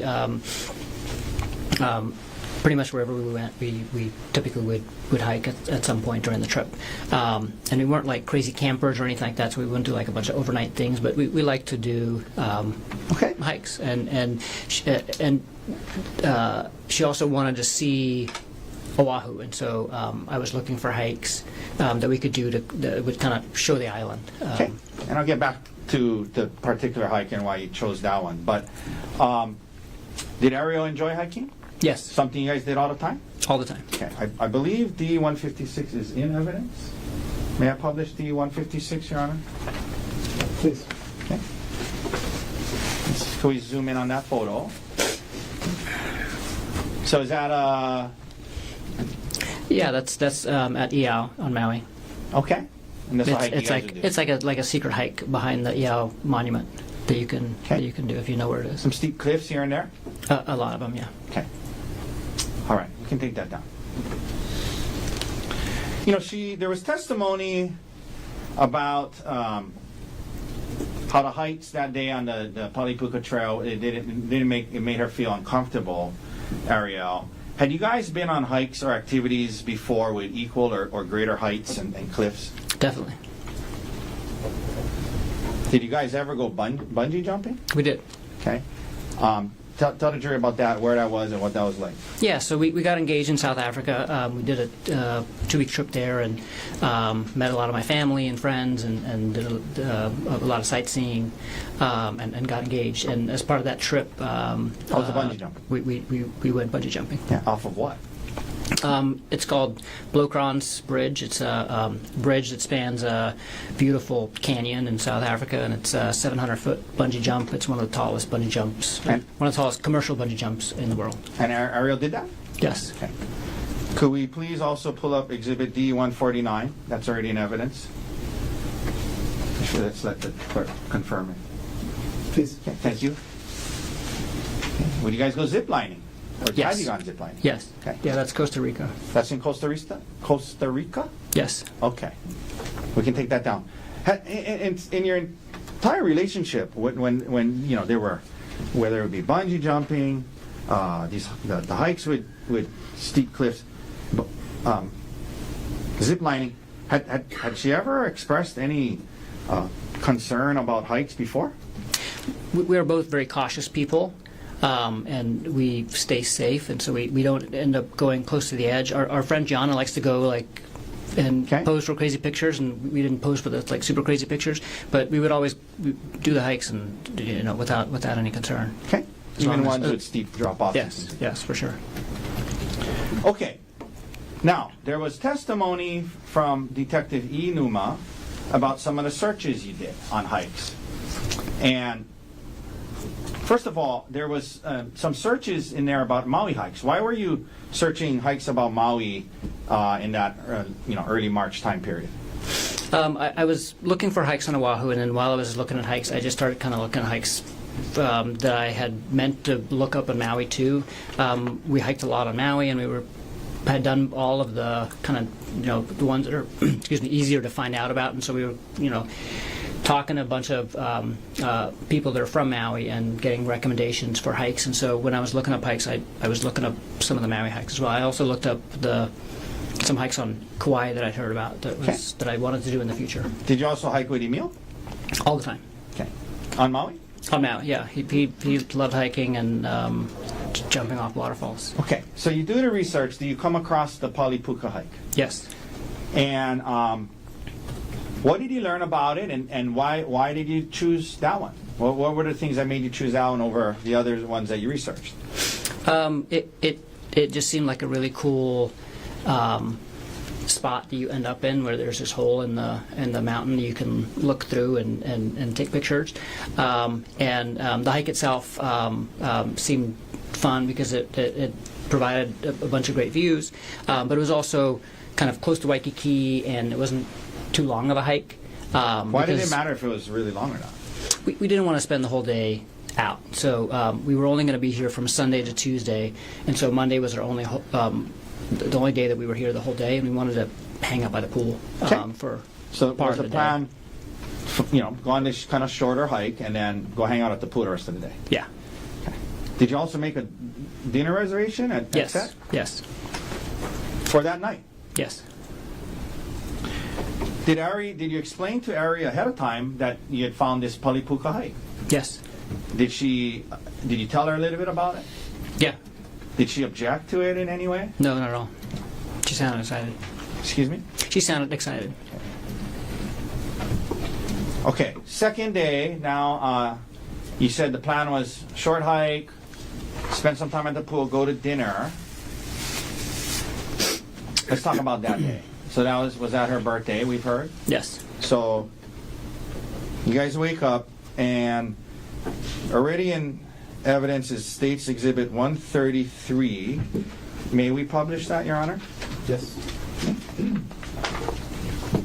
Okay. Okay.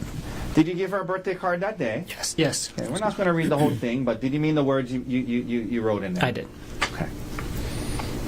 We can take that down. Did you also get her a birthday present? I did. What did you get her? It was a necklace, like a Koa wood silver necklace. Okay.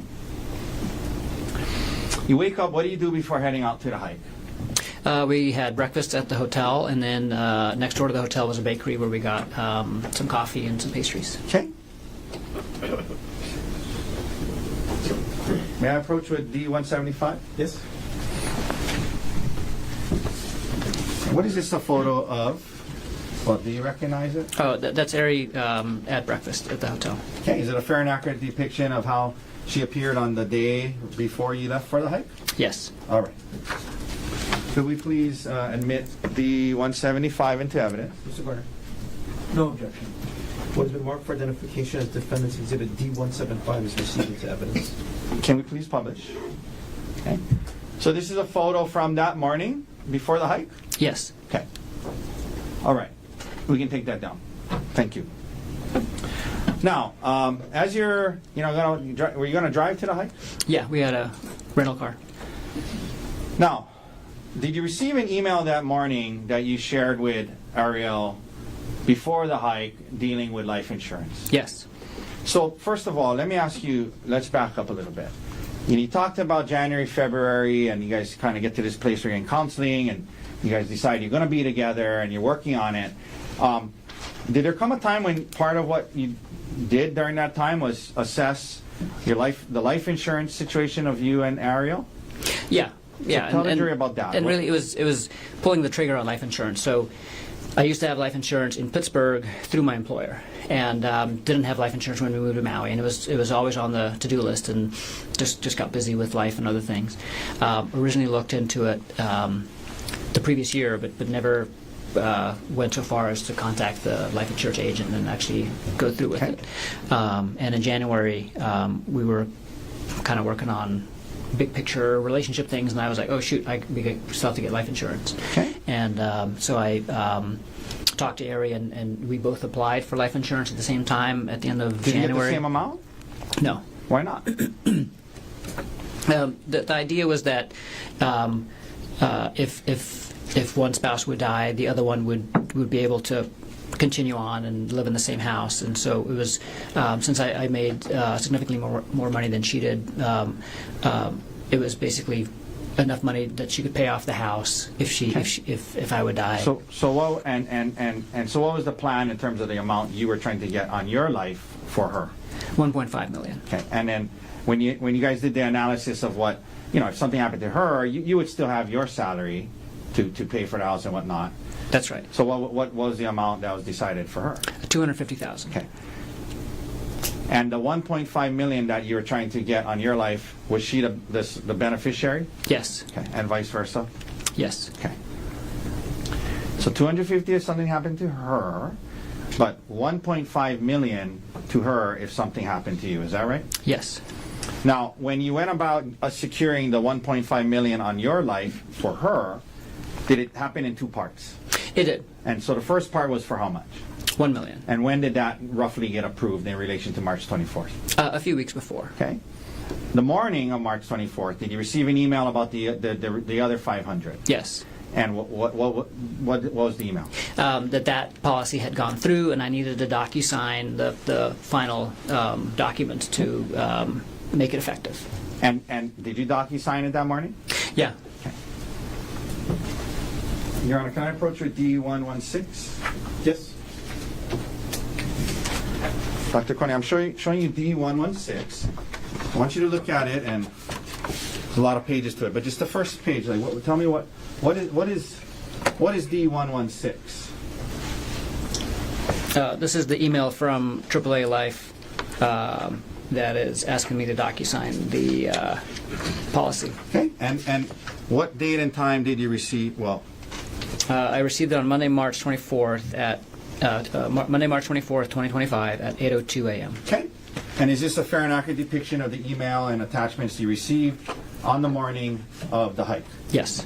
Your Honor, I ask to move it into evidence. Mr. Garner, No objection. what has been marked for identification as Defendant's Exhibit D116 is received into evidence. Could we please publish the first page, Mr. Dirks? Okay, so let's look at this, okay? So, Gerhardt, at the top it says, please DocuSign, it has your name, it has the AAA life insurance. I guess that's AAA. Is that who you did? Yes. Is that who you got your life insurance from? Yes. And the date there is March 24th, 8:02, is that right? That's right. And this was for the extra 500 you were adding on to the $1 million of life insurance you got for her a few weeks before, right? Yes. Okay. Did you discuss this additional 500 that went through with Ms. Konig, and that the email came in and you DocuSign? Did you tell her about that before the hike on March 24th, 2025? I did, because we were in the parking lot after the coffee shop, and I was on my phone. I was like, oh, you know what, the last of my life insurance just went through. They're asking me to DocuSign it, and so I was doing that. All right, we can take that down. Just want to let her know that I'm not like just texting or something, like, because we were out together. Okay, so you were telling her what it was that you were looking at. You're nodding your head. Is that a yes? Yes. Thank you.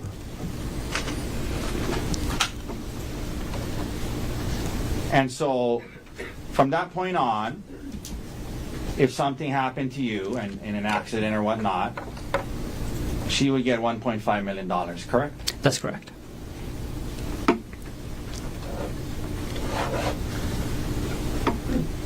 You guys drive up to the Poly Lookout after that? Yes, You get to the parking lot. Was it crowded when you got there? it was. Did you guys go? What did you guys do first after you parked? We went to go. Actually, I think she went to the restroom first. And the porta potties? No, there's a bathroom Okay. at the Lookout, Okay. and then we went to the Lookout. You went to the Lookout. Now, Ms. Konig testified about this thing about how it looked like they were hikers trying to find a trailhead, and then you said, oh wait, we want to be alone. Did that happen? No, How hard is it to find a trailhead? it's not hard if you know where it is. It's not marked with a sign or anything, but it's right behind the bright blue porta potties, and there's a permanent rock wall, and it's like rock, like kind of almost like an altar right there. So if you know what to look for, it's really easy to find. After looking at the Lookout, did you guys start the hike? Yes. You head up the trail, and as you're heading up the trail, did you guys stop and take any photos? Yes. Okay, and can we? I believe S-131 is in evidence. Can we publish it? Let's just let the court confirm. Yes. Okay, thank you, Your Honor. Okay, so is this a photo that was on right after you, kind of shortly before you? I mean, right when you started the hike? It was. Yes. And who posted that? Harry did. Okay. Okay, let's take that down. Now, you're continuing on the hike. What happens at some point? Did something happen that led to an argument? Yes.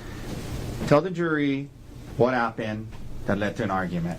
Well, first of all, how far up into the hike was it? Not very far. Just like 5 minutes. Like after about 5 minutes of hiking, you get to a part where it flattens out a bit, and the edge isn't, like, the cliffside isn't open, but there's a couple of spots where you can get to the cliffside if you wanted to. So we're kind of still in that area, the same area that picture was taken. Okay. And Ari says, "Hey, I need to talk to you about something. I'm working on this project with Jeff Miller, and I'm going to need to travel with him again, and I need you to be okay with that. Is that okay?" Okay. And so she was kind of telling you, like, hey, there's just things at work going on. I need you to be okay with this. And asking you to trust her. Yes. Okay.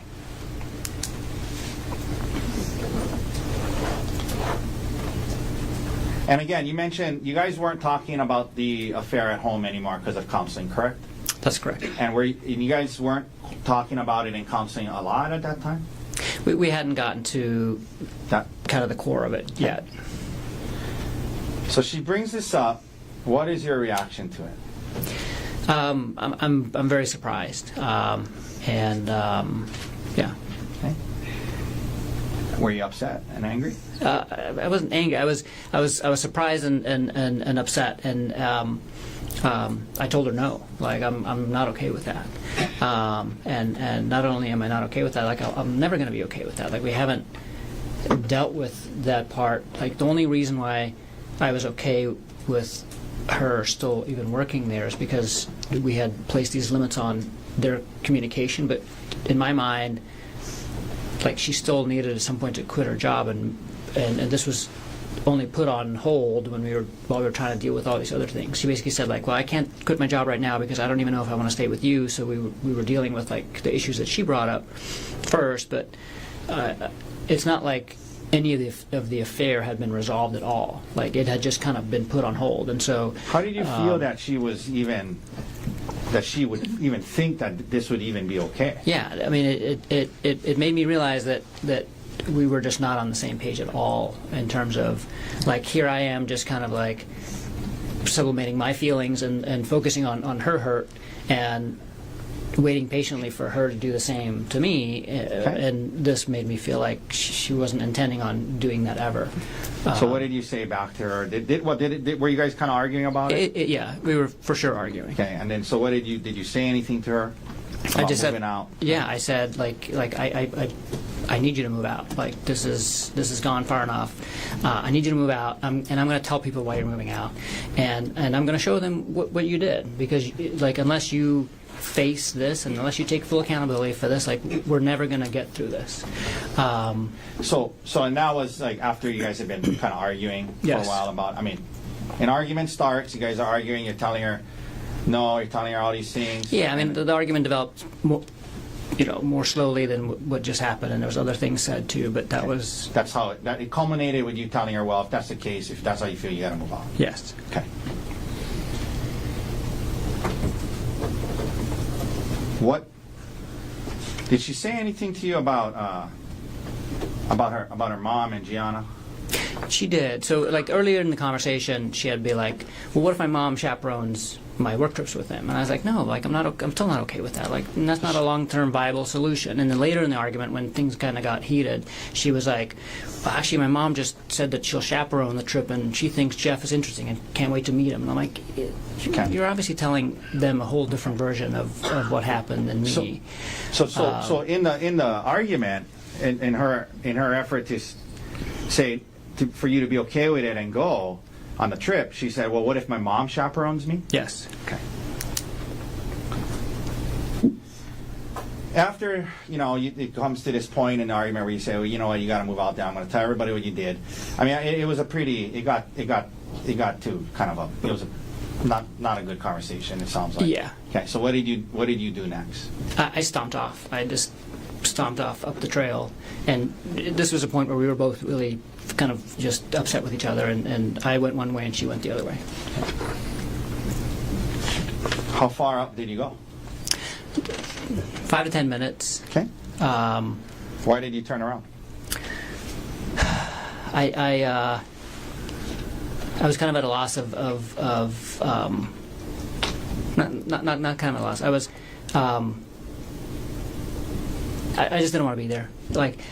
Did it make sense for you to keep going on this hike? No. I like 5 to 10 minutes in, I was like realizing kind of where I was, and I was like, I don't want to be here. I want to go home and like start dealing with what we need to deal with. I don't want to, I got to the point where it opens up and it's like these beautiful views, and I'm like there by myself and upset, and I was like, I don't want to be on this hike by myself, upset, and I don't want to do this hike. I'm going to come back and do this hike at a different time when I'm happy. I was really looking forward to doing the hike. When you headed back down, were you expecting Ariel to be where you had left her? No.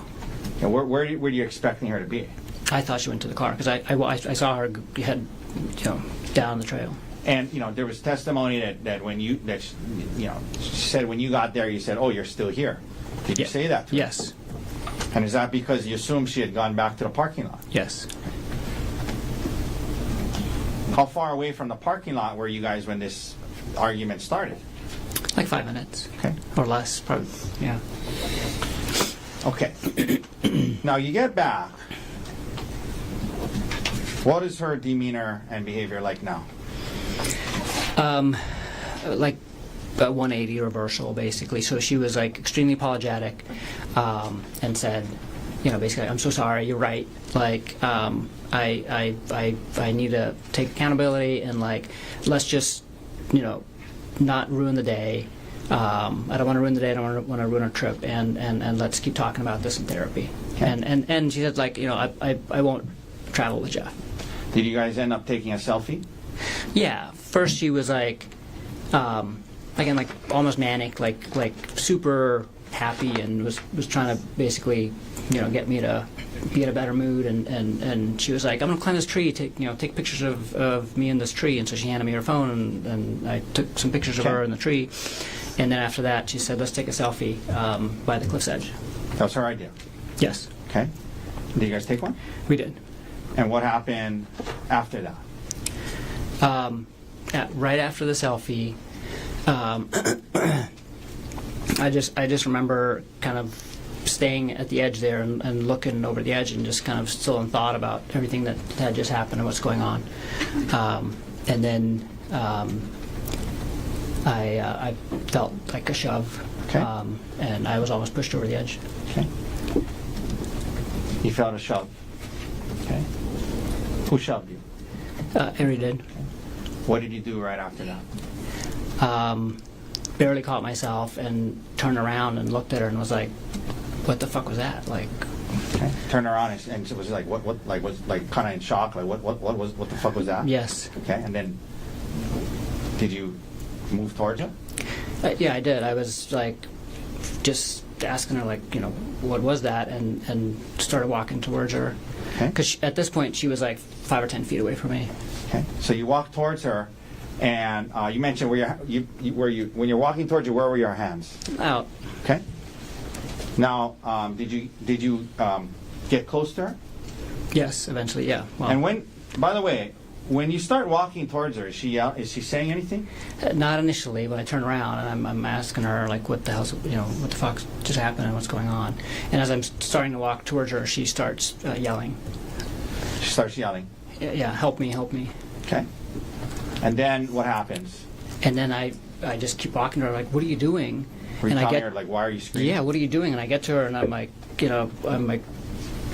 touching her, just putting my hands on her arms, and I was like, what are you doing? What's going on? And what happens then? She keeps yelling, and she kind of grabs my wrists and throws herself on the ground and pulls me down with her.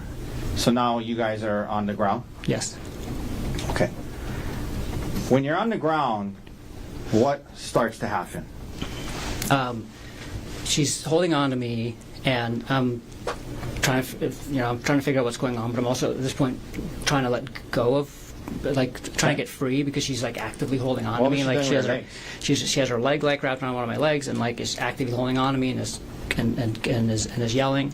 And so I'm trying to get free, and I get my one arm free, and I try to use it to get my other arm free, and she grabs me by the testicles. Okay, And let me stop you there. Did you ever, in the course of this whole thing you described so far, ever try to pull her towards, push her off, or drag her towards the cliff's edge? No, not at all. Okay. So you're on the ground. She's kind of holding on to you. You guys are. Would you just kind of like a scuffle going on? Yes. Okay. And her legs wrapped around you. Yes. You mentioned we got right up to the point where you said she grabbed your testicles. Is that right? Yes. How hard did she grab it? I mean, this was, like, Pretty hard. she was holding on to me by my testicles, basically, like that hard. Okay. Did she grab it and let go, or did she grab it and hold on? She grabbed it and held on. Now,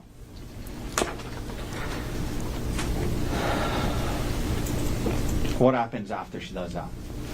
Then I try to free my testicles, and so I'm like thrashing with and I get both hands free, and I'm trying to get her to let go of my testicles, and then she hits me with a rock on the side of the face. Okay.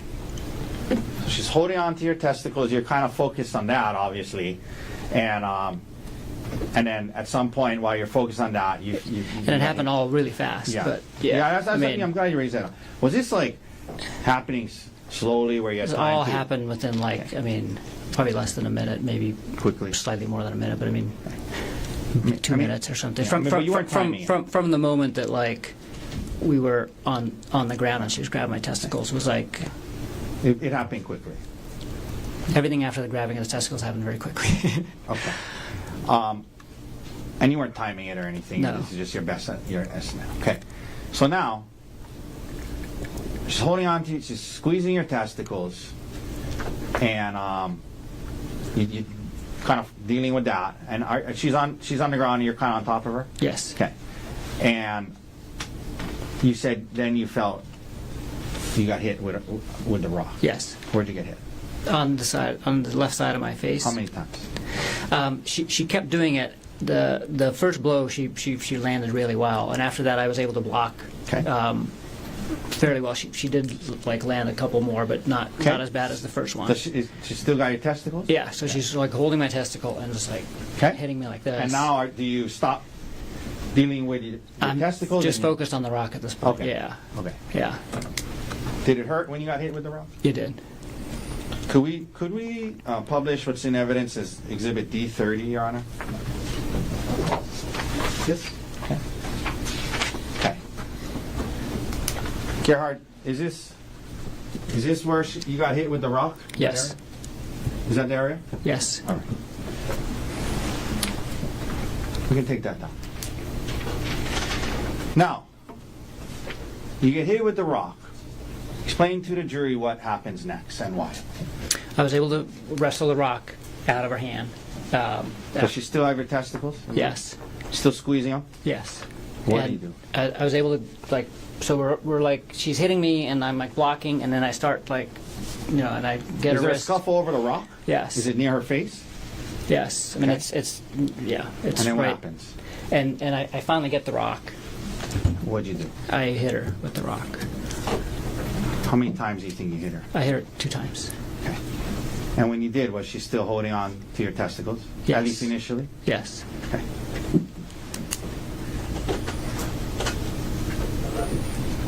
Why did you hit her? Why did you react that way? Just on instinct to defend myself. Okay. How fast was this all happening? Pretty fast? Really fast. Okay.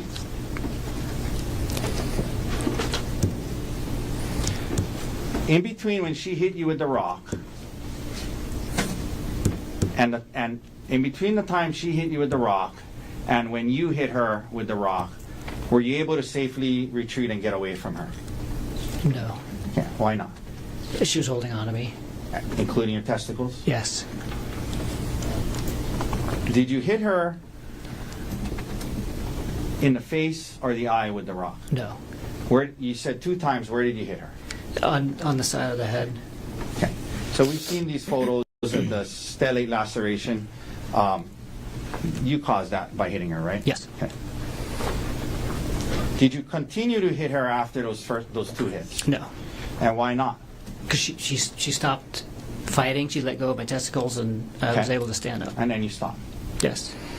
There was testimony about the 2 witnesses. Did you stop hitting her because the witnesses showed up? No. I didn't know that they were there until after I stood up. Okay. Did you see blood? Yes. Was there a lot of blood? There was a lot of blood. Did you see her kind of scoot down towards the witnesses? Yes. Did you try to stop her in any way? No. You let her get to them. Yes. Did you hear her yelling to the witnesses, he's trying to kill me? Yes. Gerhardt, did you have any syringes on the mountain that day? No. Did you try to poke her or stab her with any syringes? No. Okay. Now, Gerhardt, she scoots away. She's now with the 2 witnesses. You see a lot of blood. What do you physically do next? I'm just in a daze and I just kind of watch her crawl away and then leave with the other 2 hikers. Excuse me? Okay, she got the hikers. What do you do next? Was her bag and your bag there? Yeah, so I just kind of reflexively gathered up all of our stuff and then I start walking up the trail. Let me ask you this. At this point, immediately following what just happened, you saw, you guys had this scuffle.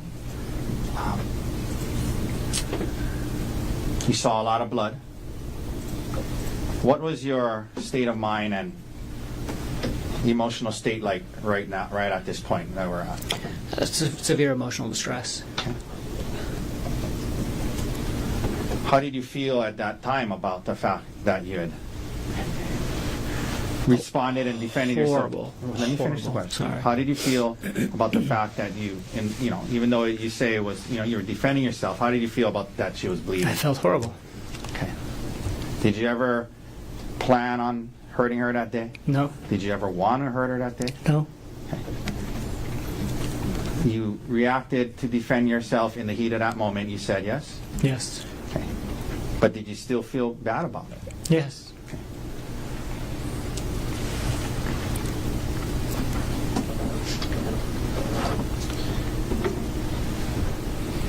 You mentioned that you were in some kind of extreme emotional distress, I think you said. Okay. Yes. Did you become, at some point after that, suicidal? Yes. Why? Why? Tell the jury why. To the best of your understanding. I just felt hopeless at that point in terms of everything. Like I felt horrified about what I did to her. Like that I caused this to her. That I had resorted to violence against my wife, the person who I loved the most in the world, and just kind of felt hopeless in terms of our relationship too. Okay. And that being said, I mean, in that moment, were you defending yourself when you reacted that way? Yes. Cumulative. No, overall. Yes. What did you do next? Now you're heading up the hill. What do you do next? I just kind of kept walking up and kind of got to the same place that I had made it the last time, where the trail opens up and you're finally on the ridge, and Were you thinking about jumping? I'd already decided. I decided to jump, and kind of last second was made the decision to call Emil just to say goodbye. Okay. So this incident happens. You talked about the emotional state you were in. Did you believe your marriage was over? Yes. Did you believe you heard her yelling to the other people that he's trying to kill me? Yes. You saw how bloody she was? Yes. Did you believe that your career could be over? Yes. Okay. Did you you became suicidal? Who's the one person in the world you wanted to call My son Emil. before you jumped? Yes. Okay. Were you in a good state of mind when you made that call? No. How do you feel about the fact that you put him in that position and made that call to him? So many feelings because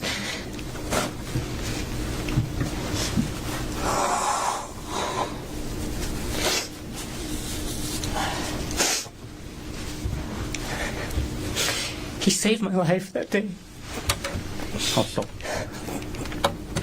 Convinced you not to jump? He saved my life that day, but I put him in this position where he is now, where he thinks I tried to kill her. Okay. And for the last year, he's thought that. And you heard him yesterday only refer to you as the defendant and not as dad. Yes. Do you blame him? Sorry, 1 second. We'll take a break. No, I don't blame him. I had such good intentions of calling him, but in the sense that you wanted to say goodbye. Yeah, I wanted to say goodbye and tell him how he's an amazing person and he should live his life to the fullest. And okay. Okay. Let me stop you there. Okay. Let's talk a little more specifics about that. Okay. First of all, where were you when you faced? Well, was it a FaceTime?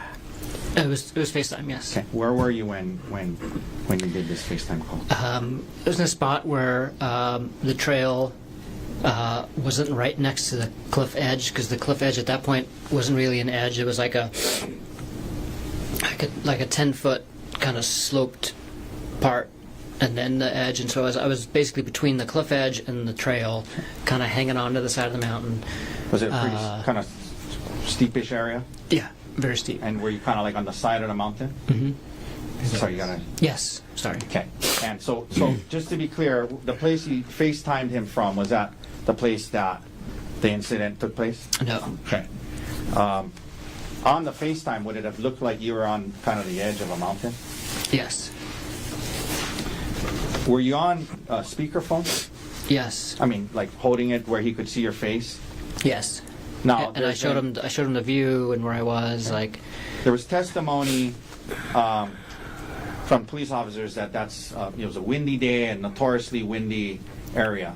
Do you recall it being pretty windy that day? it was windy. Yeah, up there. So you're on the side of a cliff, mountain. You have him on speaker on FaceTime. It's windy. Is that right? Yes. Okay. You were extremely emotional at that time? Yes. Okay. So that's the context of this phone call, correct? Yes. Did you tell him that Ariel you were calling him to say goodbye, is that right? Yes. Okay. Was your purpose to explain to him every last detail of what happened? No. Okay. But you did tell him several things, right? Yes. Did you tell him that Ariel had been having an affair? I did. Okay. Did you tell him that, she got hurt, her head was bleeding? Yeah. After he asked about the blood on my shirt. Now, did the word kill come up in the conversation? It probably did. What do you recall explaining to him about that? I don't recall explaining. The only thing I can think of is that I said that she said I tried to kill her. Okay. So let's break back that up. Yeah. So you told him that the blood was hers, yes? Yes. And you're telling him that you're going to jump. And yes. Okay. And did you tell him something about? We're going to get to the part about the police. But you're telling him about how you're going to jump, and you're saying you heard her say to the witnesses, he tried to kill me. Okay. Were you explaining that to Emil? No. So What I were was you saying? I was talking to myself at the same time too, and I was basically saying because I remember saying wow, this is so hard, because it turns out killing yourself is a hard thing to do once you actually go and do it. Okay. And so I was talking to him about saying goodbye and she had an affair and those things, but then I was also kind of talking to myself and I think I was saying to myself she said I tried to kill her. She said I tried to kill her. Okay. Were you confessing to him that you were trying to kill Ari that day? No. Okay. Did you have an intention to kill Ari that day? No. Okay. Would you have said it that way? I tried to kill Ari that day. No. Okay. But you don't dispute that the word kill probably came up. No. Okay. And can you understand how Emil in that conversation could have got that impression? Yes. Okay. So what else happens in this first call? What do you mean when you say he tried to convince you not to jump? He just and I mean, to his credit, I mean he just reminded me that I had a choice, basically. Okay. He reminded me to have a choice. Yeah. Because he said do you really have to do this? After that, he got off the phone with him. He didn't jump, right? No. Okay. There was a second call an hour later, Yes. and he testified that he was at his Ari's parents' house. Is that right? Yes. Okay. Now, during that call, did he tell you what he told to Ari's parents? Yes. What did he tell you that he told Ari's parents? He said, he said, I told them that you tried to kill Ari. Okay. And what was your reaction to that? I was like, why would you say that? Because you didn't mean that in the first call? Right. Okay, so you're telling him why And did I you didn't, tell him? at that point I was so confused at why he would say that. Okay. And then what did you say to him after that? And then I said, I gotta go, I gotta get off the phone. And did you say to him, because you were going to kill yourself again? Yes. Did you say to him, I said, I never mind, I got to think about this. I'm probably going to kill myself. okay, did you say something to him about, I got to go so the police won't find me? Yes. Okay, and what did you mean by that? Why were you trying to avoid the police? I didn't want my choice of killing myself taken away at that time until I made the decision to either do it or not. Okay. While you were still deciding if you were going to kill yourself, you didn't want to be seized by the police. That's correct. Because once they seize you, you wouldn't be able to kill yourself. Yes. Okay.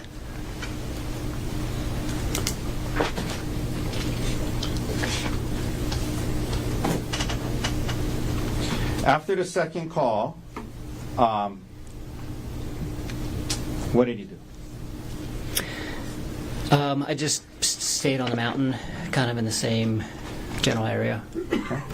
Were you actively moving around, dodging the investigators? Not really. I moved around a few times, but I mostly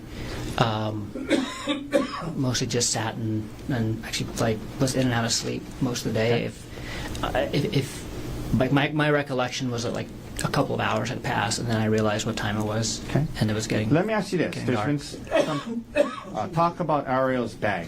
Did you initially have the bag? I did. What'd you do? What happened to the bag? I honestly don't remember where I left. I must have left it at some point Okay. on the mountain As you were during that time. During that time. Okay. Now,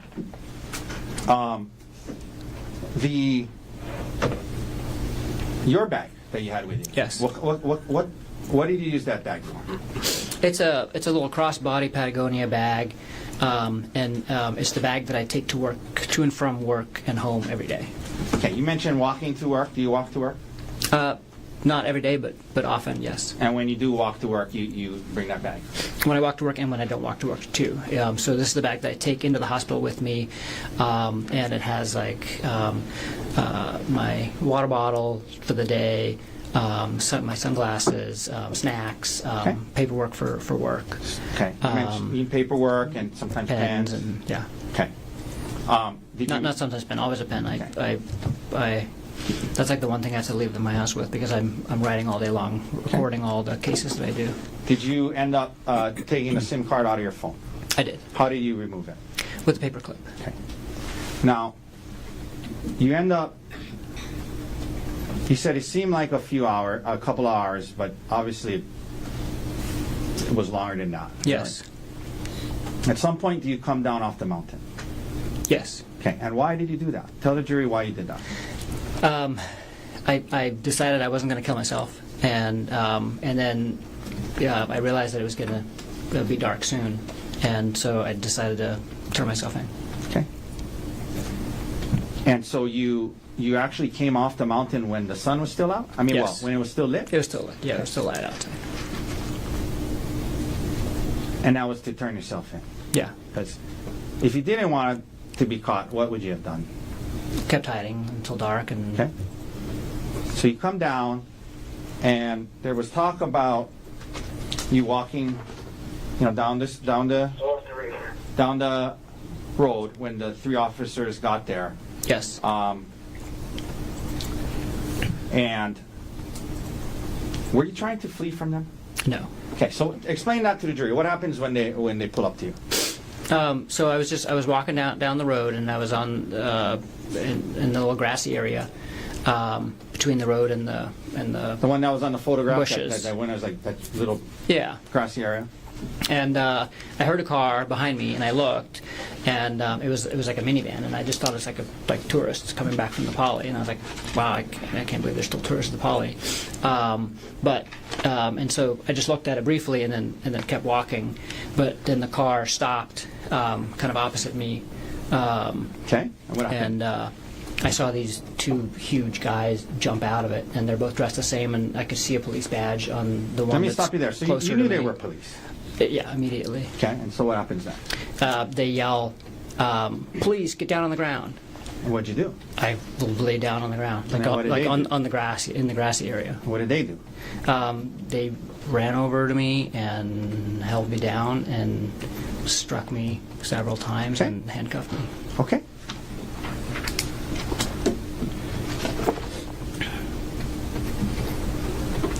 did you fall on your face with the officer falling on you in that transaction or interaction? No officer fell on me at all during the entire thing, and I did not fall on my face. Did they hit or punch you in the face? No.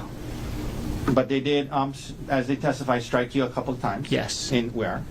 And my ribs and like my upper legs, like thighs. Okay. So after this moment, now you're arrested. Did you have injuries from that whole day? Yes. Okay, we talked about the injury to the side of your face. Yes. What other injuries did you have after you were arrested? Just my ribs. Okay. Did you have any bite marks on your arm? No. Did you have any scratch marks on your face or body? No.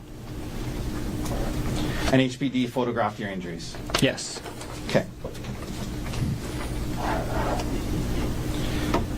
Now,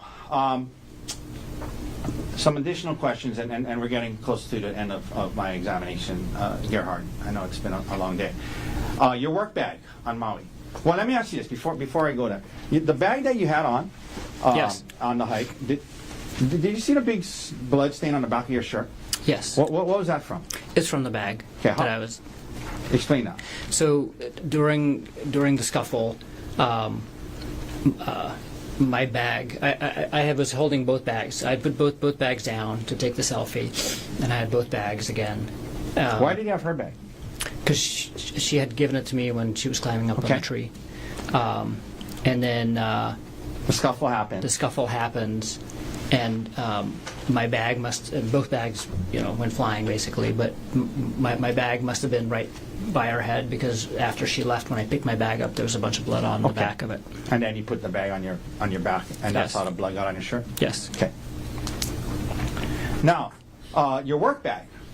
You're an anesthesiologist, correct? Yes. And you, that work bag was always on Maui, is that right? That's correct. Do you work in more than one location? Yes. And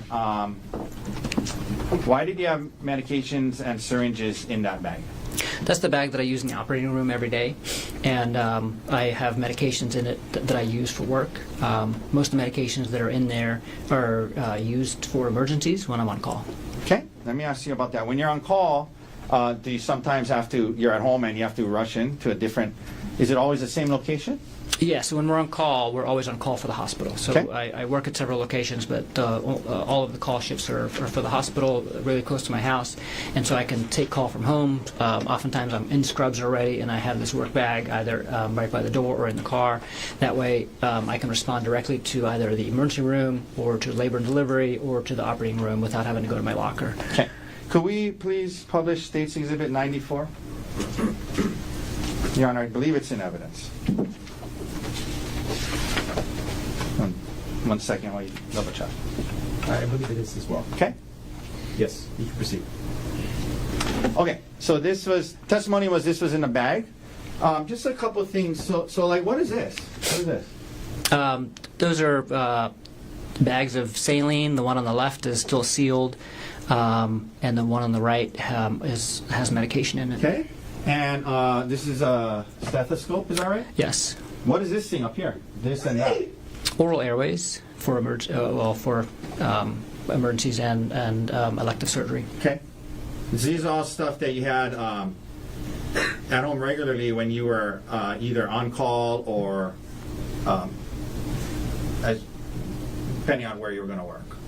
Yeah, this is everything that's usually in my bag, and it's everything that I would need to respond to different emergencies. Okay. Could we please also publish State's Exhibit 103 that's also in evidence?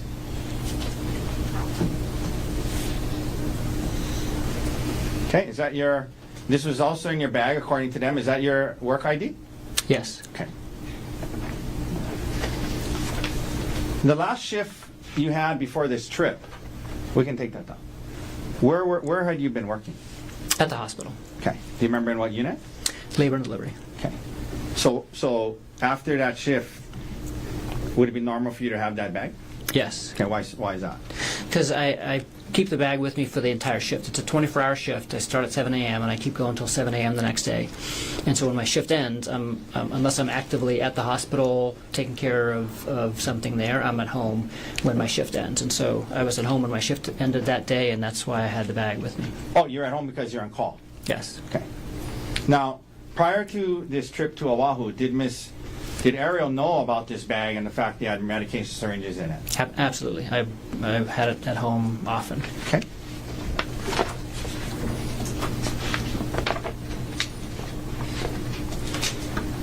Now, just a few last questions, Gerhardt.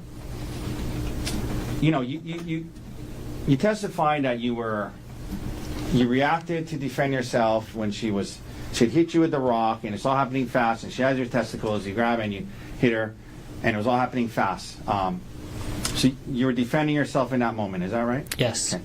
And did you stop as soon as she stopped? Yes. Okay. But you also said you felt horrible about it. Yes. Okay.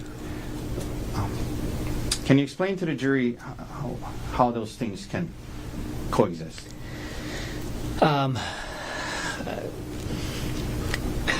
It's you know, I believe in the right to self-defense, right? But I mean, in the moment, it was kind of an impulse. It wasn't like a conscious, like, I'm going to analyze this from like a legal perspective. It was, but yet the result of it was harm to my wife. Okay. How do you feel about that? That she's got hurt? Horrible.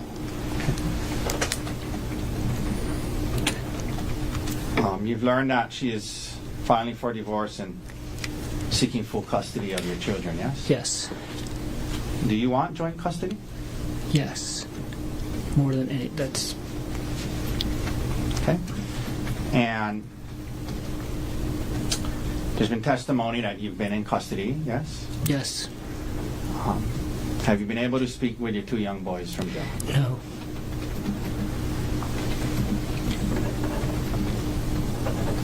Gerhardt, did you have a plan to kill your wife on the mountain that day? No. Did you try to throw her off a cliff? No. Did you try to stab her with syringes? No. When you hit her with the rock twice, why did you do it? In self-defense. Okay. Thank you. That's all the questions I have. Thank you, Mr. Tucker. Mr. Barnard, can we take a cross-examination tomorrow morning? Can we approach Sharon?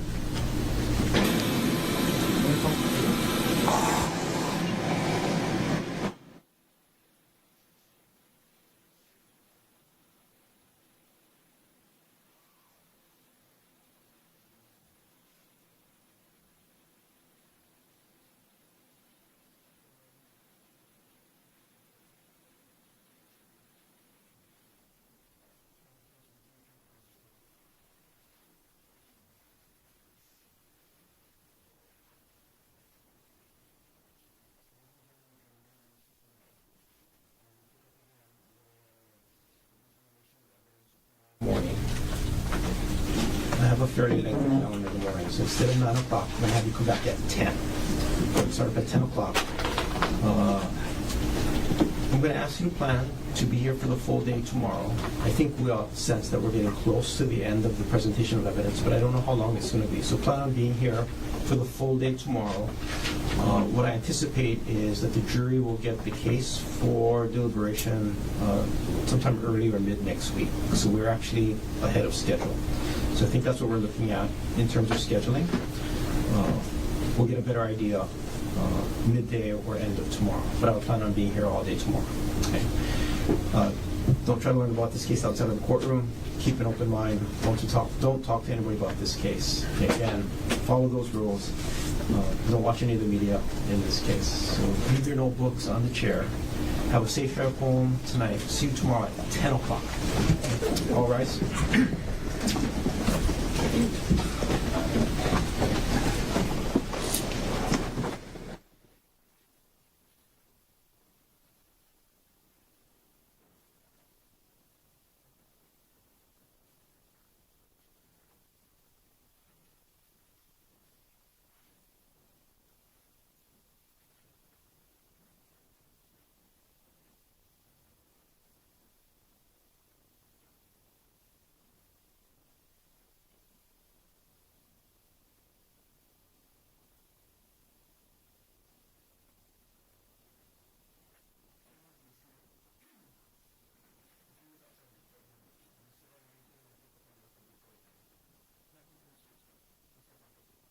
No, not on the record. Thank you.